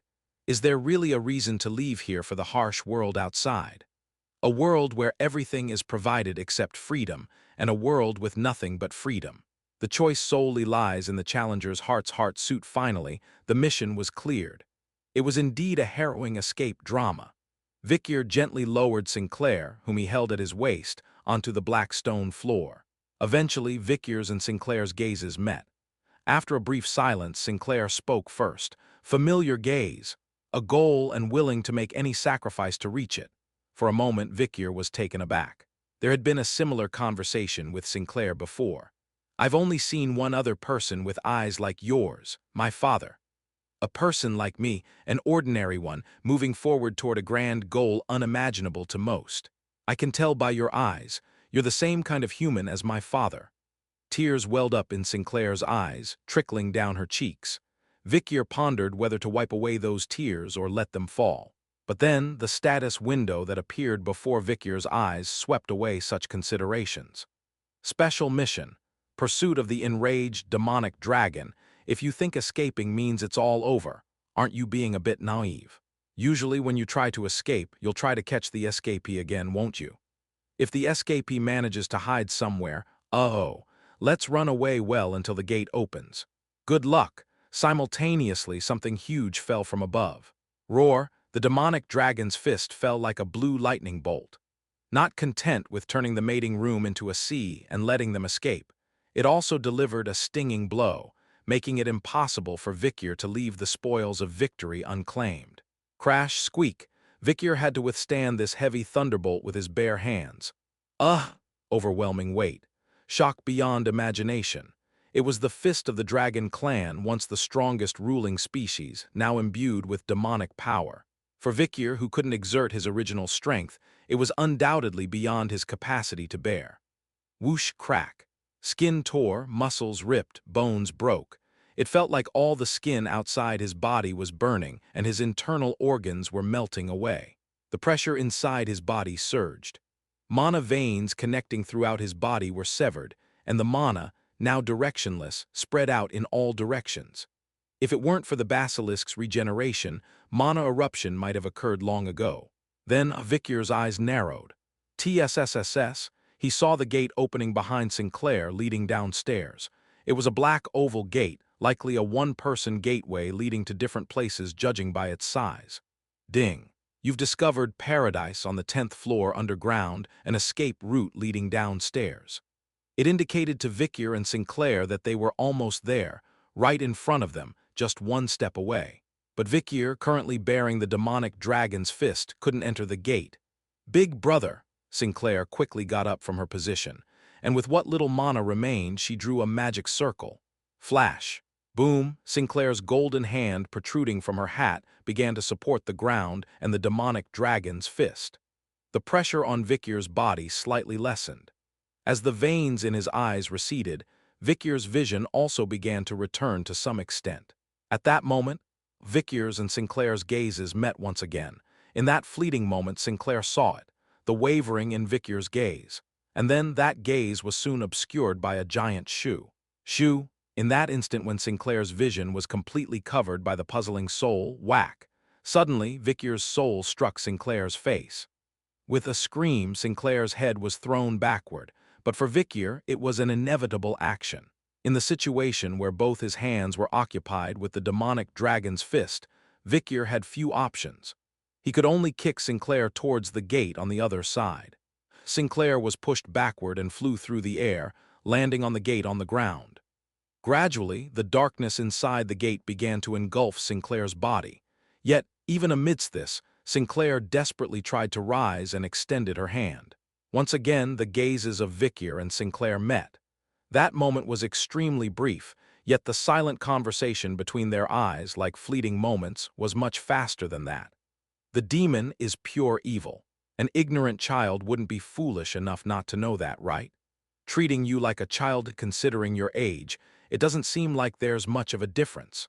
Although it's not necessarily being on the side opposing absolute evil. At least in the moment of decision, I believe you'll know which side to stand on. What to see, what to believe, what choices to make, it's entirely a personal matter. The sting Vikyr received from the demonic dragon's fist, the power of defiance, and even the choice to risk his life to save Sinclair at the last moment. All of it was Vikyr's decision, born from his own beliefs. Ah, no, no. As Sinclair struggled to push through the suffocating pressure on her back, thud. The demonic dragon's fist fell completely to the ground just in front of Vikyr. Everything underneath was obliterated beyond recognition. Blood was the last thing that passed through Sinclair's vision as she fell into darkness through the gate. Chapter 339. Trap 1. Chapter 339. Trap 1. When I peer into it, it peers back at me. Those who hunt it must be wary not to become it themselves. Beyond the borders of good and evil, far beyond the realm of human comprehension, they stand on this side facing us. Anonymous Diary of an Elder Demon Hunter. This is the last record found within his embrace-turned corpse. Vikyr opened his eyes in the darkness. His body was gone. Only his severed neck remained, floating in the air. Vikyr's expression turned bitter. Was it all a dream? A brief dream, severed along with his neck. It was all just a fleeting reverie. In his dream, Vikyr had achieved many things. He had regained everything stolen from him since childhood. He had uncovered the veil of death, avenged his brothers, and befriended the future heroes of the Academy. And he had found and slain countless demons and demon lords. But all of it was just a dream, mere bubbles of illusion. Now Vikyr was facing reality again.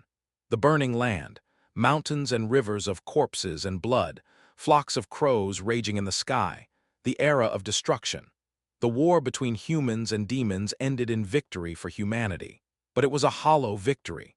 99% of humanity had been wiped out, and the lineage of countless great heroes had been severed. The gate of destruction remained unclosed, and within it lurked the uncertainty of when the second or third wave of demon armies might surge forth.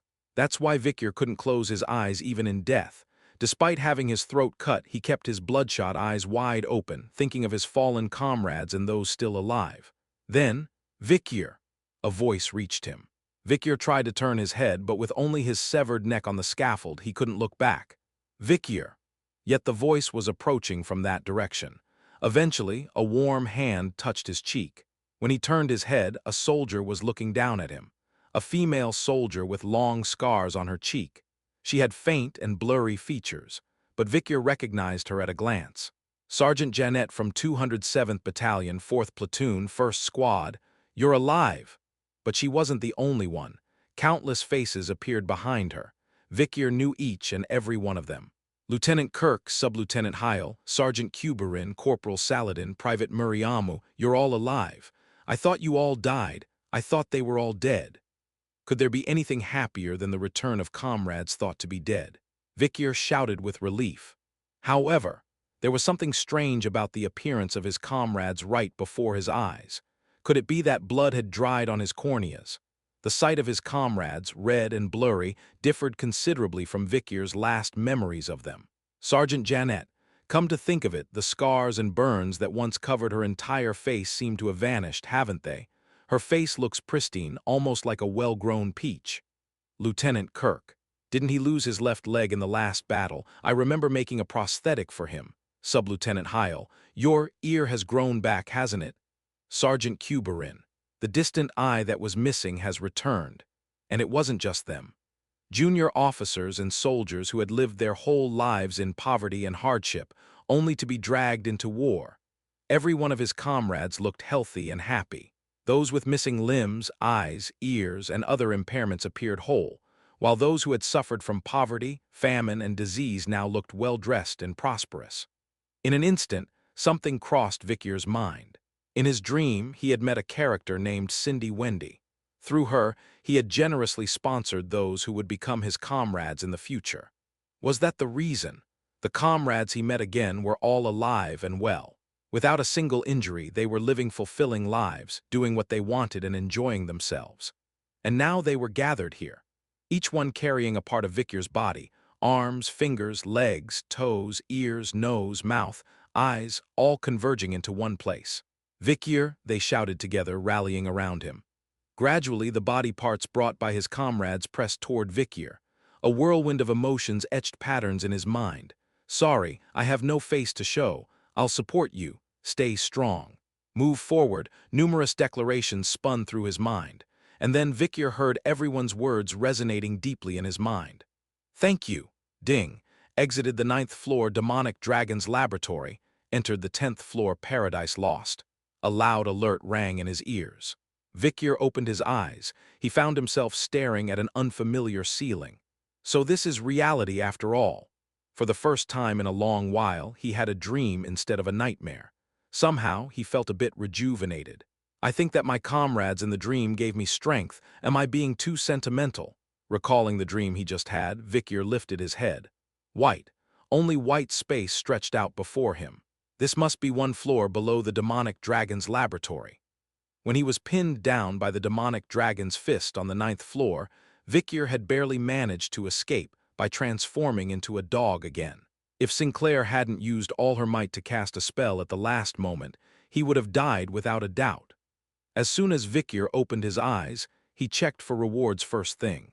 Strange candy, /level/golden, a candy that increases the level by 1. It tastes sweet. Level plus 150 golden candies. It was a tremendous reward equivalent to 5,000 regular candies. It seemed to be a combination of the reward for escaping the demonic dragon's laboratory and escaping from the demonic dragon's pursuit. Strangely, there are no items. Was it because Vikir had expressed to the fairies multiple times that he didn't need item rewards? It was strange that only candies were coming out as rewards. If I were an ordinary challenger, it would be difficult to clear the mission without items.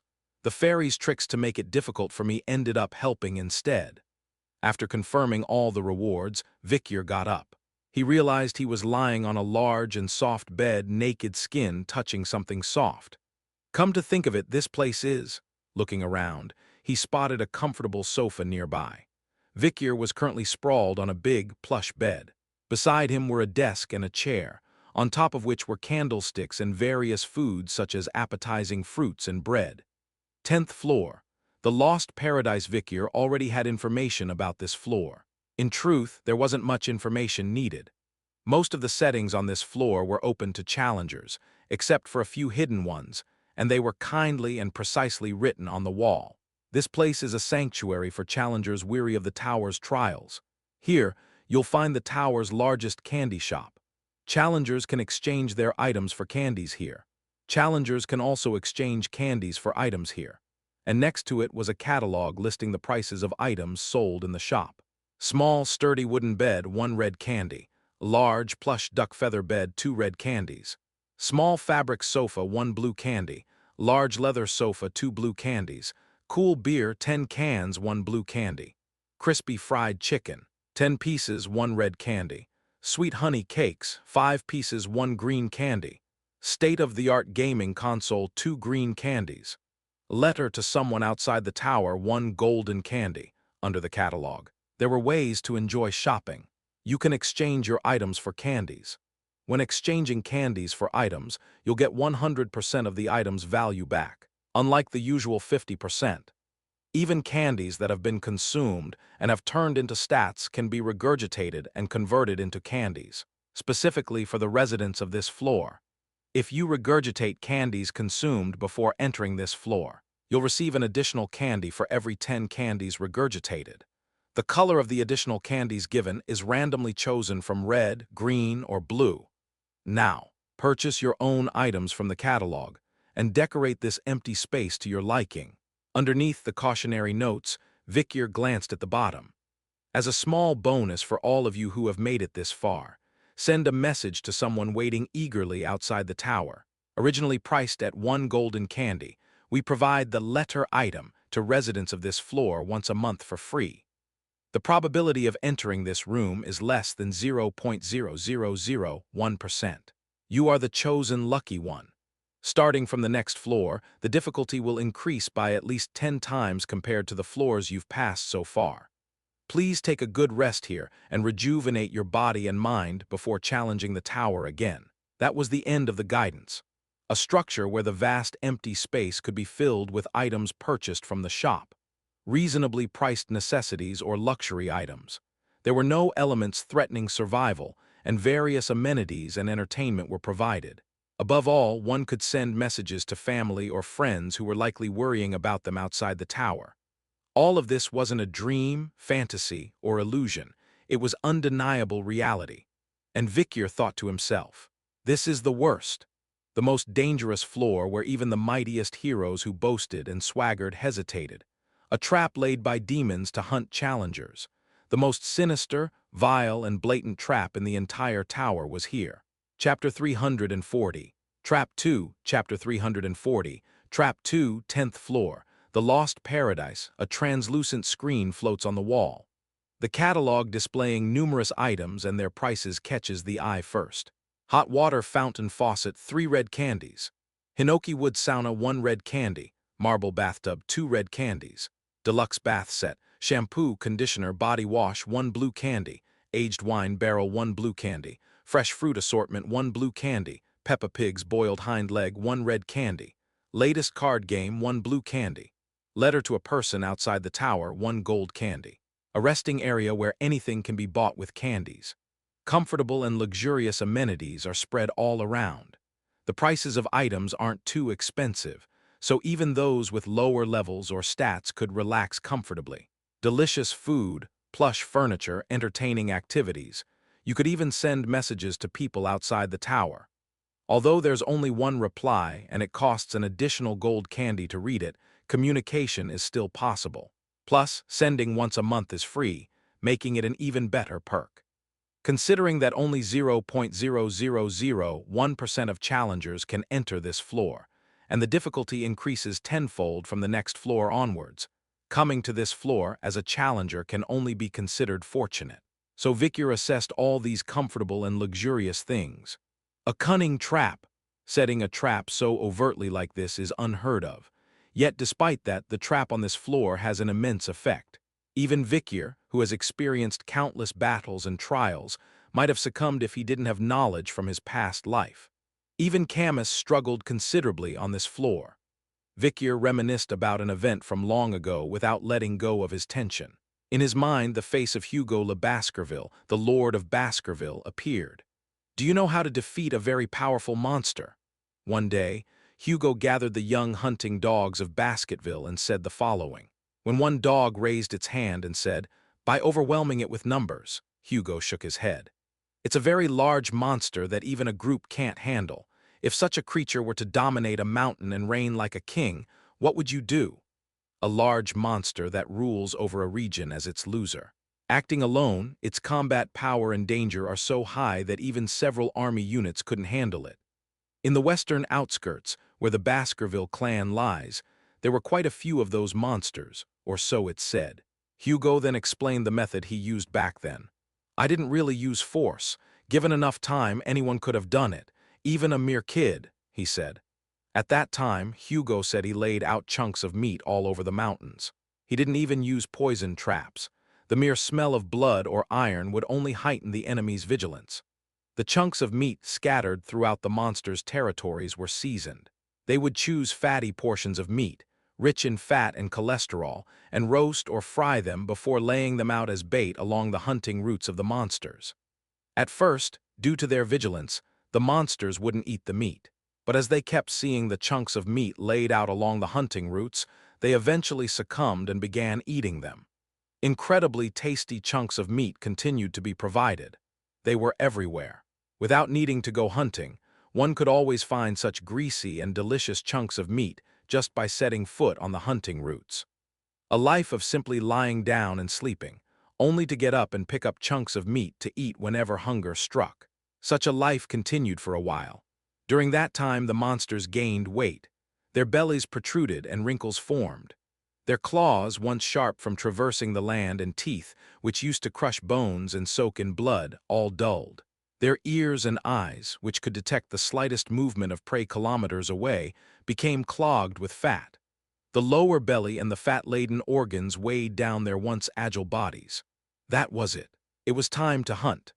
When the monsters completely lost their wildness, the fiercely trained hunting dogs of Baskerville would break free from their leashes and run out. And from that day on, the owner of the territory would change. The bloodthirsty warriors of Baskerville systematically sorted out the monsters of the enemy and the Black Mountains in this manner. The principles of this layer is the same. Vicyr closed the catalog. The danger of this layer isn't due to the presence of monsters or traps. Rather, the fact that there are none of those things. Good times create weak men.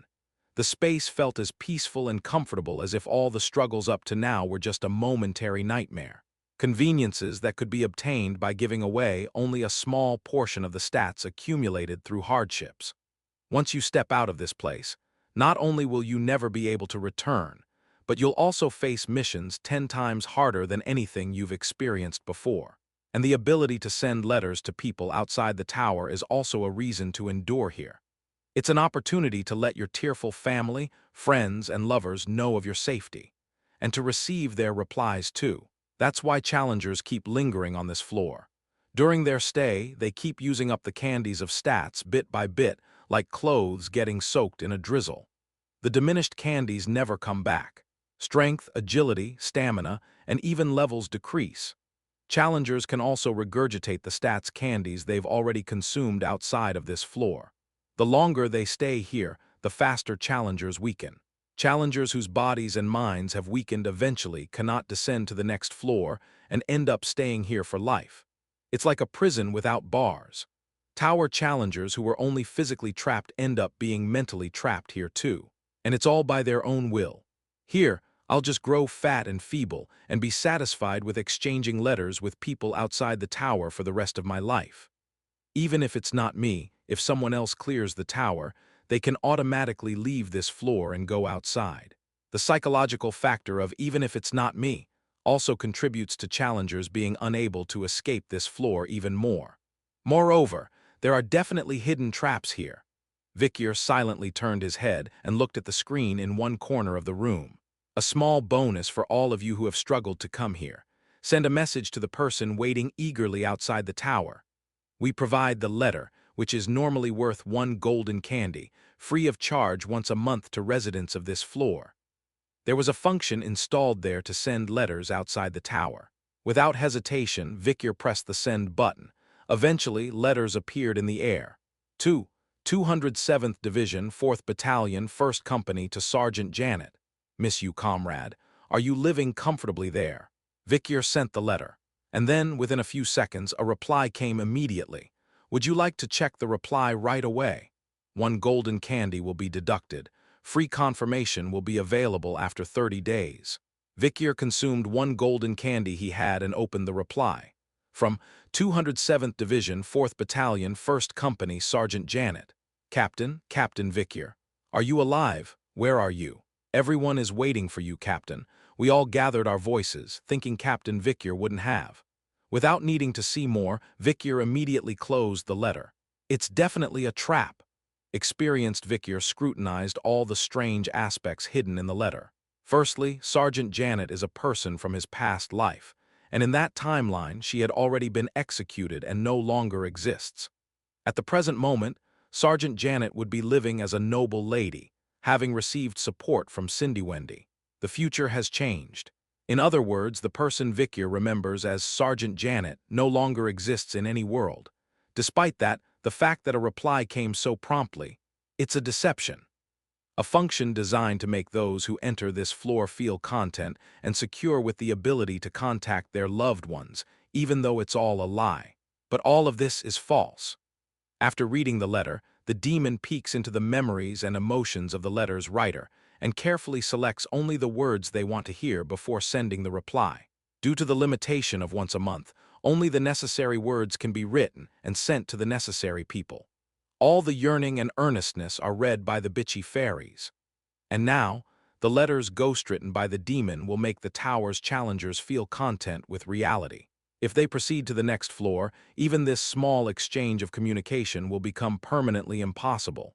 Sly and cowardly, just like the demon's tactics. Vicyr let out a disgusted grunt and stood up. Vikyr, who had no one waiting for him outside the tower, nor anyone he missed, could leave this floor without any hesitation. But I'll stay here only until my health and mana are restored. Even now, his wounds were regenerating at a rapid pace. Baby Madam and Dicarabia were also probably about to wake up from their deep slumber under the bed. But who moved me to the bed? As Vikyr pondered this strange thought for a moment, "Oh, you're awake?" A voice came from beside him. Vikyr turned his head to see a familiar face, a female student standing there. Dolores. The student council president of Colosseo Academy was standing across the bed, looking at Vikyr. In that moment, Vikyr realized something he had forgotten. Right, a pair of male and female is always together on this floor. To prevent those imprisoned here from going mad with loneliness and attempting to escape, the demons always place another prisoner here. The two become companions to each other, enabling them to stay here. Dolores seemed to have entered this floor before Vikyr. She gently stroked the wound on Vikyr's forehead with a sympathetic expression. "Stay lying down a little longer. The trauma is minimal, but the contusion is severe." Vikyr was momentarily taken aback by Dolores' unreserved approach. What the hell is she doing? Was he in his night hound state or Vikyr from Colosseo Academy? Judging by the informal speech, it seems like she was addressing first-year Vikyr from Colosseo Academy. But the affectionate gaze she was sending him was undoubtedly the one she had when facing the night hound. Could it be? Has she discovered my true identity? Just as Vikyr was about to hastily rise, Dolores firmly embraced Vikyr's body. "Oh, you little rascal! I told you to lie down a bit more, but you just won't listen." At the same time, she slid her hands under Vikyr's ribcage and lifted him up in one swift motion. In an instant, Vikyr's figure was reflected in Dolores' large, clear pupils. It wasn't Vikyr, nor was it the night hound. "Listen to your big sister, Choco, or I'll neuter you. You don't want to lose your little peanuts, do you?" Choco, Vikyr's dog form. It was Vikyr's third identity. Chapter 341, True Face 1, Chapter 341, True Face 1. "Oh, I see. I hadn't reverted back to my original form yet," Vikyr thought, narrowly escaping being crushed under the fist of demonic dragon. He transformed into a dog just before being flattened, thanks to Sinclair's magic buying him some time. Unaware of this, Dolores was inspecting every corner of Vikyr's transformed body. "Oh, your wounds seem to have almost healed. You must have a constitution that responds well to divine energy, my little Choco." She applied the ointment she had made with candy to Vikyr's remaining wounds, nearly completing his recovery. But there are still bruises left, so you should take more care. I'll get some medicine for you, just wait a bit," Dolores said, opening the shop window. Sturdy bruise medicine. 3 blue candies. Seeing her buy medicine claiming to be good for bruises with 3 candies each, Vikyr couldn't help but think to himself, she's still as gullible as ever. The injuries weren't severe. A few days of rest would suffice for recovery.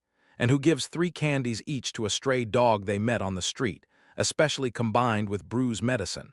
That's a total of 6 candies. Vikyr discreetly pushed the medicine Dolores gave him into a corner of his mouth without swallowing it. He planned to discreetly return it later for a refund and exchange it for candy. Meanwhile, Dolores continued talking, oblivious to Vikyr's thoughts. "Choco, you got caught up in the mess as well, but how did you end up here? Even if the environment is random on each floor, it's still quite coincidental. The chances of us coming here were 0.0001%, they say. We're really lucky, aren't we?" Vikyr lowered his head momentarily, overwhelmed by the awkwardness. To escape this room, both prisoners must agree to leave. If one wants to stay, neither can leave. Vikyr needed to persuade Dolores to leave this room if he wanted to get out. But Dolores seemed to have already made up her mind to stay in this room for a considerable period.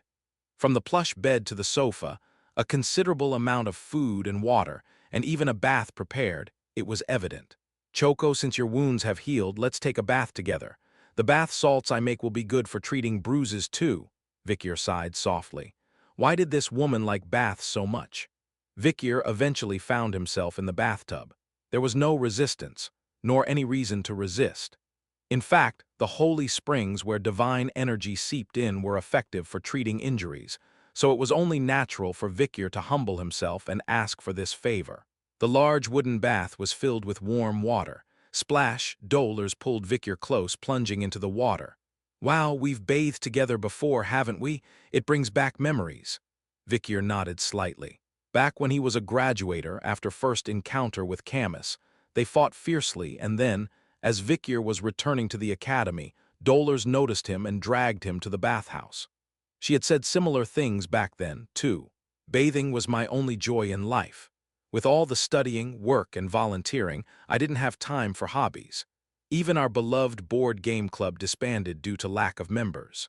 Nowadays, kids are all busy with grades and extracurricular activities. The job market is so tough, Dolores reminisced. Words like romance, eccentricity, and leisure were now hard to come by. While acknowledging the change in academic culture, Dolores also longed for the past.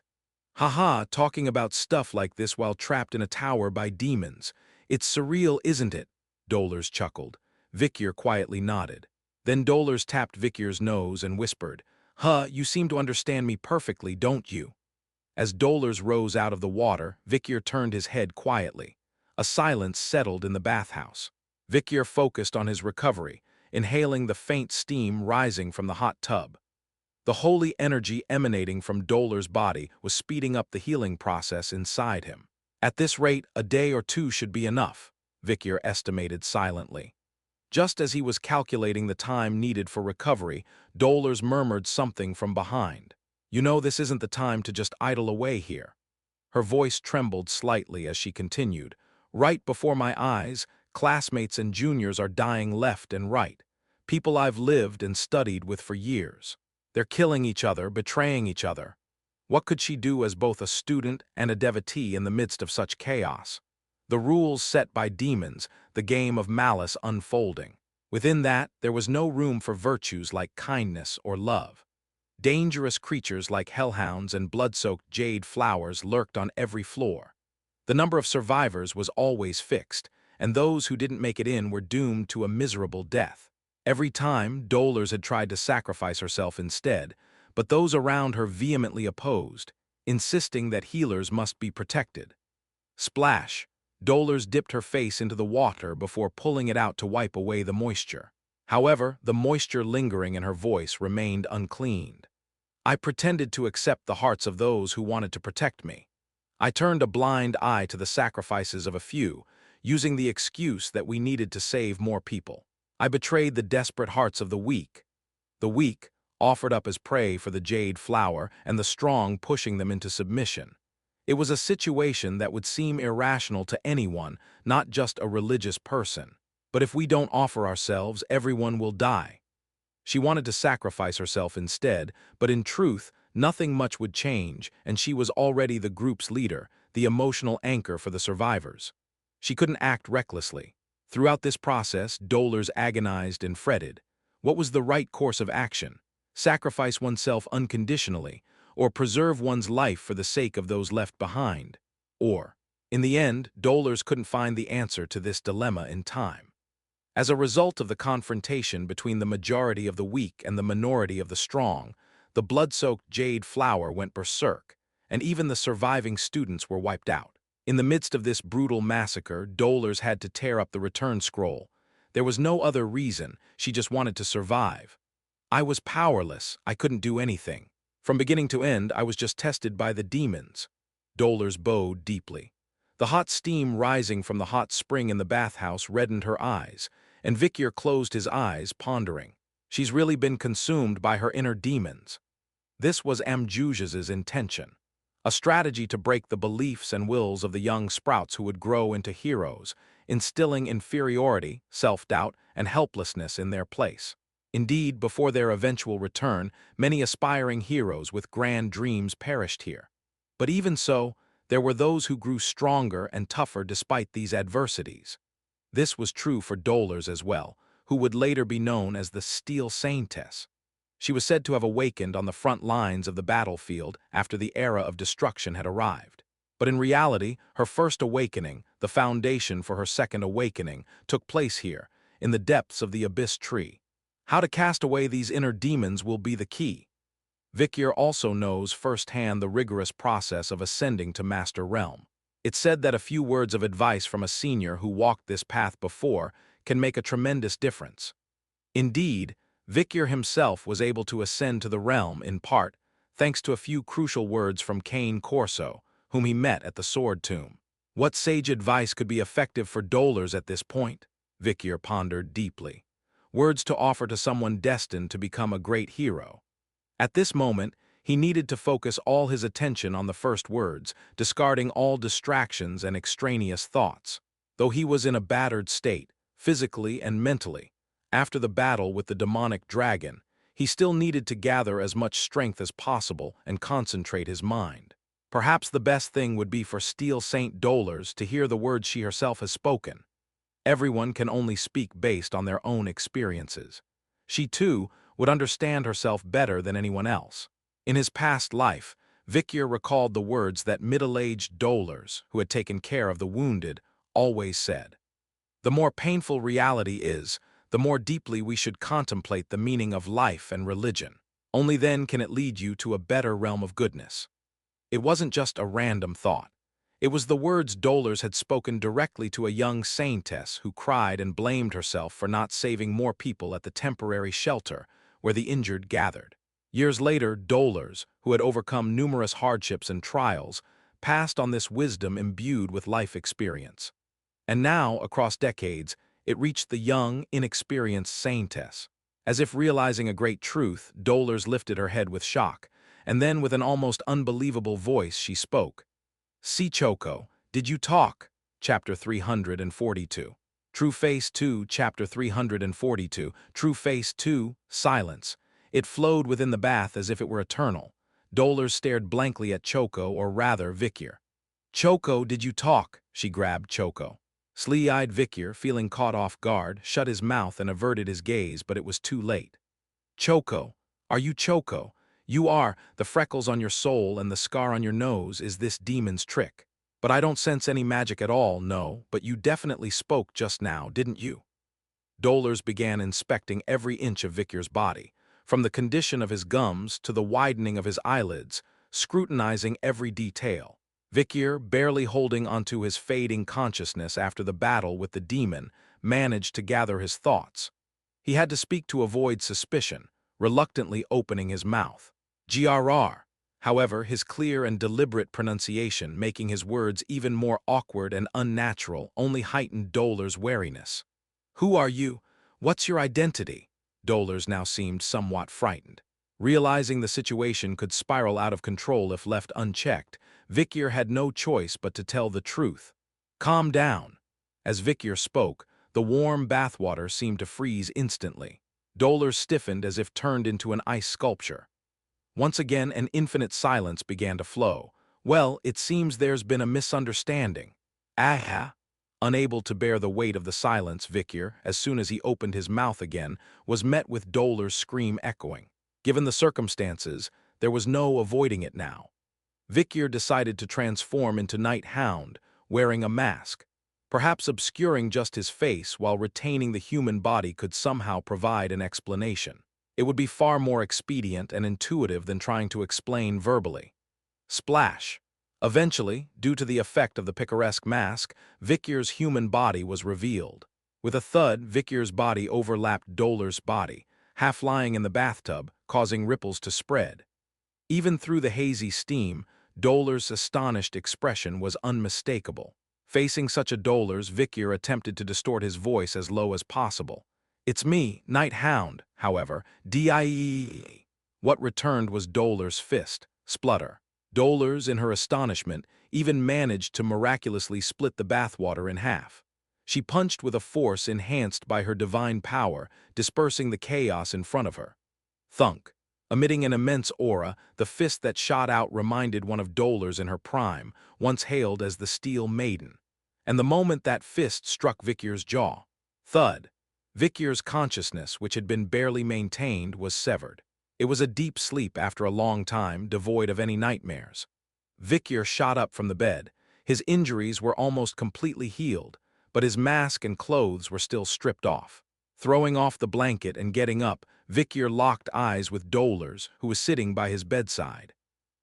The silence was so thick it was chilling, to the point where one could hear cells dividing. After a long silence, Dolores was the first to speak. "Are you awake, Knight, or rather Choco?" "No, Vikier," she spoke with a flushed face, lowering her head deeply. I tried not to remove the mask, but there was too much water and you couldn't breathe," Vikier nodded. "What else could he do? You've been through a lot." It was an attempt to continue the conversation. But upon hearing these words, Dolores' face turned even redder. Just when it seemed impossible for her to blush any further, she still had enough reserve to do so. Since Dolores remained silent with her head bowed, Vikier shifted his gaze elsewhere.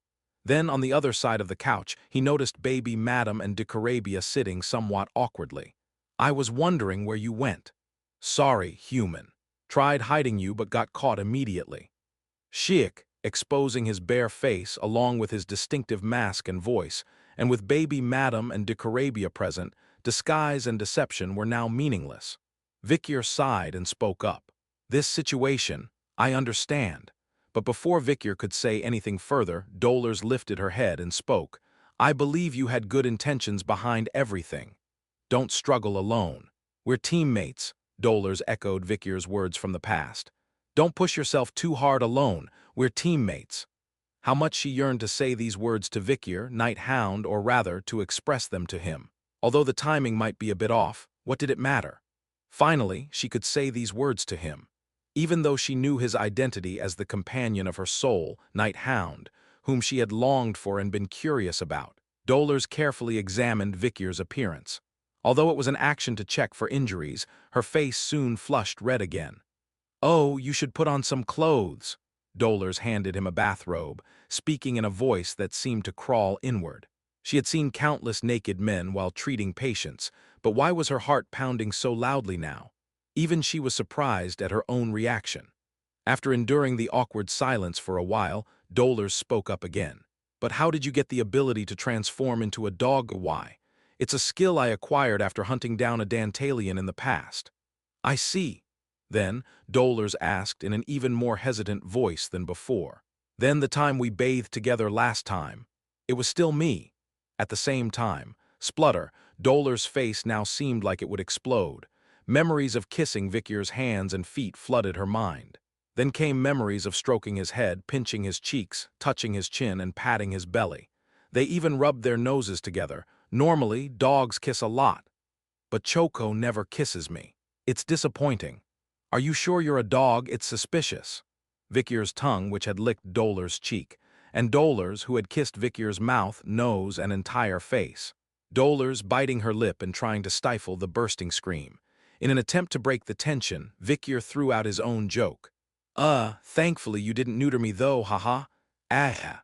Of course, it only provoked Dolores even more. 2 more days passed. Dolores was able to clear away all the doubts she had before. The more painful reality is, the more deeply we must contemplate the meaning of life. It will ultimately lead you to a better realm of goodness. This isn't the result of agonizing and worrying, but rather, the process itself holds meaning. "Thank you, Vikier." Her expression, seemingly enlightened, was resolute like never before. Vikier, not well versed in theology, simply nodded. Before, Dolores wasted the most time on this floor before regressing, but this time seems different. In the past, Dolores had wasted months on this floor until unexpectedly Tudor convinced her to leave in search of Bianca. But this time, Dolores quickly shook off her doubts. Whether it was due to enlightenment, the shocking event in the bath, or both, it's hard to say. "If we go outside the gate, will we part ways again?" "Most likely." Vikier casually nodded in response to Dolores' wistful question. But even if they parted now, they would meet again someday. That's how the tower worked. Just by Dolores waking up a bit earlier and entering the tower, countless lives could be saved. With determination, Dolores took a step forward. Vikier took a step forward. Dolores, who had hesitated for a moment behind him, briefly grabbed the hem of Vikier's clothes. And then, with determination, she also took a big step forward, standing side by side with Vikier. A small bonus for those who have endured to come this far. Send a message to the person waiting outside the tower for you. "We won't be fooled by your fake answers." Originally priced at the equivalent of 1 gold candy, the letter item is provided free of charge once a month to residents of this floor. We don't have time to wait for months. Even at this moment, Countless people are suffering on other floors. The chance of entering this room is not even 0.0001%. You are the chosen lucky one. Whether what's in front of me is luck or not, that's for me to decide. Starting from the next floor, the difficulty will increase by at least 10 times compared to the floors you've passed. No matter what hardships await, it doesn't matter. I'm not afraid. Please rest here, recharge your body and mind, and challenge the tower again. Are you ready? Of course. Vikyr and Dolers stood side by side at the starting line. The path ahead will truly be a difficult journey. With you, I can endure anything. Are you really okay with leaving this comfortable place behind? My heart won't change no matter the circumstances. In response to Dolers' confident answer, Vikyr nodded. Eventually, they walked together, towards the same place in the same direction with the same stride. Companions. Their gaze was unwavering and shining brightly, seemingly unafraid of the imminent core of darkness awaiting them in the abyss tree, the 11th floor. Chapter 343. Balak 1, Chapter 343. Balak 1, Ting. Exiting Lost Paradise on the 10th underground floor, entering River of Time on the 11th underground floor. Vikyr felt his surroundings gradually brightening. When he looked up, he found himself alone. Dolers, who had been beside him, seemed to have veered off into a different space without him noticing. Seems like I've landed in an unpleasant place. Vikyr surveyed the surroundings. Razor-sharp leaves and prickly thorns surrounded him. The air was hot and humid.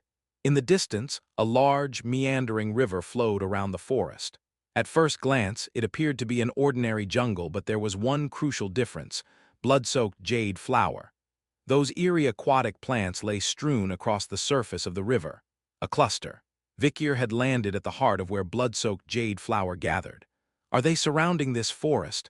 No wonder it's difficult to get out. Blood-soaked jade flowers filled every bend of the river encircling the forest. The scale was so vast that it couldn't be fully comprehended at a glance. Concerned that the flowers might emit toxic gas, Vikyr flipped a picaresque mask onto his face, excluding the flowers. Other than the flowers, it seems like an ordinary jungle. Vikyr turned his gaze back to the forest. In an instant, Vikyr sensed something was amiss. His attention had been drawn to the vast cluster of flowers blanketing the river, preventing him from noticing. The forest now displayed the same appearance as it had moments ago, but everything apart from the basic landscape remained in constant flux. Swoosh, swoosh, leaves sprouted from strange branches, bloomed into flowers and bore fruit in no time.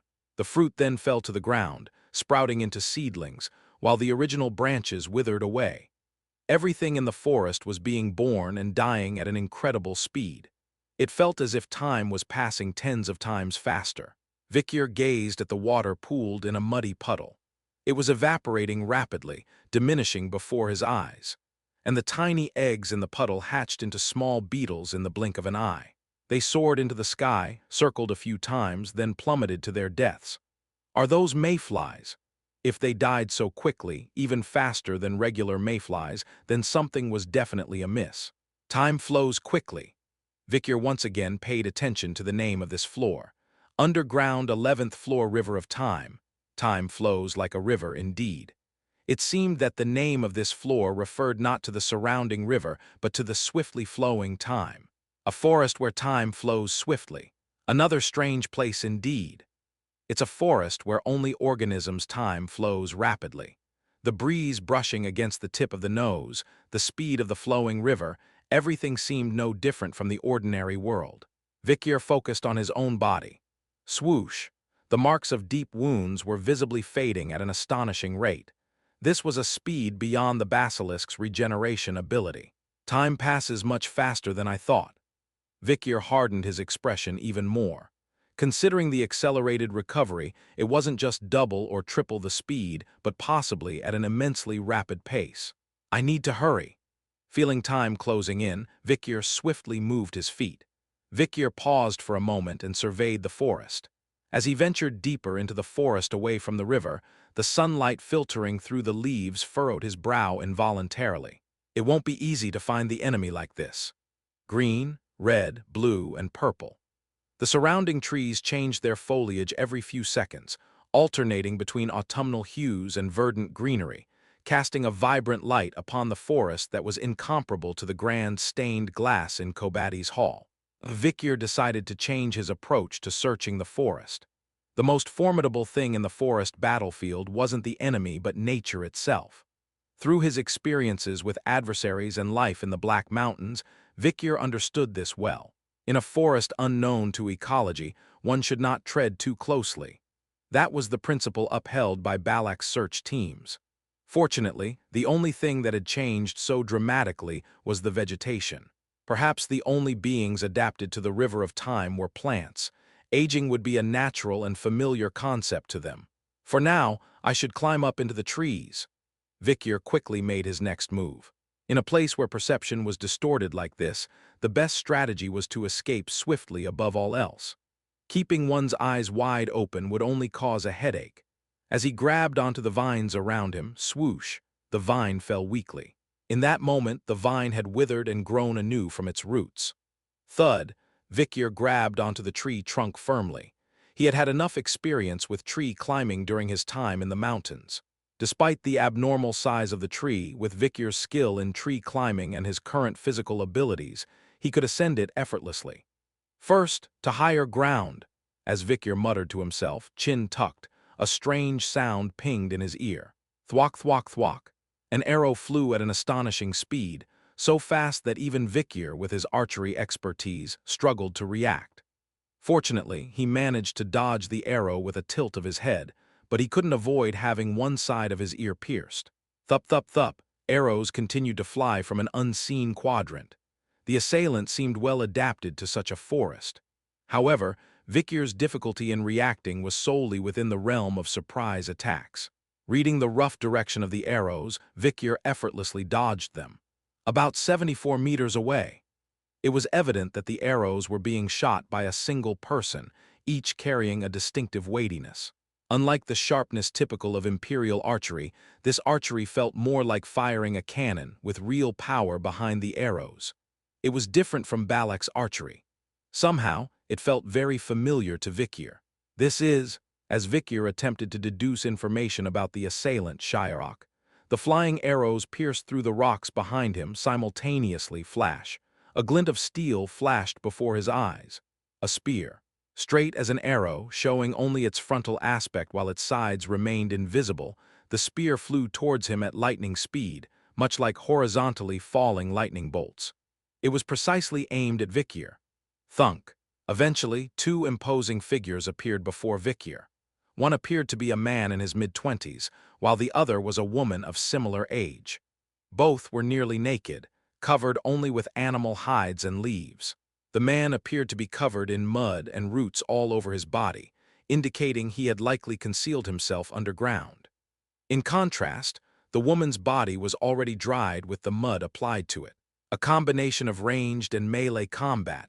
The man wielded a long spear, while the woman held a large bow, and their coordination seemed quite seamless. Swish, thud. As the man swung his spear, widening the distance, the woman's arrow punctured the gap without fail. This wasn't just a case of the arrow compensating for the spear's openings afterward. Rather, it was a coordinated lure attack where the spear deliberately set up shots for the arrow to finish. A combination attack of such high level would be impossible to handle without the partnership of veteran fighters who had spent decades, if not hundreds of times more, on the battlefield together. However, Vikir was a seasoned veteran who had rolled through countless times that of their time spent coordinating in battle. Click, crunch. Grabbing the spearhead plunging toward his flank, Vikir twisted it with his hand. Thunk. While the man attempted to hold onto the spear, there was already a significant disparity in strength from the outset. Confirming the spearman's wrist bending, Vikir immediately pulled the spear towards himself. Whoosh, thud. Extending his arm like a snake, Vikir, with a firm grip on the spear, exerted force toward the spearman's neck. Crunch! The man caught by Vikir's grip was promptly slammed to the ground right there. At that moment, the woman behind rushed forward in astonishment. Thup, thup, thup, thump. Reacting to the man's plight, she unleashed 4 arrows with superhuman strength all at once, all while on the move. However, Vikir gracefully retreated backward while extending his opposite hand forward. In real time, It appeared as though the arrows were being caught between the extended fingers of his hand. Increasing my reflex stat has paid off. Though it was only a small increase, the addition of a previously non-existent stat had a tremendous effect. Clack! With just a movement of his hand, Vikyr effortlessly caught all 4 flying arrows. This can't be," the woman muttered in disbelief. At that moment the man caught by Vikyr's hand exerted all his strength to shout, "Don't come closer!" He was warning the woman desperately. Despite Vikyr pressing down with all his might using his knee, the man's entire body still writhed as if in protest. "Run! But how can I leave you behind when you're captured? Go get reinforcements." "I refuse. I won't leave you." The woman disregarded the man's words. Instead, she grimaced and drew the dagger strapped to her thigh. She was determined to confront Vikyr even if it meant risking her life. At that moment, Vikyr spoke with a light sigh. "That's enough, tutor Bianca." Instantly, the struggling movements of the man and woman came to a halt. Their eyes, previously obscured by foliage, widened in astonishment. Tutor Don Quixote and Bianca Usher. Gradually, both of them spoke simultaneously. Vikyr. Removing the dirt and leaves from their faces, they stood up abruptly. They were none other than Tutor and Bianca. Encountering their friend for the first time after entering the tower seemed to surprise and delight them greatly. But it wasn't just Tutor and Bianca who were surprised. Vikyr himself was taken aback as he watched the two rise from their seats. Peeling off their leaf masks and mud makeup, they revealed their bare faces. They appeared at least 10 years older than before. Chapter 344, Balak 2, Chapter 344, Balak 2, Tutor and Bianca. Vikyr glanced at the two, who seemed oddly cheerful all of a sudden. Memories from before the regression naturally surfaced. The true feelings of the two heroes, who had fought and bickered their whole lives, were revealed during humanity's most desperate moment in the 5th battle. At that time, the demon lord Amjujas, leading the legion of demons, had ensnared the ankles of the human alliance with the roots of countless demons. Among them, the most troublesome demon for humanity was undoubtedly the blood-soaked jade flowers. This worst monster, which sprouted anywhere there was water, posed a significant threat to the human soldiers in battle. But it became even more dangerous for those who were retreating after defeat. Vikyr, too, had a moment when he was pinned down by arrows while retreating, and suddenly faced death as the rushing river and rampant blood-soaked jade flowers blocked his path. The great hero who stepped forward in that dire situation was none other than Usher House's Bianca Usher. She unleashed arrows infused with her soul's power, detonating the densely grown blood-soaked jade flowers, opening the last escape route for the survivors. However, while Bianca saved numerous soldiers, she herself became trapped by the roots of numerous flowers and ultimately failed to escape. And then, at the moment when she was prepared to sacrifice herself, there appeared the last shield before her eyes, Tutor Don Quixote. "Run, you're in danger too. But how can I leave when you're caught? Just go get support or reinforcements." "No, I won't leave." Just like the conversation just now, at that time too, the two heroes quarreled with each other. And in the end, Tutor sacrificed himself to save Bianca and the other survivors, blocking the explosion with his whole body, and as a result, lost his life. Bianca, saved by Tutor at the brink of death, embraced in his charred arms. Her numb expression as she sat there endlessly, under the pouring rain mingling with tears, still vividly lingered in memory. The death of the man she had considered a lifelong friend, a childhood companion, and secretly, a lover. An eternal farewell without a chance to express her feelings honestly, to whisper love properly even once. No one left alive could speak as they watched Bianca, embracing Tutor under the rain of a land where everything had burnt down. And Vikyr had been watching all of these scenes from behind. At that time, I was just a lowly soldier watching the great heroes from afar. But now, Tutor and Bianca stood here, facing Amjujas much earlier than planned, who had separated them before the regression. And this time, the stalwart champion Vikyr stood guard before them. "Don't worry. Amjujas will meet his end at my hands in this lifetime. If that happens, Tutor and Bianca won't have to face a tragic future." Vikyr sincerely hoped for that to be the case. "Oh, why didn't you run away earlier? Go when I tell you to." "I was hesitating because I felt sorry, all right. Then do it properly next time, you just got your ankles caught. Are you mocking me? It was your fault that Victor got a hold of me. Was I too weak to get caught? It's because Victor is strong, and even you would have been caught. Are you comparing an archer to a spearman? Seriously, can't handle even one forced situation. From now on, when I say to go, just go. It's my damn call. They would continue to bicker like this, confirming each other's importance. Probably forever, spending their lives together. Victor quietly stroked his chin. Now it's time to calmly analyze the reality before them. Victor keenly felt that Tudor and Bianca, whom he hadn't seen for a long time, had changed a lot. They had grown taller and their bones and muscles had developed. In Tudor's case, his jaw had become thicker and his voice had lowered significantly, making him look more mature. Bianca had also undergone significant changes in her physique. Above all, both of them had auras within them that had increased incomparably compared to before. "How long have you been on this floor?" When Victor asked, Tudor grinned. "It feels like it's been over a week. It's just a feeling, though. If we roughly estimate based on the sunrise and sunset, today marks exactly 55 days since we arrived. It's been 7 years. Bianca provided an exact answer. Although it had been only about a week since they arrived on this floor, 7 years had passed in the time frame of this floor alone.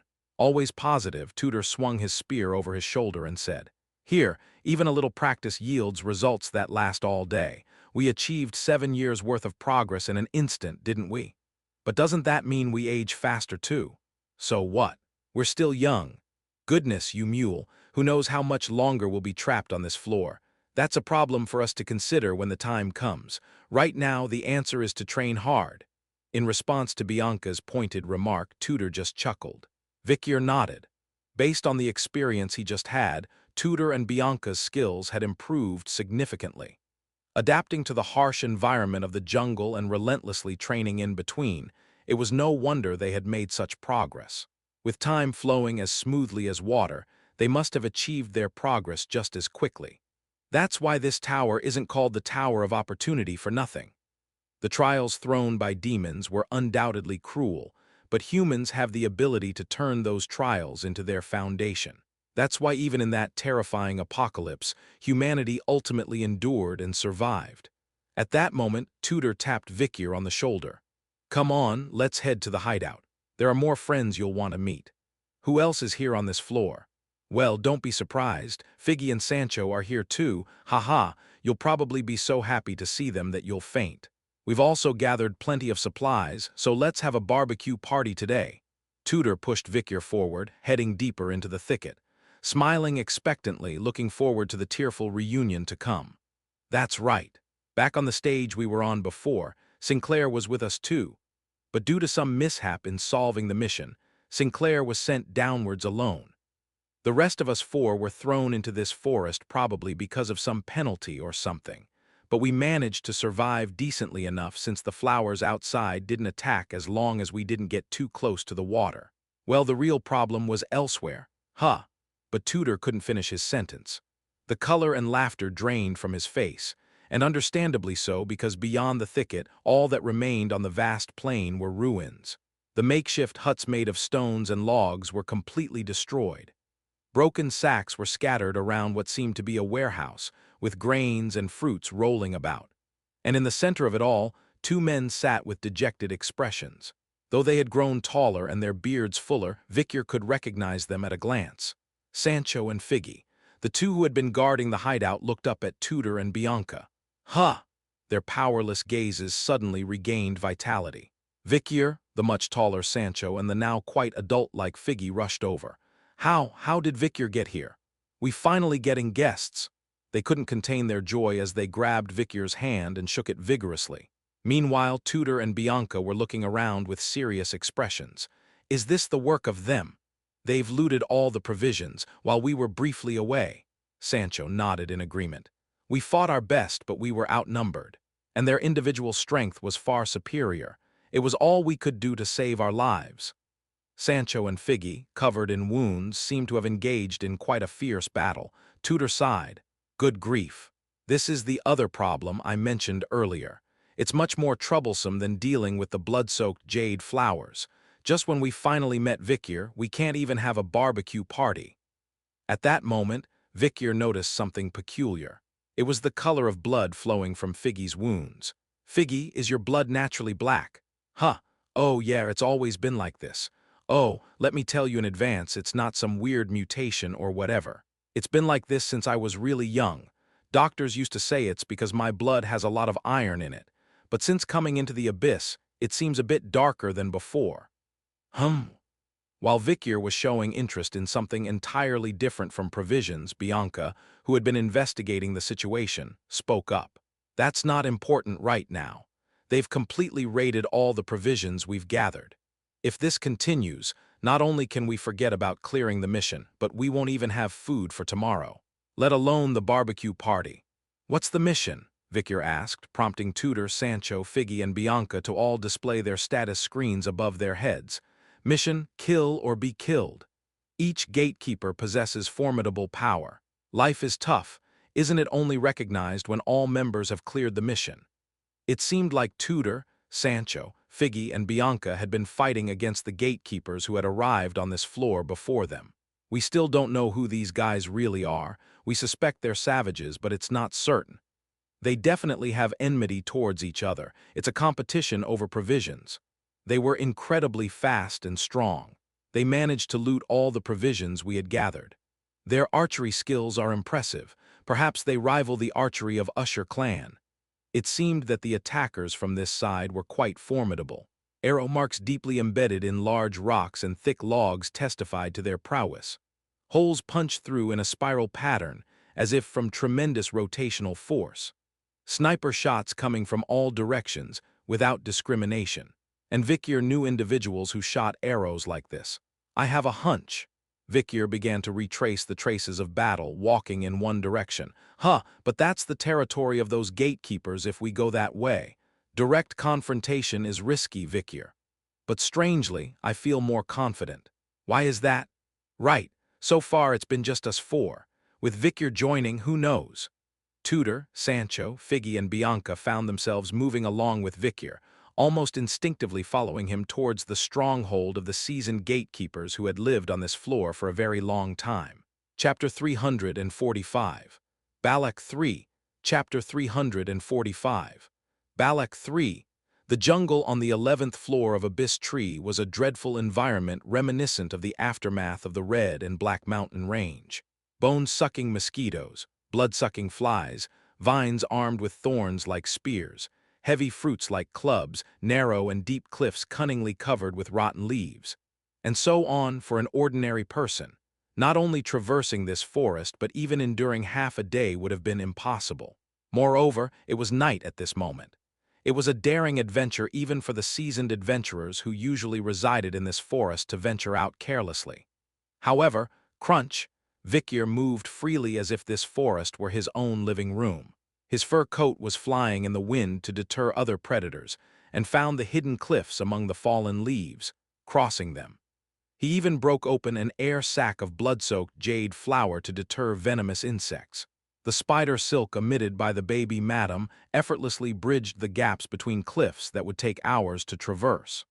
All of this was carried out skillfully and effortlessly, as if he had been living this way for decades.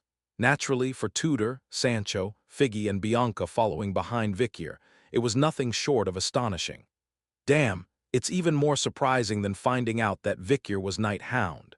How does he move so well? Even Basilios, the mercenary king of the north, wouldn't be able to do this. Wait, WHAT? Vicyr is Knight Hound. Wait, what are you talking about?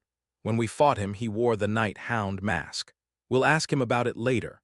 Meanwhile, Vicyr reminisced about his past life. Two memories came to mind: the era of destruction, a harsh time when survival depended not only on swordsmanship but also on skills like herb gathering, surveillance, tracking, stealth, ambush, assassination, restraint, healing, cooking, and everything else. And another memory was the 2 years spent in the Red and Black Mountains. Spot! Vicyr effortlessly split a rotting log blocking his path in half and passed through. With a lightning-fast vibration from the edge of his blade, he effortlessly severed everything with his graduator aura spinning at high speed. And once again, Tutor, Sancho, Figgy, and Bianca were amazed by his strength. Victor, what level are you? My word, how much have you raised your stats? You've been this strong since outside the tower. He's really a secretive one. Then pause. Victor, who had been walking ahead, stopped in his tracks. He examined the footprints left in the mud on the ground, checked the direction of the wind, then lowered his body and turned back behind the bushes to conceal their scent. Beyond the thick darkness, a faint beam of light could be seen. About a dozen people were gathered around a small campfire. Tudor whispered softly, "Those guys, savages, the ones who stole our food." The challengers of the tower who had arrived on this floor before Tudor, Sancho, Figgy, and Bianca. They were all warriors with robust builds. Their faces smeared with mud, bodies covered in animal skins and leaves. Tudor whispered softly from the side, "Those guys have laid dry branches similar to dry reeds near the camp area. Stepping on them makes a loud noise and breaks them." "I know. Let's clear away the dry reeds and approach." Victor cautiously approached, avoiding the scattered dry branches on the ground. Moving at a slow pace, barely covering a few meters in an hour, Victor managed to get close to the food thieves. Crunch! Stepping over the dry branches and bushes, Victor emerged right in front of the campfire. "Hand over the food." Without a sound or warning, the attackers, taken aback by Victor's sudden appearance, grabbed their bows and arrows from the side. Ping! An arrow was shot immediately. The attackers, each seemingly a master archer, effortlessly shot arrows with a familiar motion. And seeing the arrows flying, Victor was certain. These are Balak's warriors. He had already heard through Cindy Wendy's report about their mysterious disappearance before entering the tower. He had worried about where they might be, trapped in the depths of Amjush's abyss tree. Nevertheless, it's fortunate they're alive. Victor thought the problem would be unexpectedly easy to solve. Eventually, Victor removed his mask, revealing the tattoo on his shoulder representing Balak's hunting grounds. "Stop! It's me!" The natives of Balak, or rather the warriors of the indigenous tribe existing in the vicinity of the Red and Black Mountains, could not have been unaware of Victor. Wasn't he the hero who saved all tribes from the terrifying plague of Red Death and the colossal flood? But, unexpectedly, trouble was brewing. "Who's that guy? Why does he have our tribe's tattoo? Does anyone know this guy?" "Don't know him. Just knock him down for now." The warriors of Balak had absolutely no recollection of Victor. Despite their considerable age, tattoos on their shoulders, archery skills, and faces adorned with black ash, it was evident they were from Balak. Yet they seemed to have no memory of Victor. Bang! Avoiding the arrows now being shot in earnest, Victor had to step back a few paces. "These warriors of this age don't recognize me." With a hint of doubt, Victor drew his sword. "Do you still not recognize me?" His Baskerville-style swordsmanship unfolded. It was something the warriors of Balak, who had fought against Baskerville for their entire lives, couldn't possibly not recognize. However, this guy is using strange swordsmanship. "What, Fangs? I've never seen anything like this. Don't engage, fight from a distance." The warriors of Balak still didn't recognize Victor, only acting strangely agitated. "It doesn't seem like a memory issue. Something's off." Victor furrowed his brow. Certainly, the people in front of him were Balak's warriors. Yet, for some reason, they behaved as if they had no memory of Victor, despite having no traces of any mental magic affecting them. With a sense of resignation, Victor said, "If you've forgotten, I'll have to remind you how a former foreign slave like me became your tribe's hero." At the same time, Victor took out an item. It was the only hidden item that Victor, who had always dismissed the need for items and received all rewards as candies, had ever desired. True scale of equality, /scale/s depending on the highest stat value, the values of other stats change. All stats gradually increase in accordance with the highest stat until all stats become equal. With the golden scale in hand, Victor opened his status window. Victor LV, 1% nickname. Rat Hunter, Hell's Dogmaster, Lumberjack, Magin Killer, Black Seas King Executioner, Dragon Trainer, New. Stats Strength, 798 Agility, 92 Stamina, 100 Physical Resistance, 1 Magical Resistance, 1 Reflexes.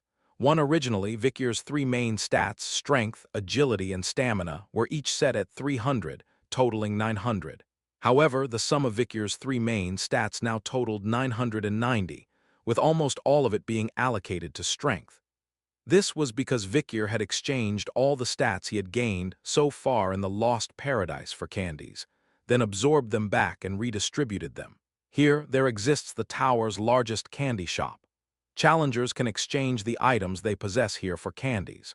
Even the candies that have been consumed and stat-boosted can be regurgitated and turned into candies, especially for the residents of this floor. If you regurgitate candies consumed before entering this floor, you'll receive an additional candy for every 10 candies. Vikyr hadn't planned to use the store, but he exchanged his stats for candies and received extra candies for every 10 candies. Then he consumed them all over again. It's like just removing the bait from the trap set by the demons. Probably, if Amjujas and his fairies caught wind of this, they would likely be hopping mad. Vikyr received the most common red candies based on probability. Although green candies boosting agility and blue candies boosting stamina hardly appeared, it turned out to be better for Vikyr. It was because he possessed the true scale of equality, as mentioned earlier. The true scale of equality was an item that gradually increased all stats to match the highest stats value and would disappear once all stats became equal. It was originally an item I sought to raise the values of special 3 major stats, not the basic 3 major stats. But, due to the slow rate at which stats increased by the scale, challengers rarely benefited from it. To fully utilize it at 120%, one had to spend an extremely long time inside the tower, perhaps long enough to pass through all stages of youth and become elderly. What good would it be to become stronger only after becoming old? But, fortunately, time flows like water in this forest. Vikyr was aging rapidly. His hair grew rapidly, his bones and muscles thickened. His voice gradually deepened, and lines began to appear on his face. And accordingly, naturally, the stats Vikyr possessed also began to change. Ting, the item true scale of equality, begins forcibly adjusting the balance of stats. The balance between strength, stat, and other stats is not matching. Other stats are being forcibly adjusted based on the value of strength stat, which is 798. The agility stat has increased from 92 to 93. This change will continue until the agility stat reaches 798. The stamina stat has increased from 100 to 101. This change will continue until the stamina stat reaches 798. The physical resistance stat has increased from 1 to 2. This change will continue until the physical resistance stat reaches 798. The magical resistance stat has increased from 1 to 2. This change will continue until the magical resistance stat reaches 798. The reflexes stat has increased from 1 to 2. This change will continue until the reflexes stat reaches 798. The agility stat has increased from 93 to 94. The stamina stat has increased from 101 to 102. The physical resistance stat has increased from 2 to 3. The magical resistance stat has increased from 2 to 3. The reflexes stat has increased from 2 to 3. The value of the highest stat, strength, is 798. And all 6 stats Vikyr has developed are increasing by 1 to match this value of 798. Underground 11th floor. River of time, waves of time flowing like a river. It was entirely in favor of Vikyr. Chapter 346, Balak 4, Chapter 346, Balak 4, Underground 11th floor River of Time. This place is truly unique.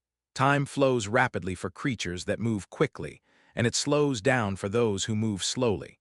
This law applies generally in the world, but it was particularly pronounced in this floor. Vikyr moved with agile speed, and each time his stats increased. Ding! Agility stat increased by 1, stamina stat increased by 1, physical resistance stat increased by 1, magic resistance stat increased by 1, reflexes stat increased by 1. With each intense movement, Vikyr's stats were skyrocketing at an incredible speed. Whoosh! Vikyr lightly tilted his head backward, effortlessly dodging the flying arrow. His movements were extremely economical, with not a single motion wasted. His reflexes stat had blossomed, and he was in the midst of growth, enabling such feats. It was a talent so rare that only a few throughout human history possessed it. Vikier, who was once mediocre, now found himself capable of seizing everything that had been resigned to mere chance or innate talent.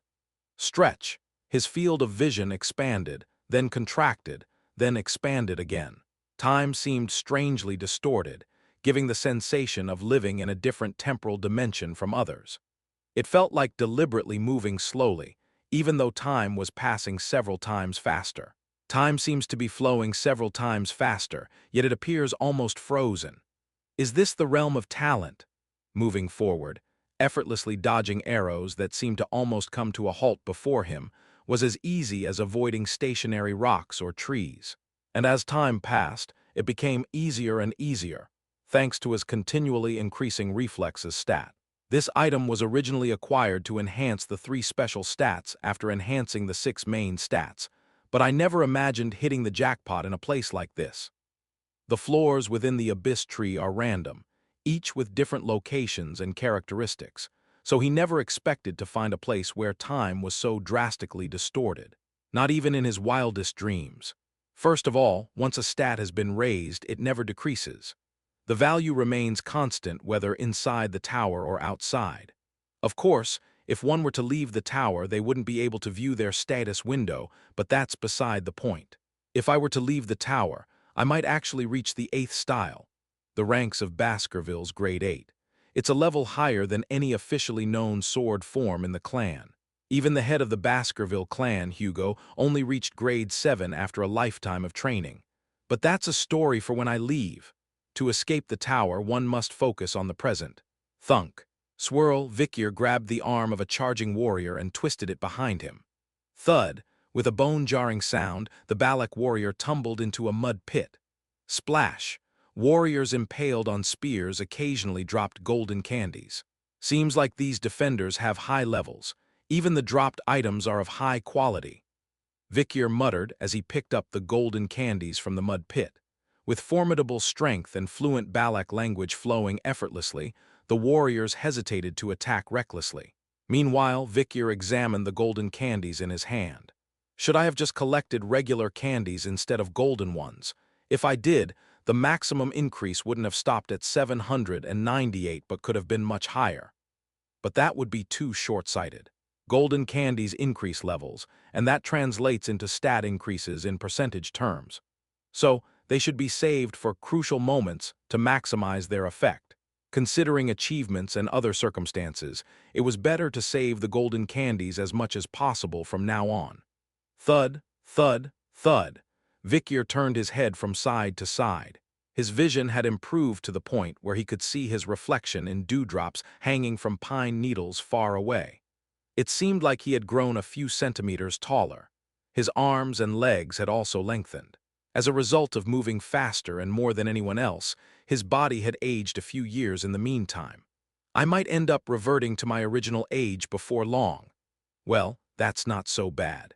It's more familiar than the appearance of a young boy, and it might be a bit quieter around here. Swoosh, thud, clang. Vikier continued to wield his sword. Like a snake, he sliced through the arrows flying at him and aimed for the archers behind. The Balak warriors recoiled in terror, but Vikier's attacks tore through obstacles like rocks or logs and pursued them relentlessly. How can he move like that? There's no way. How can a beginner have such power? We don't stand a chance against them. Damn it, this is beyond our league. What are those fairy bastards doing? We need the master to come, otherwise. Even the brave and aggressive Balak warriors eventually lost their resolve. Thud. As Vikier grabbed the neck of a warrior attempting to flee and slammed him onto the ground. Swirl. He twisted his body just before hitting the ground to minimize the impact. Even so, it was a shock strong enough to render him immobile for a while, but fainting was out of the question. For a moment, Vikier was a bit surprised. It wasn't because the warrior he had just brought down appeared to be the oldest among the group, with grayish hair showing signs of age. This guy, he's using Baskerville's techniques. Back in the day, Vikier had taught basic techniques to Balak warriors during his time living among them. However, as Balak martial arts were much more advanced than Baskerville's techniques, skilled warriors didn't bother learning from Vikier. What happened? Vikier scratched his head. But even amidst his confusion, Vikier's hands methodically twisted and turned the enemy's wrist and elbow. Thud, crunch. Breaking the arm of the oldest warrior he had just captured, Vikyr spoke. If you all rush in, you'll end up like this. Seeing the oldest and strongest warrior in such a state, the other warriors had no hope of resisting. The Balak warriors remained silent, their mouths shut tight. They were at a loss. An unexpected presence, unmatched in strength, suddenly appeared in the tower, rendering even the usually aggressive and brave warriors powerless. Then there were voices interjecting in the midst of the silence. These barbarians look good. I get it. There's never been an opponent like this before. Even I'm getting a thrill just watching, but how about you guys? But seriously, how did Vikyr get so strong, or was he strong to begin with? Oh, I knew it. You were the one giving off the rum sent on the rooftop during the entrance ceremony. I recognize you now. Tutor, Sancho, Piggy, Bianca. These four appeared behind Vikyr. Oh, look at these boys with their bulging food pouches. Vikyr, don't stop me, I just want to. We've got it all back, everything we worked so hard to cultivate and hunt for. Sniff my tomatoes, radishes, and cabbage, how hard I worked to grow them. Oh, I found some salted pork too. Ah, I risked my life to get salt, even went to that damn flower's habitat. But Vikyr reached out and blocked Tutor, Sancho, Piggy, and Bianca. His gaze wasn't on the recovered food, but elsewhere. Twinkle, something shiny in the ear of the warrior he had just captured. It was clearly an earring.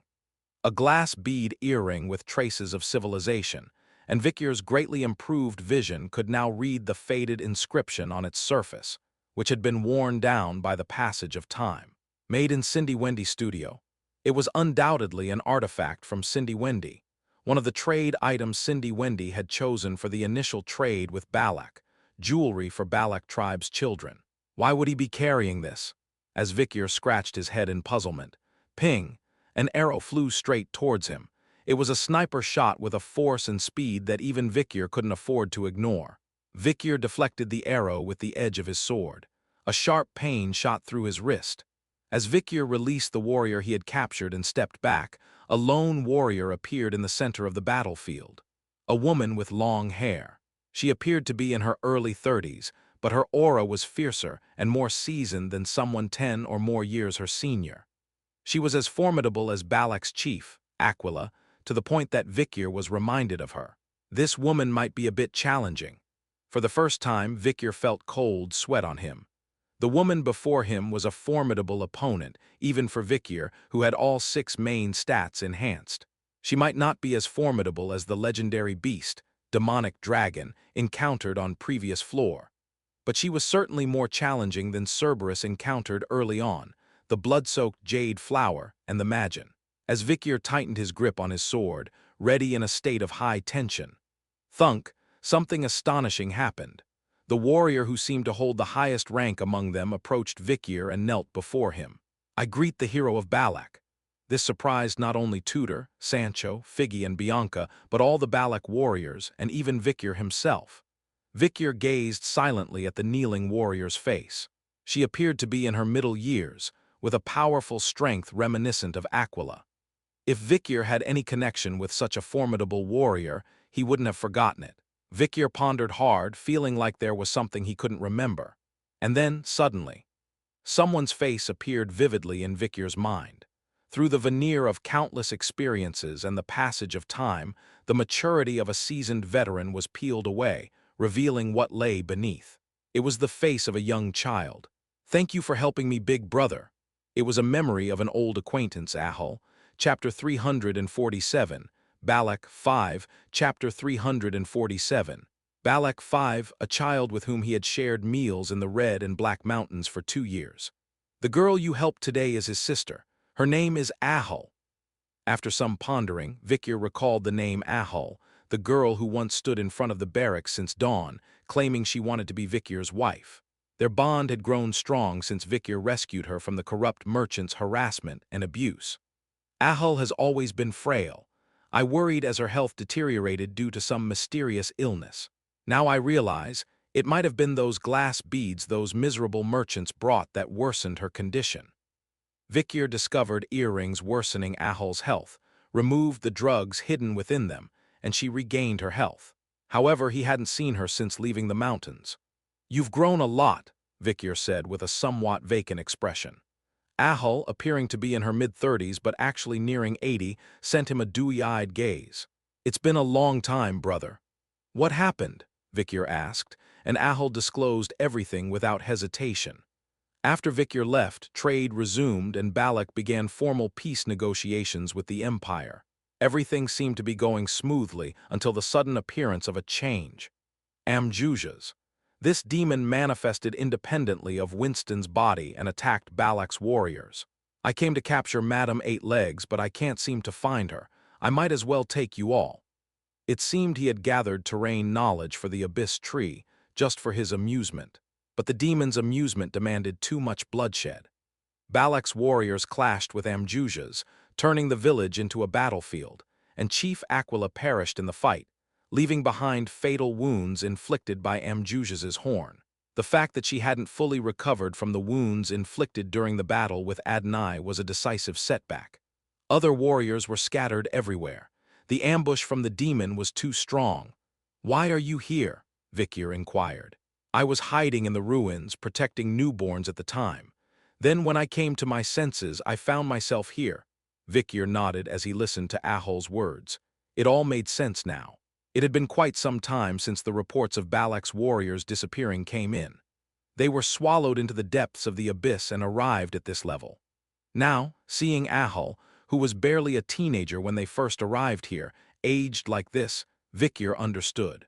The middle-aged warriors accompanying Ahul were likely newborns themselves back then, explaining why they didn't recognize Vikir. "I see.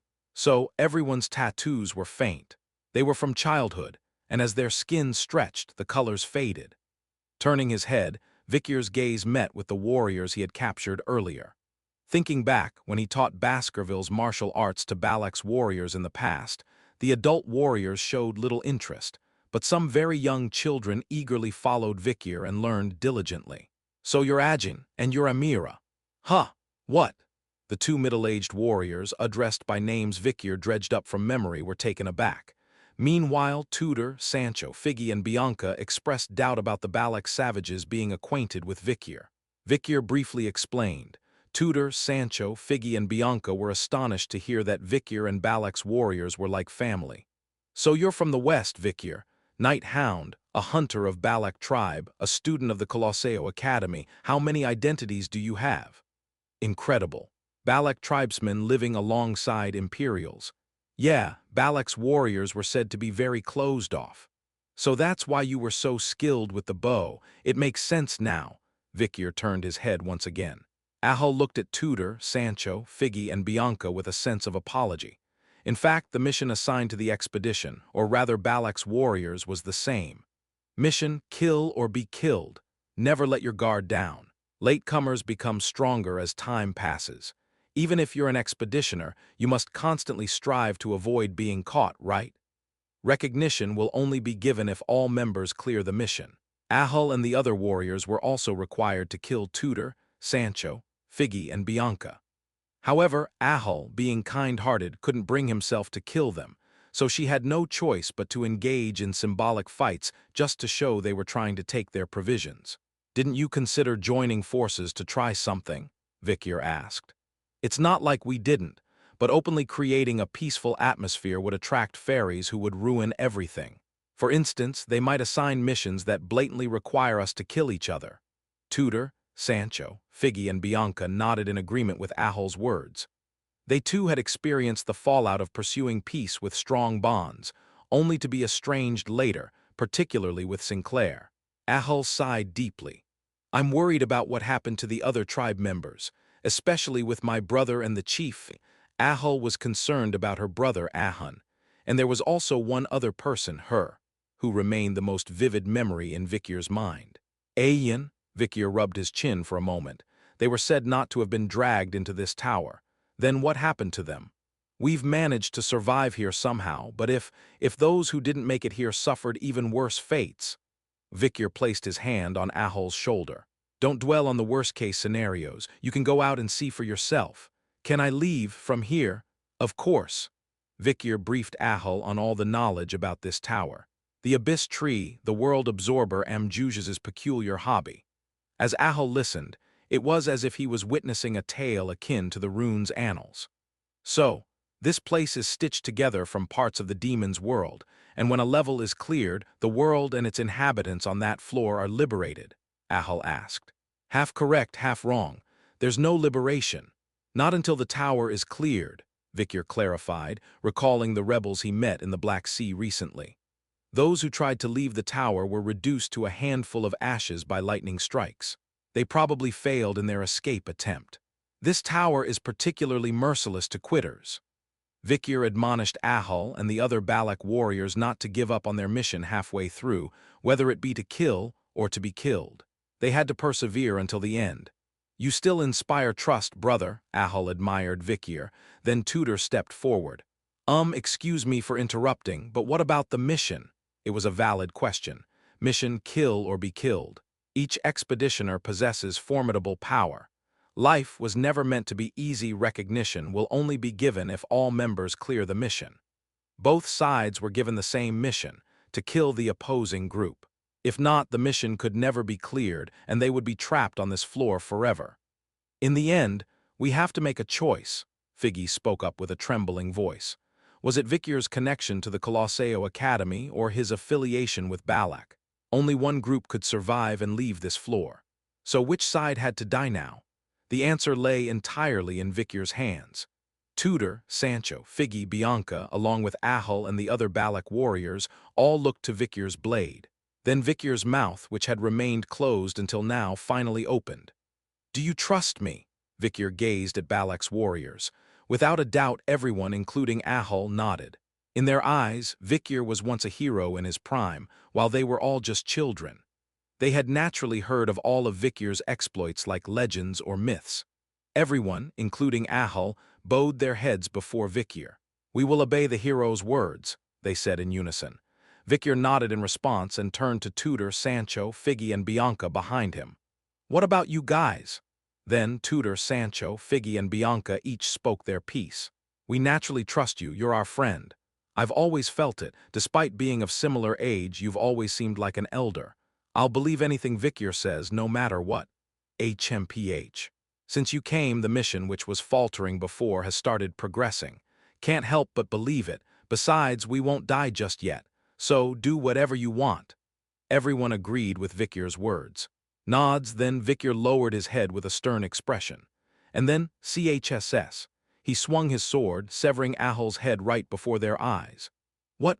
Before Tutor, Sancho, Figgy, Bianca, and Balak's warriors could even react in shock, a splatter. A relentless barrage of attacks traced an infinite trajectory, cleanly slicing through the necks of everyone present.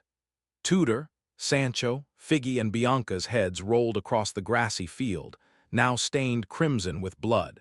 A dense fountain of blood sprayed into the air, faces frozen in disbelief. Vikyr stood silently amidst the scattered bodies, gazing up at the sky. Mission: kill or be killed.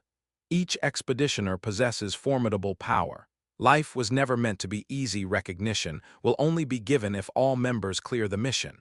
The mission still remained unfulfilled. Vikyr, who had doubted no one and killed all those who trusted him, stood alone. Gradually, his parched lips also quivered heavily. I also trust you all. Chapter 348. The Key 1, Chapter 348, The Key 1 in the darkness. Amidst the unfathomable void, Figgy stood alone. Leave. A voice of a middle-aged man echoed. The moment he heard that voice, Figgy sensed it. Is it that dream again? The illusion he saw when he was almost crushed by the golems during midterms. It was the nightmare he barely survived with Vikyr's help. This trash is not of my bloodline. A chillingly cold voice, followed by his mother's sorrowful sobbing. Where do you think you can go, you ignorant fool? Get out of here right now. Dispose of it. Murmurs surrounded him, trailing behind the sobs. And then it was the same as always.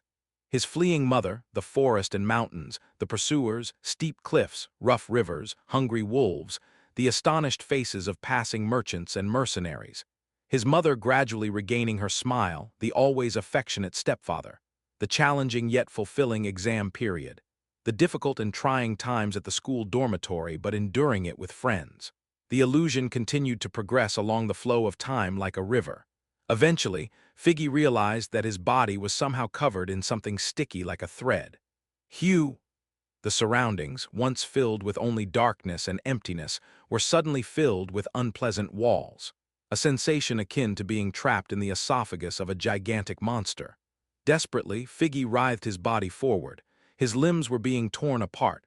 Eventually, he saw a door ahead, a large circular door. Around it, flames were burning. Entrance to the gate of destruction, Serpent's Townge. The ends of the fiery columns were split into two like the tongue of a serpent. Countless ominous columns of fire endlessly circled around the door. In an instant, Figgy felt a very strong desire. A desire so immense and primal to enter that door, something he couldn't resist. Why am I like this? Ordinary people wouldn't even dare to walk towards that door. Yet Figgy found himself walking towards it in a state he couldn't even comprehend. Then, "Hey, Figgy." A familiar voice came from behind. It was Tudor's. "Don't go that way. We're humans." Figgy paused for a moment at Tudor's words. Immediately after, Sancho's voice also reached him. "That door is for demons and the damned. You mustn't go." "Are you insane?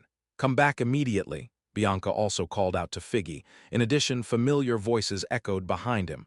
"Come back, Figgy. This way is safer. Absolutely do not go there. Here, come over here. Look this way. Turn your head." His mother, stepfather, hometown friends, all those he missed called out to him. Figgy suddenly found himself standing still, his eyes unfocused. And then, slowly, his head turned back. Figgy seemed to be leaning towards the door. Right at that moment, "Never look back." A voice that sounded as if it was speaking directly to his heart echoed. That heartbeat reignited his stopped heart and cleared his foggy mind in an instant. Hag, even though Figgy regained his senses, the shouts from behind persisted. "Figgy, look here, please. Behind you, look behind you. Run, Figgy, right now. Hurry, Figgy. Come this way." Voices of family and friends pleading him to look back. However, every time Figgy unconsciously tried to turn his head, a hot and fierce voice, almost like a growl of a beast, echoed in his chest. "Never look back, keep moving forward." It sounded like the groan of an old man with deep wisdom. With tightly closed eyes, Figgy took a step forward. "Figgy, are you out of your mind? Come back, why are you ignoring us? Come back immediately. Look here, Figgy, it's your mother. You ungrateful brat, if you don't look back now." At that moment, Figgy's face also turned into a grimace. How could he not turn back when the people he longed to see, those he cherished so dearly, cried out with such urgency? "Ugh!" Figgy stopped in his tracks, tears streaming down his cheeks. Then with closed eyes he attempted to turn his head. That's when, thunk, there was a hand holding Figgy's face. "Eek!" Figgy was startled and opened his eyes, but just before Figgy could look back, the hand gripping his cheeks turned his head back to the front. Figgy looked down at the hand holding his face, a rough hand wrinkled and covered in sticky blood and scars. The owner of the hand was standing right next to Figgy. "Keep walking forward." It was the same gruff voice from earlier. Trembling, Figgy moved his feet. Glancing sideways along the hand, he saw someone tall walking beside him. A middle-aged man. Though his features were hard to discern at the edge of his vision, Figgy could see that his hand and face were covered in burns and knife marks. Even as he limped, he supported Figgy as if guiding him forward, with a firm grip on his neck, shoulders, and chin, ensuring he couldn't look back. Eventually, Figgy found himself facing a large door, glowing flames and heavy steel. It was a door that involuntarily made one feel small. Yet Figgy, for some reason, felt no fear of the door. The only thing bothering him was the shouting voices from behind. Even that concern faded away, thanks to the mysterious man walking beside him who had brought him this far. There was a sense of unknown accomplishment and pride. For some reason, it felt imperative to cross this door. Just as Figgy was about to express his gratitude, the man beside him released Figgy's body. "Never look back. From now on, go alone." Simultaneously, the man's figure and voice vanished from Figgy's sight. Even without seeing, Figgy knew. He was never meant to be here, and he had just been taken away to a far-off place. He's a good person. With all his strength, Figgy pushed against the door in front of him, and he threw himself into the darkness beyond, Creek leaving behind only the dull sound of the closing door. "Gah!" Figgy jolted awake, his body drenched in sweat. As he lifted his head, the first thing he saw reflected in the puddle of water was his own face. I'm back." Running his fingers over his face, he found his teenage skin intact. All the years he spent by the river seemed to have reset his age completely. Slowly, Figgy looked up towards the ceiling. Gah, what he saw there was even more astonishing than before. Roots of plants protruding from the pitch black, deep ceiling like the night sky. The deep roots extending from the core of the abyss tree were passing through there, and hanging beneath the countless minor roots were fruit-like objects. Inside the fruit's outer shell, human forms were nestled, with only their faces poking out, making it clear who they were. Tudor, Sancho, Bianca, and the warriors of Balak were all tightly bound and hanging there, each one of them asleep with closed eyes. Figgy sensed that these enormous roots were the core maintaining the power of the abyssal abyss. Sure enough, as he looked down at the connected main root, he could see the veins inside sucking in water and fire from below the abyss. From there, various seeds of aquatic plants, such as the blood-soaked jade flower and jellyfish species like the shadowless king of the Black Sea, were being drawn along. I see, they were using our emotions as fuel to connect the human world and the abyss. Figgy spoke with a trembling voice. With just his current strength, Figgy couldn't do anything about the massive main root in front of him. But there was something he could do right now with his own power alone. Swish! He drew the sword hanging from his waist. The levels and stats he had accumulated through training by the river remained the same. Though his age had reverted, his experiences from that time were still ingrained in Figgy's hands. Ha! With all his might, Figgy swung the sword. The sweeping blow knocked down each of his friends hanging beneath the minor roots one by one. Figgy first approached Tudor, peeled off the fruit's shell, and began slapping Tudor's cheeks. "Tudor, wake up! Sancho and Bianca too!" As Figgy vigorously slapped their cheeks, Tudor, Sancho, and Bianca began to awaken one by one. What's going on? I distinctly remember father calling me to look back. Mother, where did she call me to? Oog, where is this? My head hurts. What's happening? My face has returned to its original age. They awoke in the order of their deaths. Figgy then pulled down all the remaining fruits. Even the natives of Balak who had been trapped inside also began to open their eyes one by one. Those who had died before, those who had killed before, all were now alive. Look at that, isn't that Balak members? What, they're all kids? No way, that face, it's hers. And they're all just children. Tudor, Sancho, and Bianca were shocked to see the youthful face of the girl before them. She was none other than Ahul. Overwhelming power, levels, and the expertise of seasoned warriors had been flaunted by the female warrior, who in reality was just a young girl. Everyone was astonished by this fact. Indeed, most of the Balak warriors who woke up from the fruits were young children, so Tudor, Sancho, Figgy, and Bianca couldn't help but feel somewhat disappointed. However, with the experience points, levels, and stats they had accumulated from their time by the river, they couldn't underestimate these children. They were already warriors of Balak who had lived for decades. Tudor, Sancho, Figgy, and Bianca, who had spent 7 years by the river, were well aware of this fact. Meanwhile, as Tudor, Sancho, Figgy, and Bianca looked at the main root of the abyss tree, each of them muttered something. So that's it. Our hatred, violence, anxiety, restlessness, and longing for life turned out to be the nutrients that sustained this abyss tree. The source of power heading towards the demons seems to be this. It's a pathway of nutrients connecting their world and the human world. So, is this what brought the flames and waters of hell here, to be used as a power source for the tower? All those unfortunate demons we encountered before must have crawled up through these roots. Just then, there, Ahul shouted in a timid imperial language. Tudor, Sancho, Figgy, and Bianca turned their heads in the direction Ahul was pointing. Gasp! There hung a large fruit. It looked much larger and heavier than the others. Inside it was Vikir trapped. "We'll get you out." Figgy swung his sword with a cautious expression.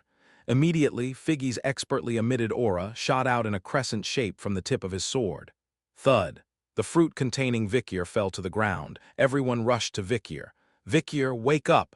Open your eyes, Vikir. He's breathing. Perhaps he's just in a deep sleep."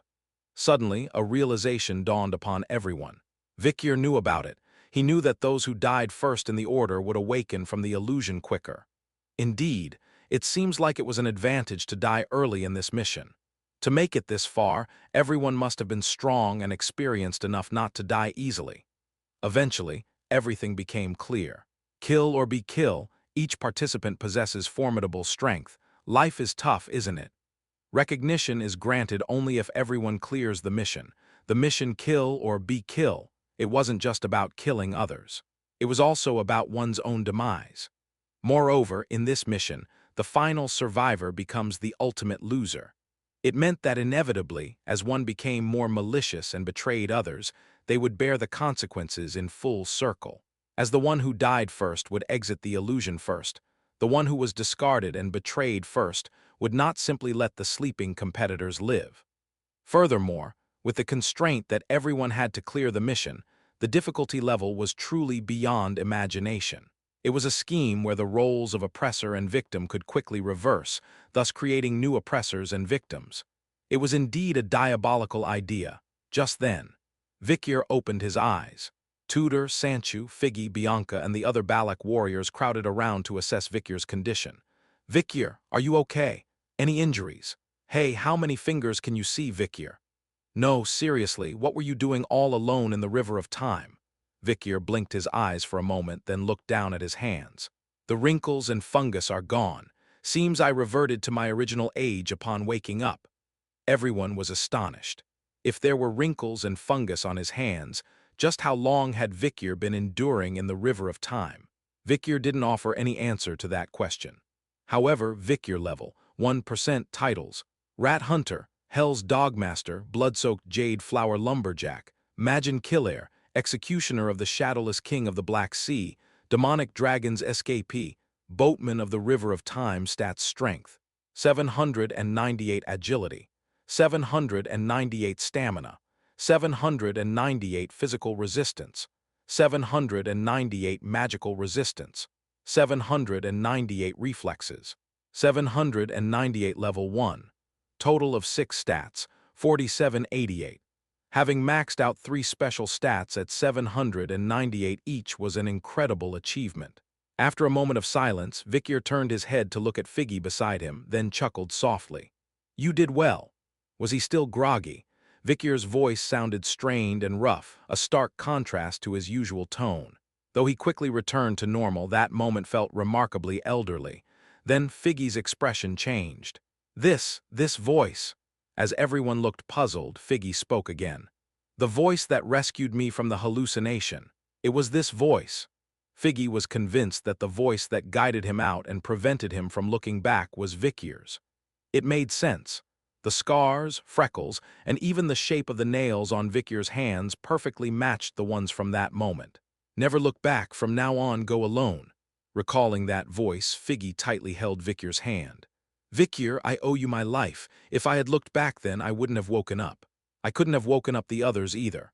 Touched by Figgy's sincere gratitude, Vikyr nodded his head briefly. "What's going on? I don't remember any of that." After a moment of contemplation, Vikyr formulated a hypothesis. He recalled his old comrades from when they reached the 10th floor paradise. Could it be that something similar had happened again this time? Vikyr thought that perhaps his residual memories from past regressions somehow materialized to aid his friends, just like before. At that moment an announcement came: "Mission complete, kill or be killed." The death match has finally ended. What did it feel like to die once? As the latecomers clear the mission, the early arrivals will be teleported out of the tower. Teleportation applies only to those who have cleared the mission. With a noisy alert, rewards began pouring in. Rustle, a heap of golden candies fell in front of everyone.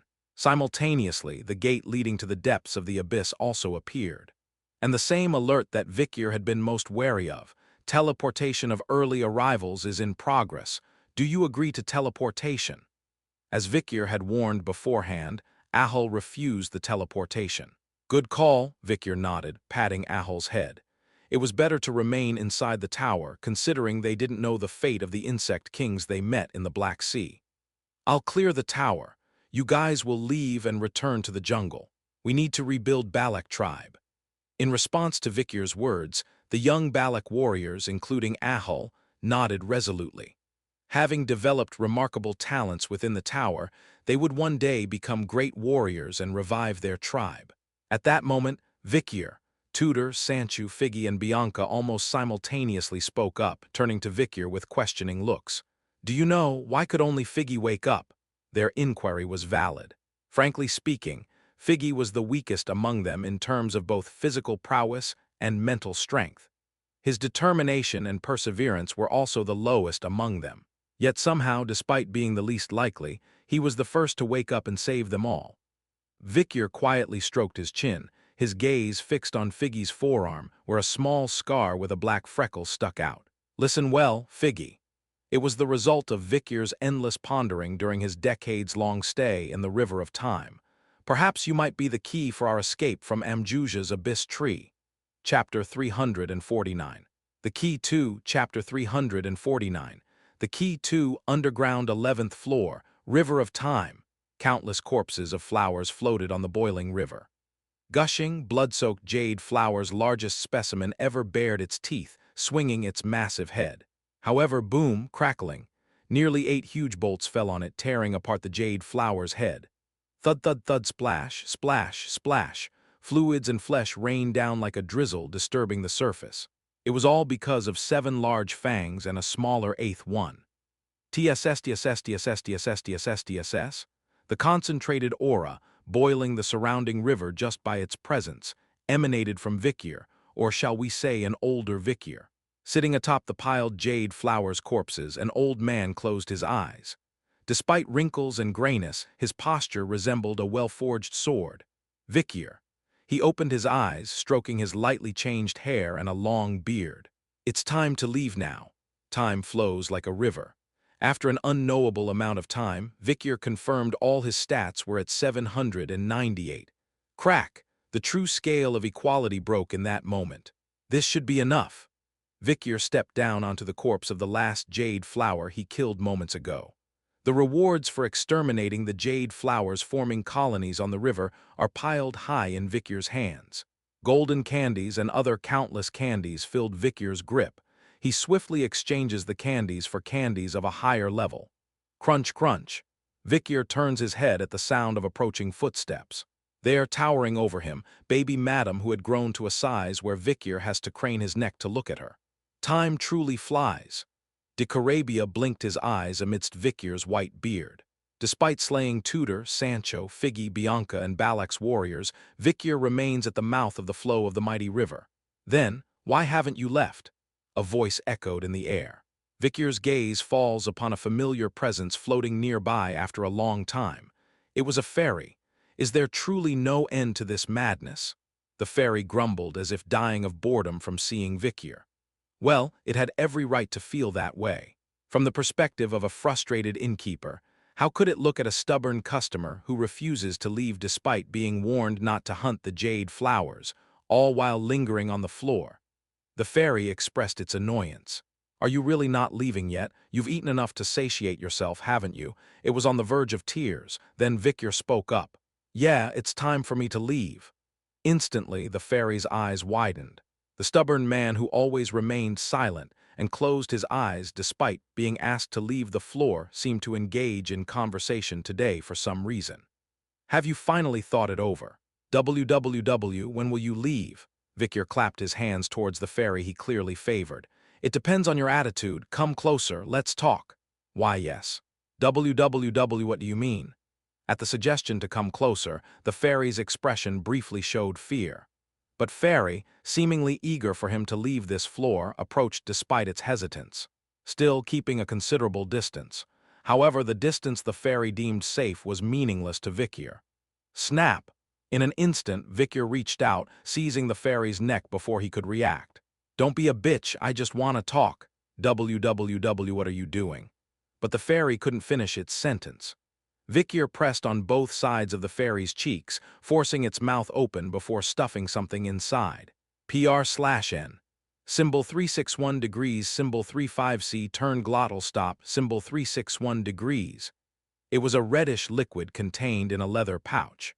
Gulp, gulp, gulp, gulp, the fairy had to drink the liquid Vikyr was forcing into its mouth, unaware of what it was. And soon the reaction followed. No.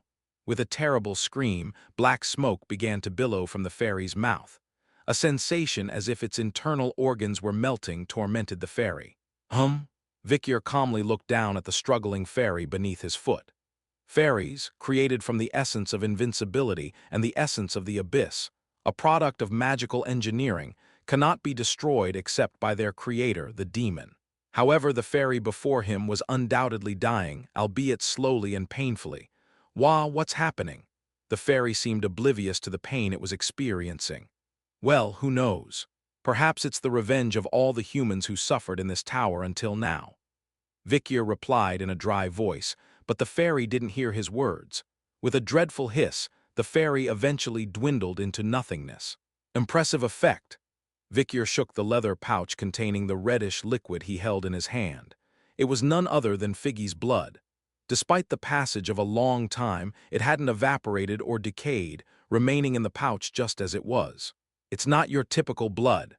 After killing Figgy, Vikyr had preserved his blood in the leather pouch. When he first noticed the faint scar on Figgy's forearm, Vikyr felt a sense of unease, typical of a seasoned demon hunter. Figgy, was your blood always this dark? Huh. Oh yeah, it's always been like this. Oh, just to let you know, I'm not turning into a demon or anything. Seriously, it's been like this since I was young. The doctors used to say there's a lot of iron in my blood, but since entering the abyss, it seems to have gotten darker. Vikyr nodded as he watched the fairy dissipate into a handful of blood essence. If my judgment is correct, you might be the key to collapsing Amjusha's abyss tree. Vikyr spoke up.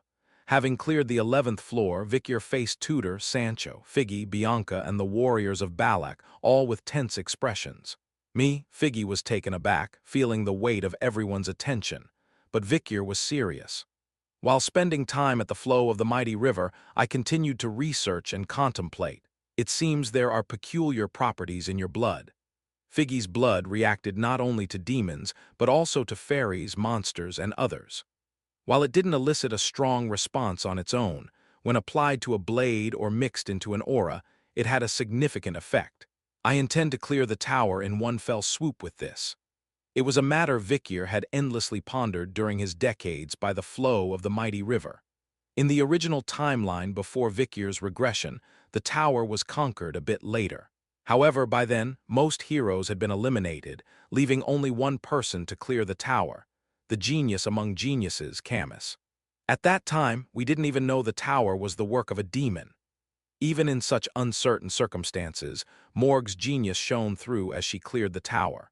But since she was not present in the tower anymore, someone else had to clear it. Moreover, back then, Figgy wasn't even in school.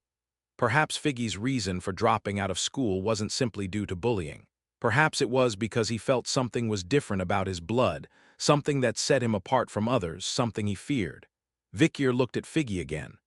A presence within the tower altering the causality. Perhaps he would become the biggest variable in the future. Vikyr grasped Figgy's shoulder and said, "The reason you woke up first is because there's something you need to do first." "Something I need to do?" Figgy lowered his gaze to his hands. Then, "Vikyr," Tudor called out to Vikyr. As Vikyr turned his head, Tudor extended his tightly clenched fist forward. "Take this." On Tudor's outstretched palm lay something gleaming with golden light candies. "Why are you giving this to me?" "Why not?" The one who responded to Vikyr's question wasn't Tudor but Bianca, who stood beside him. Soon, Sancho, Figgy, Ahul, and the other warriors of Balak also handed golden candies to Vikyr. "These are rewards for completing missions, but I think you would benefit from them more than I would. Please, Vikyr, all I can do is share my blood." "As you wish, hero, please." Everyone had the same look in their eyes. After a brief moment of silence, Vikyr nodded. "I won't waste them." The golden candies found their way into Vikyr's hands. Crinkle combining the rewards for mission completions and all the candies collected while hunting demons, the number was quite substantial. With an expectant gaze, Tudor asked, "Are you going to eat all of them at once and then go meet the destroy of the tower?" "No, there's something I need to do before that." Vikyr lowered his head once before retrieving an item from his pocket. Everyone's eyes widened. Return scroll/scroll/grade. A scroll that allows one to return to the tutorial zone once, providing an answer to the question, "Where do you want to go, my lord?" Warning. Using this item will reset your level. It was a return scroll that would take them back to the very first stage. Chapter 350. The Key 3, Chapter 350. The Key 3, Return scroll/grade. A scroll that allows one to return to the tutorial zone once, providing an answer to the question, "Where do you want to go, my lord?" Warning. Using this item will reset your level. A one-time item received when leaving the tutorial zone at the very beginning of the tower. The vast majority of challengers climbing the tower use this scroll early on. It's a very useful item when faced with life-threatening crises or missions that seem impossible to clear. In a way, it's like the last line of defense that can save your life once. Tudor, Sancho, Figgy, and Bianca all had surprised expressions. "Why, you haven't used this scroll until now? Impressive. I used it on the 3rd floor. I used it on the 1st floor. I used it just before dying on the 3rd floor, and I was so frustrated because all the levels I had worked hard to raise were reset." Furthermore, the warriors of Balak also said they had used this scroll before reaching the top-tier strongholds. Vikyr also thought it was time to use this scroll. Before tearing the scroll, Vikyr noticed the text at the bottom of the item description, a debuff that resets the level to 1 upon use. In a situation where life is hanging by a thread, you can't really complain about such things, but it's still quite a painful loss.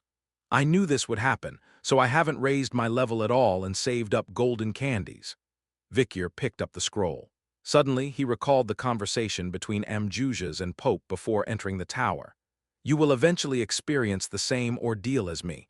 You will deny God, humanity, and yourself 3 times. Ho, ho, ho. Yes, you talkative one. It's true that our Quo Vadis is the descendants of those who denied God 3 times. But there's more to the story. The first disciple who denied Prophet Rune 3 times before the rooster crowed. He received the call of the resurrected Rune one day.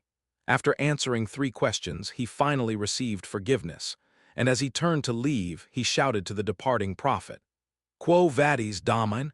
To which the prophet replied, "I return to be persecuted once again." Vikyr reflected on the words written on the scroll, "To return to the beginning once again." Without hesitation, amid the worried gazes of Tudor, Sancho, Figgy, Bianca, and Ahal, among others, Vikyr tore the scroll. As the sturdy parchment ripped into 2 pieces, a brilliant light enveloped Vikyr's entire body. At that moment, "Vikyr," Figgy shouted, "W will see you again, right?" At that moment, Tudor, Sancho, and Bianca, who were beside them, turned their heads as if to say, "What nonsense." "Of course we will. Vikyr never fails. With him, we'll definitely clear the tower." But despite this, Figgy still seemed uneasy. In Figgy's trembling pupils, something different was reflected compared to the pupils of the other friends, and towards such Figgy, "Wait and see." Vikyr left just a short remark with a dry smile. Keying, a piercing pain like needles stabbing the eardrums penetrated Vikyr's mind. With a nauseating vibration, Vikyr opened his eyes. Underground 1st floor. Tutorial zone. Dirty bats were flying around, and the ceiling was slowly descending. Except for the fact that rats had turned into bats, the scenery was the same as when he first entered the tower. At that moment, "Hello?" Distorted facial features, flesh and organs dripping down, grotesquely dried wings flapping. "I am the guide of the tower." The fairy appeared just like when Vikyr first entered the tower. He mechanically uttered his formal greeting, his lips cracking. "Until the bottom floor, a fair game, huh?" However, the fairy couldn't finish his scripted lines. Grasp, bang. In an instant, Vikyr, who had closed the distance, grabbed the fairy with a powerful grip and slammed it to the ground. The strength bursting out from a power stat of 798 was beyond what even the fairy could ignore. Moreover, splurt, Vikyr deeply thrust the dagger of Baalzebub, stained with Figgy's blood, into the fairy's abdomen. The fairy struggled a few times before dying, with an expression that seemed to disbelieve the situation. "How does it feel to experience death yourself? Is it enlightening?" Although the already dead fairy couldn't respond, Vikyr still asked. Because the faces of the students who unjustly died in the tower and the faces of the fairies who watched with amusement while chuckling came to mind. Eventually, Vikyr tossed the fairy's body aside like trash. Then he pulled out the pouch that was attached to his waist. Rustle, inside the pouch were golden candies, brimming with sweetness. Vikyr swiftly popped them all into his mouth, chewing and swallowing them. Crunch, crunch, crackle. The hard candy pieces melted in his mouth in an instant. At the same time, loud notification sounds rang in his ears. Warrior Victor at level 1 has leveled up. Warrior Victor at level 2 has leveled up. Warrior Victor at level 3. Warrior Victor at level 4. Levels skyrocketing at an incredible speed. Eventually, Victor's status window began to change with significant vibrations. Victor LV, 100%, titles, Rat Hunter, Hell's Dogmaster, Blood-Soaked Jade Flowers Lumberjack, Magin Killer, Executioner of the Shadowless King of the Black Sea, Demonic Dragon's Escapee, Boatman of the River of Time, Stats Strength. 1,000 plus 98,941 equals 99,941 Agility. 1,000 plus 98,941 equals 99,941 Stamina. 1,000 plus 98,941 equals 99,941 Physical Resistance. 1,000 plus 98,941 equals 99,941 Magical Resistance. 1,000 plus 98,941 equals 99,941 Reflexes. 1,000 plus 98,941 equals 99,941 Now, there was no need to hold back on levels. Victor instantly maxed out his level and returned to the state he was in before entering the tower. Moreover, the basic stats he had accumulated at level 1 had skyrocketed along with the level increase, and the same was true for the values of the 3 special stats that he was not originally born with. Strength, agility, stamina. The basic 3 stats felt much stronger than before entering the tower. However, compared to the newly developed talents, it was nothing but a side benefit. Reflexes, physical resistance, magical resistance. These 3 talents were innate abilities that only those favored by gods and the world could possess. Victor succeeded in developing them and pushed them to their limits. What was invisible became visible, and what was inaudible became audible. This tremendous sensation was something he hadn't felt even when he first used the 8th style. Now, perhaps, Victor drew his sword. Swish! A crimson aura flowed through the blade of Beelzebub. Eventually, after steadying his breath, Victor unleashed the ultimate swordsmanship he had honed over the years in the dangerous waters. Baskerville's 8th style. Since obtaining the first clue about this swordsmanship, he had made little progress until receiving the blessing of Saint Dolors, after which he was finally able to master it. Strictly speaking, Victor's swordsmanship, which was only at 7.5 styles, finally shone. Flash, turning heaven. 7 giant fangs and the 8th fang, almost the same size as the others, fiercely tore through the air. Swish, swish, swish, swish, swish, swish, boom. The onslaught swung in 8 directions, tearing apart the slowly descending ceiling. Thunk! The ceiling, descending, paused slightly. Although its movement slowed, it was still descending. It's about as powerful as the dragon's fist I encountered before. Victor quietly watched the tutorial ceiling descending. Eventually, Figgy's blood coated the blade of Beelzebub from the leather pouch at his waist. Swirl. The newly ignited aura prepared once again to reveal the 8 fangs. A hunting dog. The hunting dog of the iron-blooded swordsman clan Baskerville. With his fur bristling sharply and a fierce glare in its eyes, he leaped. Swish, swish, swish, swish, swish, swish, boom. The 8 sword strikes once again hit the ceiling, but this time it was different. Victor felt an unfamiliar sensation at his fingertips. It was a sensation of hyper-awareness that he would never have felt if it weren't for his almost 100,000 reflexes stat. It was beyond the ceiling. Something sinister and ominous lurked above the underground first floor. Logically, to clear the tower, one must go further down from the underground first floor. Victor infused even more power into Beelzebub. Eventually, the reaction began. Thunk, thud, thud, thud, thud, thud. The ceiling, seemingly stopping its descent, soon began to shake violently. Crackle, crackle, crackle, crackle, crackle, and soon it began to split with tremendous force. At the same time, a tremendous mana storm began to rage. A strange heat surged, not only crushing his body with powerful pressure but also boiling the mana within the body, amidst the powerful gusts. However, Victor stood firm in that spot, enduring the mana storm. Neither the pressure to fling his body nor the magical waves that crippled the mana within his body could affect Vikir. It was because Vikir's physical resistance stat and magical resistance stat were unbelievably high, and Vikir sharply observed through the fierce mana storm pouring through the cracked ceiling gap. The answer is clear. The high reflexes stat allowed him to clearly see beyond the fluctuating winds in real time. The fifth corpse Amjuja's threat level, S+ size, location, depths of the Gate of Doom, Townge of the Serpent, also known as the fifth corpse. One of the 10 calamities that harvest the lives of those born in that year, not the holy and sacred energy mentioned in myths, but a giant unicorn solely made up of malice and evil. How did a mere human reach this place? The fifth demon who corrupted Winston, the head master of the Colosseo Academy, was hiding there. Chapter 351, Outside the Tower 1, Chapter 351. Outside the Tower 1, how can a mere human reach this place? Amjuja's face contorted in astonishment as he spoke. Without a word, Vikir swung his blade once. Then fragments of crimson aura fell to the ground. Amjuja's expression changed abruptly. That blood, why is it here? The force bending the laws of death could be felt emanating from Vikir's blade, but Vikir didn't offer any answers to Amjuja's questions. He simply stated, all demons must die, merely reaffirming his conviction, forged through 3 lifetimes, his past life, current life, and the life he spent in the river of time. Crack! Amjuja's horn clashed against Vikir's blade, rupturing the air around them. Sparks flew through the countless cracks in the void like shards of glass. Crackle, snap, Amjuja sensed a different malevolence from Vikir's blade. Unlike their previous clashes, Vikir's blade was faster, more precise, and now exuded an ominous energy. Even if his increased speed and strength are due to the stats gained in the tower, is this unsettling feeling still because of that blood? Amjuja's recoiled, shouting, "What have you coated your blade with?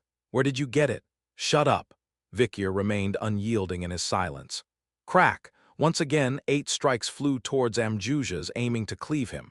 Raising his massive horn, Amjuja's deflected them all. Zing, however, he couldn't evade all the strikes. As crescent-shaped blows shattered and its fragments scattered, it left small gashes all over Amjuja's body. Huh! Amjuja's felt his vision blur momentarily. Strange visions began to flicker before his eyes. A swamp of flesh and blood, a mountain of bones, mana-deprived atmosphere, colossal mushroom clouds rising beyond the distant horizon, and an endless, sprawling desert. A colossal tower standing proudly amidst the desert. An old man in black robes walking towards the tower, alone and desolate. Each vision pierced Amjuja's mind disjointedly, leaving him perplexed. What is this? Even the mighty Amjuja's was confounded. As the substance, capable of distorting causality, seeped into his wounds, strange apparitions continued to flicker before his eyes. Seeing this, Vikir was certain. There's something in Figgy's blood. Although uncertain of what hallucination Amjuja's was experiencing, one thing was clear. Figgy's blood was toxic to demons, capable of disrupting even the attention of archdemons. The mechanics behind the distortion of causality and demons being affected were unclear, but the phenomenon alone was enough evidence. Vikir gathered his strength once again, preparing for another strike. But oh ho! You trying again? Amjuja's also began to prepare for a counterattack. Tsutsutsu, nightmares within the Abyss Tower transformed into dark energy, being absorbed by Amjuja's. He sucked in the dark energy through his mouth, eyeing Vikir. You understand, don't you? All the negative emotions emitted by the challengers of this tower becomes my nourishment. Each and every negative emotion. Sadness, despair, anger, screams, betrayal, hatred, inferiority. All these emotions became Amjuja's strength. I'll consume your emotions too. Emotions, do I seem to possess such things? As one who has set foot in the realm of the masters, it's unlikely that you don't possess them. I can see clearly, even into the depths of your subconscious. Pretense won't work with me. Amjuja's glared and raised his horns, aiming at Vikir's chest. Your fear, anger, sadness, all those negative energies will fuel my power. Simultaneously, Amjuja's began to charge. The Demon Lord's charge. It laid a straight black path on the ground, directly leading to Vikir's mental world. Thud! Amjuja's struck the ground with heavy hooves. As an expert in pulling others into mental worlds, Amjujas was skilled at entering the mental worlds of others. Amjujas looked around. Dry black earth, grotesque dead trees, burning ground, and thick fog rising everywhere obstructed his view. For a human, you have quite a scenic inner landscape. Amjujas pushed through the fog and haze, walking forward for some time. Eventually, a blurry shadow appeared beyond the misty air. It was a quite sizable statue, weathered by the ravages of time, not in perfect shape. Although many parts were broken, the facial features of the statue were somewhat discernible. Hugo and Osiris, Baskerville's patriarch and young patriarch. Considering the size of this statue, it seems they hold quite a significant presence in your mind. You must have some emotions regarding family. Amjujas assessed the presence or absence of emotions based on the size of the statue. In the mental world, significant wounds and emotions were often depicted on a grand scale. Thud. Amjujas trampled over the sturdy trees and rocks, blocking his path with his heavy hooves. For a mere human's inner world, it seems rather expansive. I can see some significant figures. Due to the dense fog and mist, he couldn't accurately gauge how vast this place was or where exactly he was positioned. But ultimately, it was nothing more than the inner world of a teenager barely 20. What significance could it hold, no matter how vast or desolate it seemed? HMPH. Amjujas snorted, pushing forward. Before long, a steep incline appeared ahead of Amjujas. Though it looked like a mountainous terrain, the fog made it impossible to determine its exact height. Still, even if it's just the insignificant inner world of a human, it's so vast. But climbing higher might provide a better view of the surroundings. Amjujas began to ascend the slope of the mountain that appeared before him. Thud, thud, thud, thud. Amjujas' hooves echoed on the ground. Although landslides occurred and dry, broken earth swept down, Amjujas effortlessly plowed through them with his immense physique. Continuing his ascent, Amjujas climbed somewhere within Vikir's mind. This might be the tallest mountain in his inner world. Amjujas suddenly felt streams of sweat trickling down his forehead. Every leaf on the trees burned, the earth dried up, insects died, and beasts became skeletons, portraying a desolate landscape. Surprisingly, the mountain was tall, enough to momentarily tire even the mighty Amjujas. A mountain in the mental world typically symbolizes the accumulation of emotions like responsibility, burden, or guilt. Just how many emotions does this human have stored within? Amjujas muttered in bewilderment. Despite possessing remarkable strength, isn't he just a teenager? How many years has he lived, how much has he experienced to harbor such emotions within? Amjujas felt perplexed as he continued climbing the mountain of emotions. Hidden by the fog, the peak wasn't visible, but he could sense that he was nearing the summit. Amjujas persisted in his climb. How much time had passed? And finally, Amjujas stepped onto the summit of the mountain, a sharp, spear-like end of the mountain. Yet there was nothing but emptiness. Amjujas raised his head to gaze down below, but even there, obscured by fog, nothing was visible, just an empty peak. Amjujas pondered, seemingly perplexed by the height he had climbed. How could a mere human accumulate so many negative emotions? Even the most seasoned warriors would not have amassed this much. Amjujas decided to acknowledge Vikir. Being able to build such a towering mountain of emotions within one's mind was not something typical of a human. But still, he's just a human. It's impossible to challenge my might. Amjujas snorted, scanning the area below the mountain.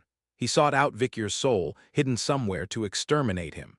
Then, suddenly, a rumble shook the entire mountain.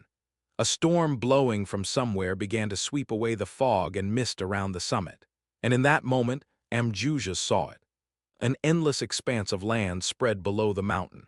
The distant horizon extended so far that even Amjujas couldn't fathom its end. But what left Amjujas breathless wasn't just the vastness of the land. It was the scene of carnage, a sea of blood and flesh. Mountains made of bones, rivers, lakes, and oceans of blood. Demons and humans intertwined in death, forming hills, ridges, valleys, and ravines. Molten lava and sulfur erupted incessantly. Countless demons swarmed, tearing apart corpses, while cries of despair and agony echoed endlessly. Witnessing this colossal chaos, this whirlwind of hatred, Amjujas trembled. Why would such a thing exist within a human psyche? Even for Amjujas, who stands among the ranks of demon lords, it was a horrific battlefield unlike any he had experienced. An otherworldly realm. The horror and desolation here exceeded all bounds. It was more savage and terrifying than hell itself, spreading out within the mind of this youngster who had barely lived. Human beings never witness such scenes in their lives. Why does this, even clearer and more vivid than anything, exist within the mind of this young lad? It was unbelievable, even more so that it manifested so clearly and vividly. And then another rumble. Amjujas raised his head in surprise, and what he saw next was even more astonishing. Rumbling continued the mountain. Beside the mountain Amjujas had just ascended, there were much larger and taller mountains, at least 4 more, and the one Amjujas had climbed was just the smallest among them. Shock. Amjujas stood frozen, unable to utter a word. As mentioned earlier, the mountains in the realm of the mind represent burdens such as guilt, responsibility, sense of duty, and so on. But how could a human, a teenager at that, possess 5 of these mountains? And in such a horrifying and terrifying world, Amjujas stuttered as he tried to speak. Boo but he couldn't finish his sentence. Thud. Just when the 5 mountains seemed to tremble violently, they suddenly surged upwards. Amjujas was lifted up without any idea of what was happening, and soon he realized a terrifying truth. Rumble, approaching him now, was a massive mountain range, with 5 peaks, each bearing a spiral pattern carved into its end. Amjujas gazed in astonishment as the 5 colossal peaks gathered fog, flames, and fire towards one place. Fingers, indeed.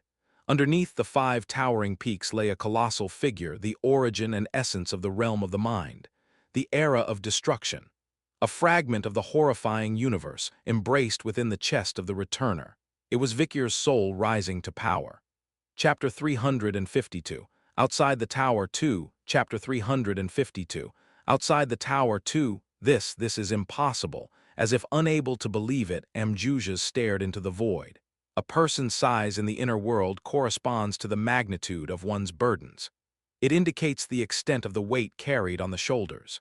And the soul of Vikir, visible before him now, possessed an unimaginable enormity, an ordeal of eons, the infinite annihilation, an experience of the destruction of the world. All of these could not be described unless one had endured it firsthand. How could a human bear such immense and heavy burdens? How could such a being exist here? Just who are you? Where do you come from and how did you grow to harbor such thoughts? Amjujas asked with a trembling voice. But Vikir didn't respond. He only repeated a single determination to himself. All demons must die. A lone hound from a world where everything had burned and rotted in the era of destruction. The inner world within Vikir, carrying the resentment and anger of the entire world, was so deep, vast, and dark that even Amjujas could hardly comprehend it. Kuguguguguk. Vikir raised his fist, each finger resembling massive mountain ranges, and he brought it down upon Amjujas. Crash! The inner world shook violently, an impact capable of bringing about the destruction of a whole world. Grgh? Amjujas was crushed under the massive fist. Simultaneously. Crack! The inner world maintained by Amjujas's mental strength began to shatter. Fissures spread throughout the void. Amjujas's magical barrier fluctuated uneasily. No, this can't be happening. The abyss tree is. But Amjujas couldn't even finish his words. In this inner world, Vikir was the master, and until the master released him, he couldn't leave. Crash, thud, crash, crash, crash. The abyss tree erupted within the consecutive punches.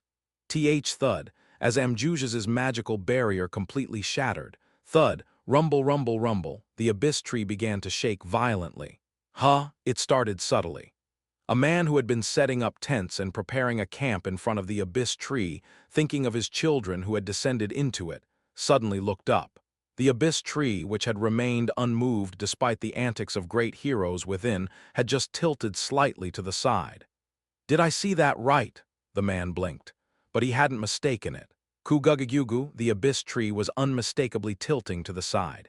Even most of the people gathered there hadn't noticed. It was so slow, so slight. Gasp! Eyes, previously drooping with drowsiness, snapped wide open. He hurriedly woke his wife sleeping beside him, hastily speaking up. Honey, wake up, I think this thing just moved, but he couldn't finish his sentence. Boom, crash, rumble, rumble. The abyss tree suddenly erupted into a tumultuous explosion, twisting out of shape. The roots, which had spread out like teeth, withered and snapped like brittle bones. Each time, the concentrated sap inside burst out, vaporizing instantly upon touching the air. Hiss sizzle. Fortunately, most of the aftermath of the explosion was directed upward, so the parents and professors gathered around didn't suffer any significant harm. However, monsters are monsters coming out. A dungeon? Is it a gate? Prepare for battle. The problem was that with the eruption of the abyss tree, countless monsters were crawling out from within. Orcs, hellhounds, ogres, goblins, harpies, and more were pouring out with all their might from the abyss tree. Parents and professors rallied together, their senses sharpened. Leading the charge were heroes like Cervantes and Roderick. However, what are those things doing? They're running away. They don't seem hostile. The monsters that emerged from the abyss tree were fleeing as if their tails were on fire. Some were even shedding tears as they kissed the ground in relief. It seemed as though they hadn't emerged to fight, but rather had been forcibly imprisoned somewhere, and were now fortunate enough to break free. But that wasn't all. Various humanoid races such as centaurs, elves, dwarves, and giants were also fleeing from the abyss tree. Among them were also the barbarians from the western flood plains, the Balak warriors. Most of those who emerged from the abyss tree were young boys and girls with fierce faces, but their demeanor was that of seasoned warriors. Startled, they darted through the crowd of astonished parents and professors like the wind, scaling walls and disappearing. Slowly, the parents and professors began to realize. It seems like those trapped inside the abyss tree are coming out. My daughter, where is my daughter? Oh, son, your mother is here. Everyone who had anxiously waited with bated breath soon found the faces they had longed for. Ah, where are we now? The academy. Did we ascend to another floor? I distinctly remember being eaten by a mimic. Gasp, where are we now? I distinctly remember falling asleep in the Lost Paradise Lounge, challengers trapped inside the tower. Colosseo Academy students all reunited with their families. Whether dead or alive, whether they had given up or continued to strive, all had returned equally. Oh, my son. Oh, my daughter. Oh, my sugar baby. Tearful reunions between parents and children, mentors and students were taking place everywhere. Mommy, I missed you for the past 10 years. Dad, why are you making such a fuss? It was only 3 days. What are you talking about, you rascal? It's been months since you've been trapped in the abyss tree. Father, did you receive the letters I sent? From the Garden of Eden. I missed you, my cute sugar baby. Conversations about recent events continued all around. Meanwhile, the abyss tree bracelets that had been adorning the students' wrists were charred black and disappeared. On the other hand, Tudor, Sancho, Figgy, and Bianca also emerged from the abyss tree. No way, we really made it out, for real. That guy cleared the tower. Hooray, Tudor and Bianca embraced each other as soon as they stepped outside. I thought I'd be trapped in there for life. Don't cry, you're making me cry too. However, their joy at being outside was short-lived as they soon became conscious of the many onlookers. A moment of awkwardness passed between Tudor and Bianca, realizing the attention on them. My son, my daughter. Cervantes and Roderick came forward and separated them. Sancho and Figgy also found themselves in the embrace of their families, shedding tears. Phew! Dolores, who had also made it outside, wiped off the cold sweat. In the distance, Mozgus was running towards her, tears streaming down his face, and behind him, Pope Nabokov could be seen, but her gaze was drawn elsewhere first. Was it a success? Dolores murmured softly, looking down into the abyss tree where the abyss tree was sinking. At that moment, the triplets, highbrow, middlebrow, and lowbrow, landed beside her. Gasp! What's happening? Are we outside? We're outside. Outside! They soon guessed the situation was changing. Someone had cleared the tower, and it seemed they knew who that someone was. At that moment, a cold-faced young man approached the triplets. Osiris Le Baskerville. Having spent quite some time here, he asked his half-siblings in front of him, "You seem unharmed, thankfully." "Thank you." Highbrow nodded on behalf of the group. Osiris nodded back and then looked around, asking, "Where is he?" referring to Vikir. And those searching for Vikir weren't few. Dolores, Tudor, Sancho, Figgy, Bianca, highbrow, middlebrow, lowbrow, and countless others who owed their lives to Vikir all glanced around. Oh, come to think of it, where is he? Victor, thanks to him we're alive. Yeah, he's the real hero. We said we'd show our gratitude if we could get out of the tower. Where is he? He's the only one missing. Could he not have made it out? With all the students successfully escaped, Victor was the only one missing. The expression of Professor Banshee, who had rushed here upon hearing the news of all the students' safe return, darkened just then. Crash, an enormous column of light shot up from the depths of the abyss tree where it had sunk. It was thick and long, emitting immense power, resembling the ascension of a dragon. The Pillar of Aura. It was a divine presence that none but those embodying the realm of Master could dare to imitate. What is that thing? Swordmaster. It's a master's aura. Even the spear King Cervantes, Don Quixote, and Roderick Usher were startled to the point of their eyes bulging out. Swordmaster.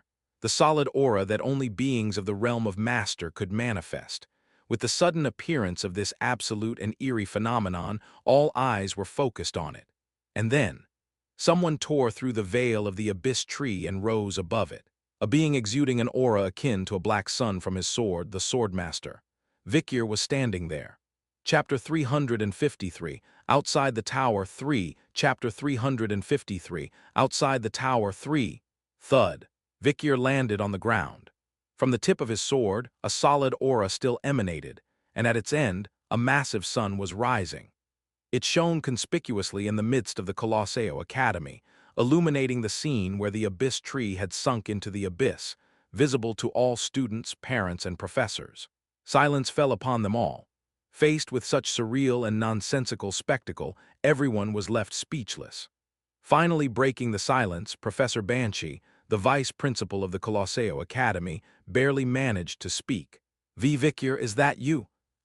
How do you possess such power? The solid aura unique to a swordmaster emanating from Victor. Professor Banshee, trembling, gestured towards the aura with his fingers. But Banshee neither finished his question nor heard an answer. Crash. Gradually, the fragments of the abyss tree, which had soared high into the sky, began to rain down to the ground, and looming over everyone's heads was something enormous. Amjuja's. A corner of Amjuja's eyes blazed with a fiery yellow as he shook his mane with fiery glints, perstyling his threatening postures. Winston's physical style had long since vanished. Victor, in his original style rather than him in his inner world, asked Amjuja's with a dry voice, "Isn't it too burdensome to manifest without getting a host? Are you considering self-annihilation?" "It doesn't matter. I want to kill you no matter what." Amjuja's glared at Victor, his words sharp. "You are an existence that must not be allowed to live, especially now that the great work is at hand." "Are you referring to the gate? So you know that too. Then I cannot afford to let you live any longer." Amjuja steadied his crumbling body, focusing his magic at the tip of his horn. Boom! An aura took the style of a gigantic horn and shot forth. It aimed not only at Victor but also at everyone behind him, sweeping them all away. "Get back, everyone! Lie down on the ground!" Servants and Roderick were the first to react. The two absolute powerhouses attempted to stop Amjuja's. However, before them a faster, more powerful intervention took place. Flash, Victor drew Beelzebub, lengthening it. Soon a massive counterattack rose like a tidal wave, confronting Amjuja's assault. Crash! Amjuja's recoiled in terror at the much stronger force of Victor, but it was only natural. Victor had reached level 100 within the tower, gained additional stats, acquired talents he was not born with, honed them to the limit until he could no longer grow in the river of time, and regained his original strength upon leaving the tower. All the powers accumulated within the tower were added to him, doubling his strength and more. Gradually, Victor's sword began to trace the intricate patterns of complex possibilities. 1 Fang, 2 Fang, 3 Fang, 4. Slowly, the number of fangs emerging increased to 7. And then the 8th Fang. Crunch! It was far larger than any of the 7 fangs that had appeared so far, Baskerville's 8th style. And not just any 8th style, but the complete mastery of it. Everyone who witnessed it felt a breathless shock. Especially Cervantes, Roderick, and Osiris, the young patriarch of Baskerville, whose expressions were truly that of sheer astonishment. My word, the swordsmanship of the iron-blooded clan, and it's the 8th style. It's not just the 8th style, it's the mastery of the 8th style, masterful. Astounding. According to official reports, Hugo Le Baskerville, the head of the Baskerville family, had mastered the seventh style, and Osiris, the young lord, had just reached the early stages of the seventh style. But now here appeared a user of the flawless eighth style, never before heard of in the world, a boy barely 19 years old. With the most powerful eighth Fang leading the way, a total of 8 attacks slowly began to carve a spiral trajectory towards Mjuz's horn. And soon enough, thunk. With a loud crash, the horn snapped off and fell apart, earth-shattering. The clouds in the sky were blown away by the pressure, and the ground trembled madly. Vikyr single-handedly fended off the berserk dive of a demon of demon lord caliber. And not just any demon, but one known for one-on-one combat to an unprecedented degree. Arg! How dare you? Mjuz roared with pain, humiliation, and rage at the breaking of his horn. Crash, crash. Chains of rocks and trees were scattered in all directions by his frenzied hoofbeats. Protect the citizens first. Secure the students. Cervantes, Roderick, and Professor Banshee were busy shielding people from falling rocks and other debris. Meanwhile, Mjuz charged relentlessly with his crumbling body, moving so fast that his body was almost on fire with speed. At the end of his charge stood Vikyr. I will not yield to mere humans, especially not in one-on-one combat. Mjuz, who was boasted to be the strongest individual combatant, couldn't accept this defeat. So was that why? Mjuz squeezed out every last bit of his life force and exerted more power than ever before. His body burned like a shooting star, gradually disintegrating. Yet despite everything, Mjuz had only one goal in mind, to kill Vikyr.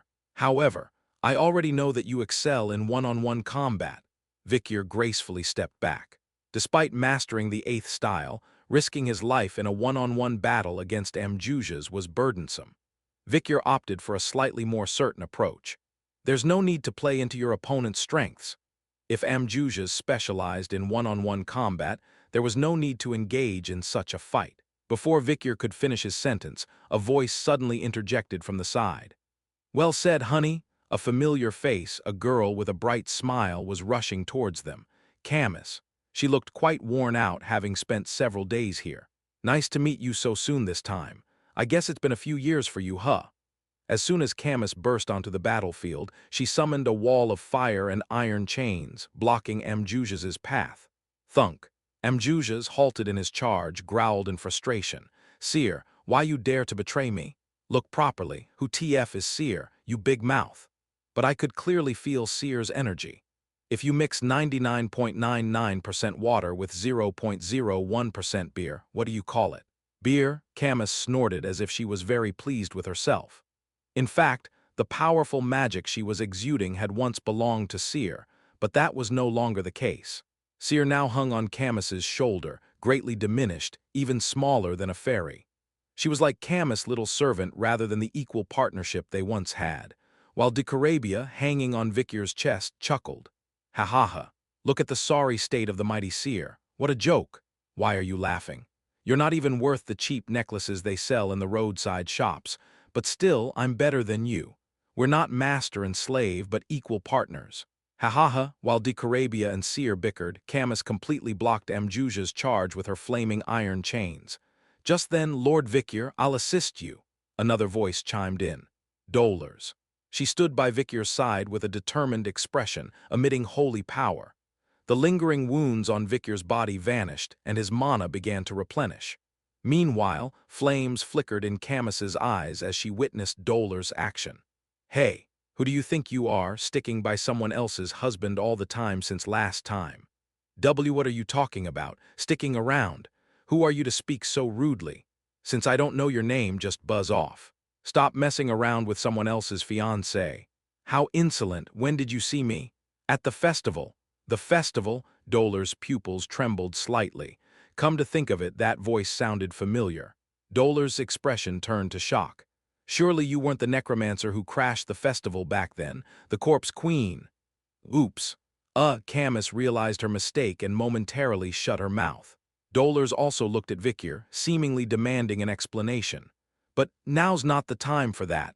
A voice lightly settled next to Vikyr, passing over the heads of Camus and Dolers. Osiris. With his black cloak billowing, He faced Amjujas with his red blade extended. Having recently achieved the level of swordmaster, he lightly tapped the solid aura emanating from the sword's edge. Then he turned to Vikir and spoke in a respectful yet firm tone. "Acting patriarch, your orders." Osiris's action of bowing his head lightly, but with utmost courtesy, astonished not only dolers but also everyone behind them. What a shocking gesture for a figure as significant as the young lord of the iron-blooded clan Baskerville to address a commoner boy in such a manner. Moreover, acting patriarch. However, Vikir accepted Osiris's greeting as if it were the most natural thing in the world. Thud shortly after, Vikir took a step forward towards the looming Amjujas. Camus chain mesh seemed as if it might only hold up a little while longer. Amjujas's body seemed ready to explode as he charged toward this place.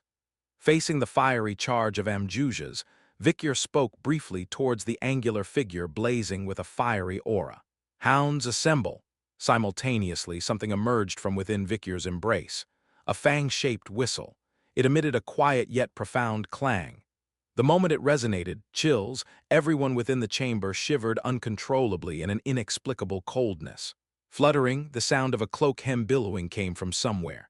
Flutter, flutter, flutter, flutter, flutter, flutter, flutter. It wasn't just one or two. Shadows wielding black crimson gusts began to reveal themselves one by one atop the walls of the academy. Hunters adorned with droplets of viscous, sticky aura dripping from their elongated blades. They formed groups, each consisting of 100 gladiators, and there were 7 such groups: pit bulls, mastiffs, Dobermans, shepherds, Rottweilers, wolfhounds, altogether 700. Leading them were 6 counts. They were the mightiest hounds of the iron-blooded sword clan, spending their lives solely in combat. All 6, except for Kane Corse, who was guarding the sword tomb, had gathered here. The crimson fang whistle symbolizes the entirety of the iron-blooded sword clan's military authority. The token of the acting patriarch was handed over by Hugo to Vikir to save Pomeranian from peril. All the hunting dogs of Baskerville, drawn by that sound, had assembled here.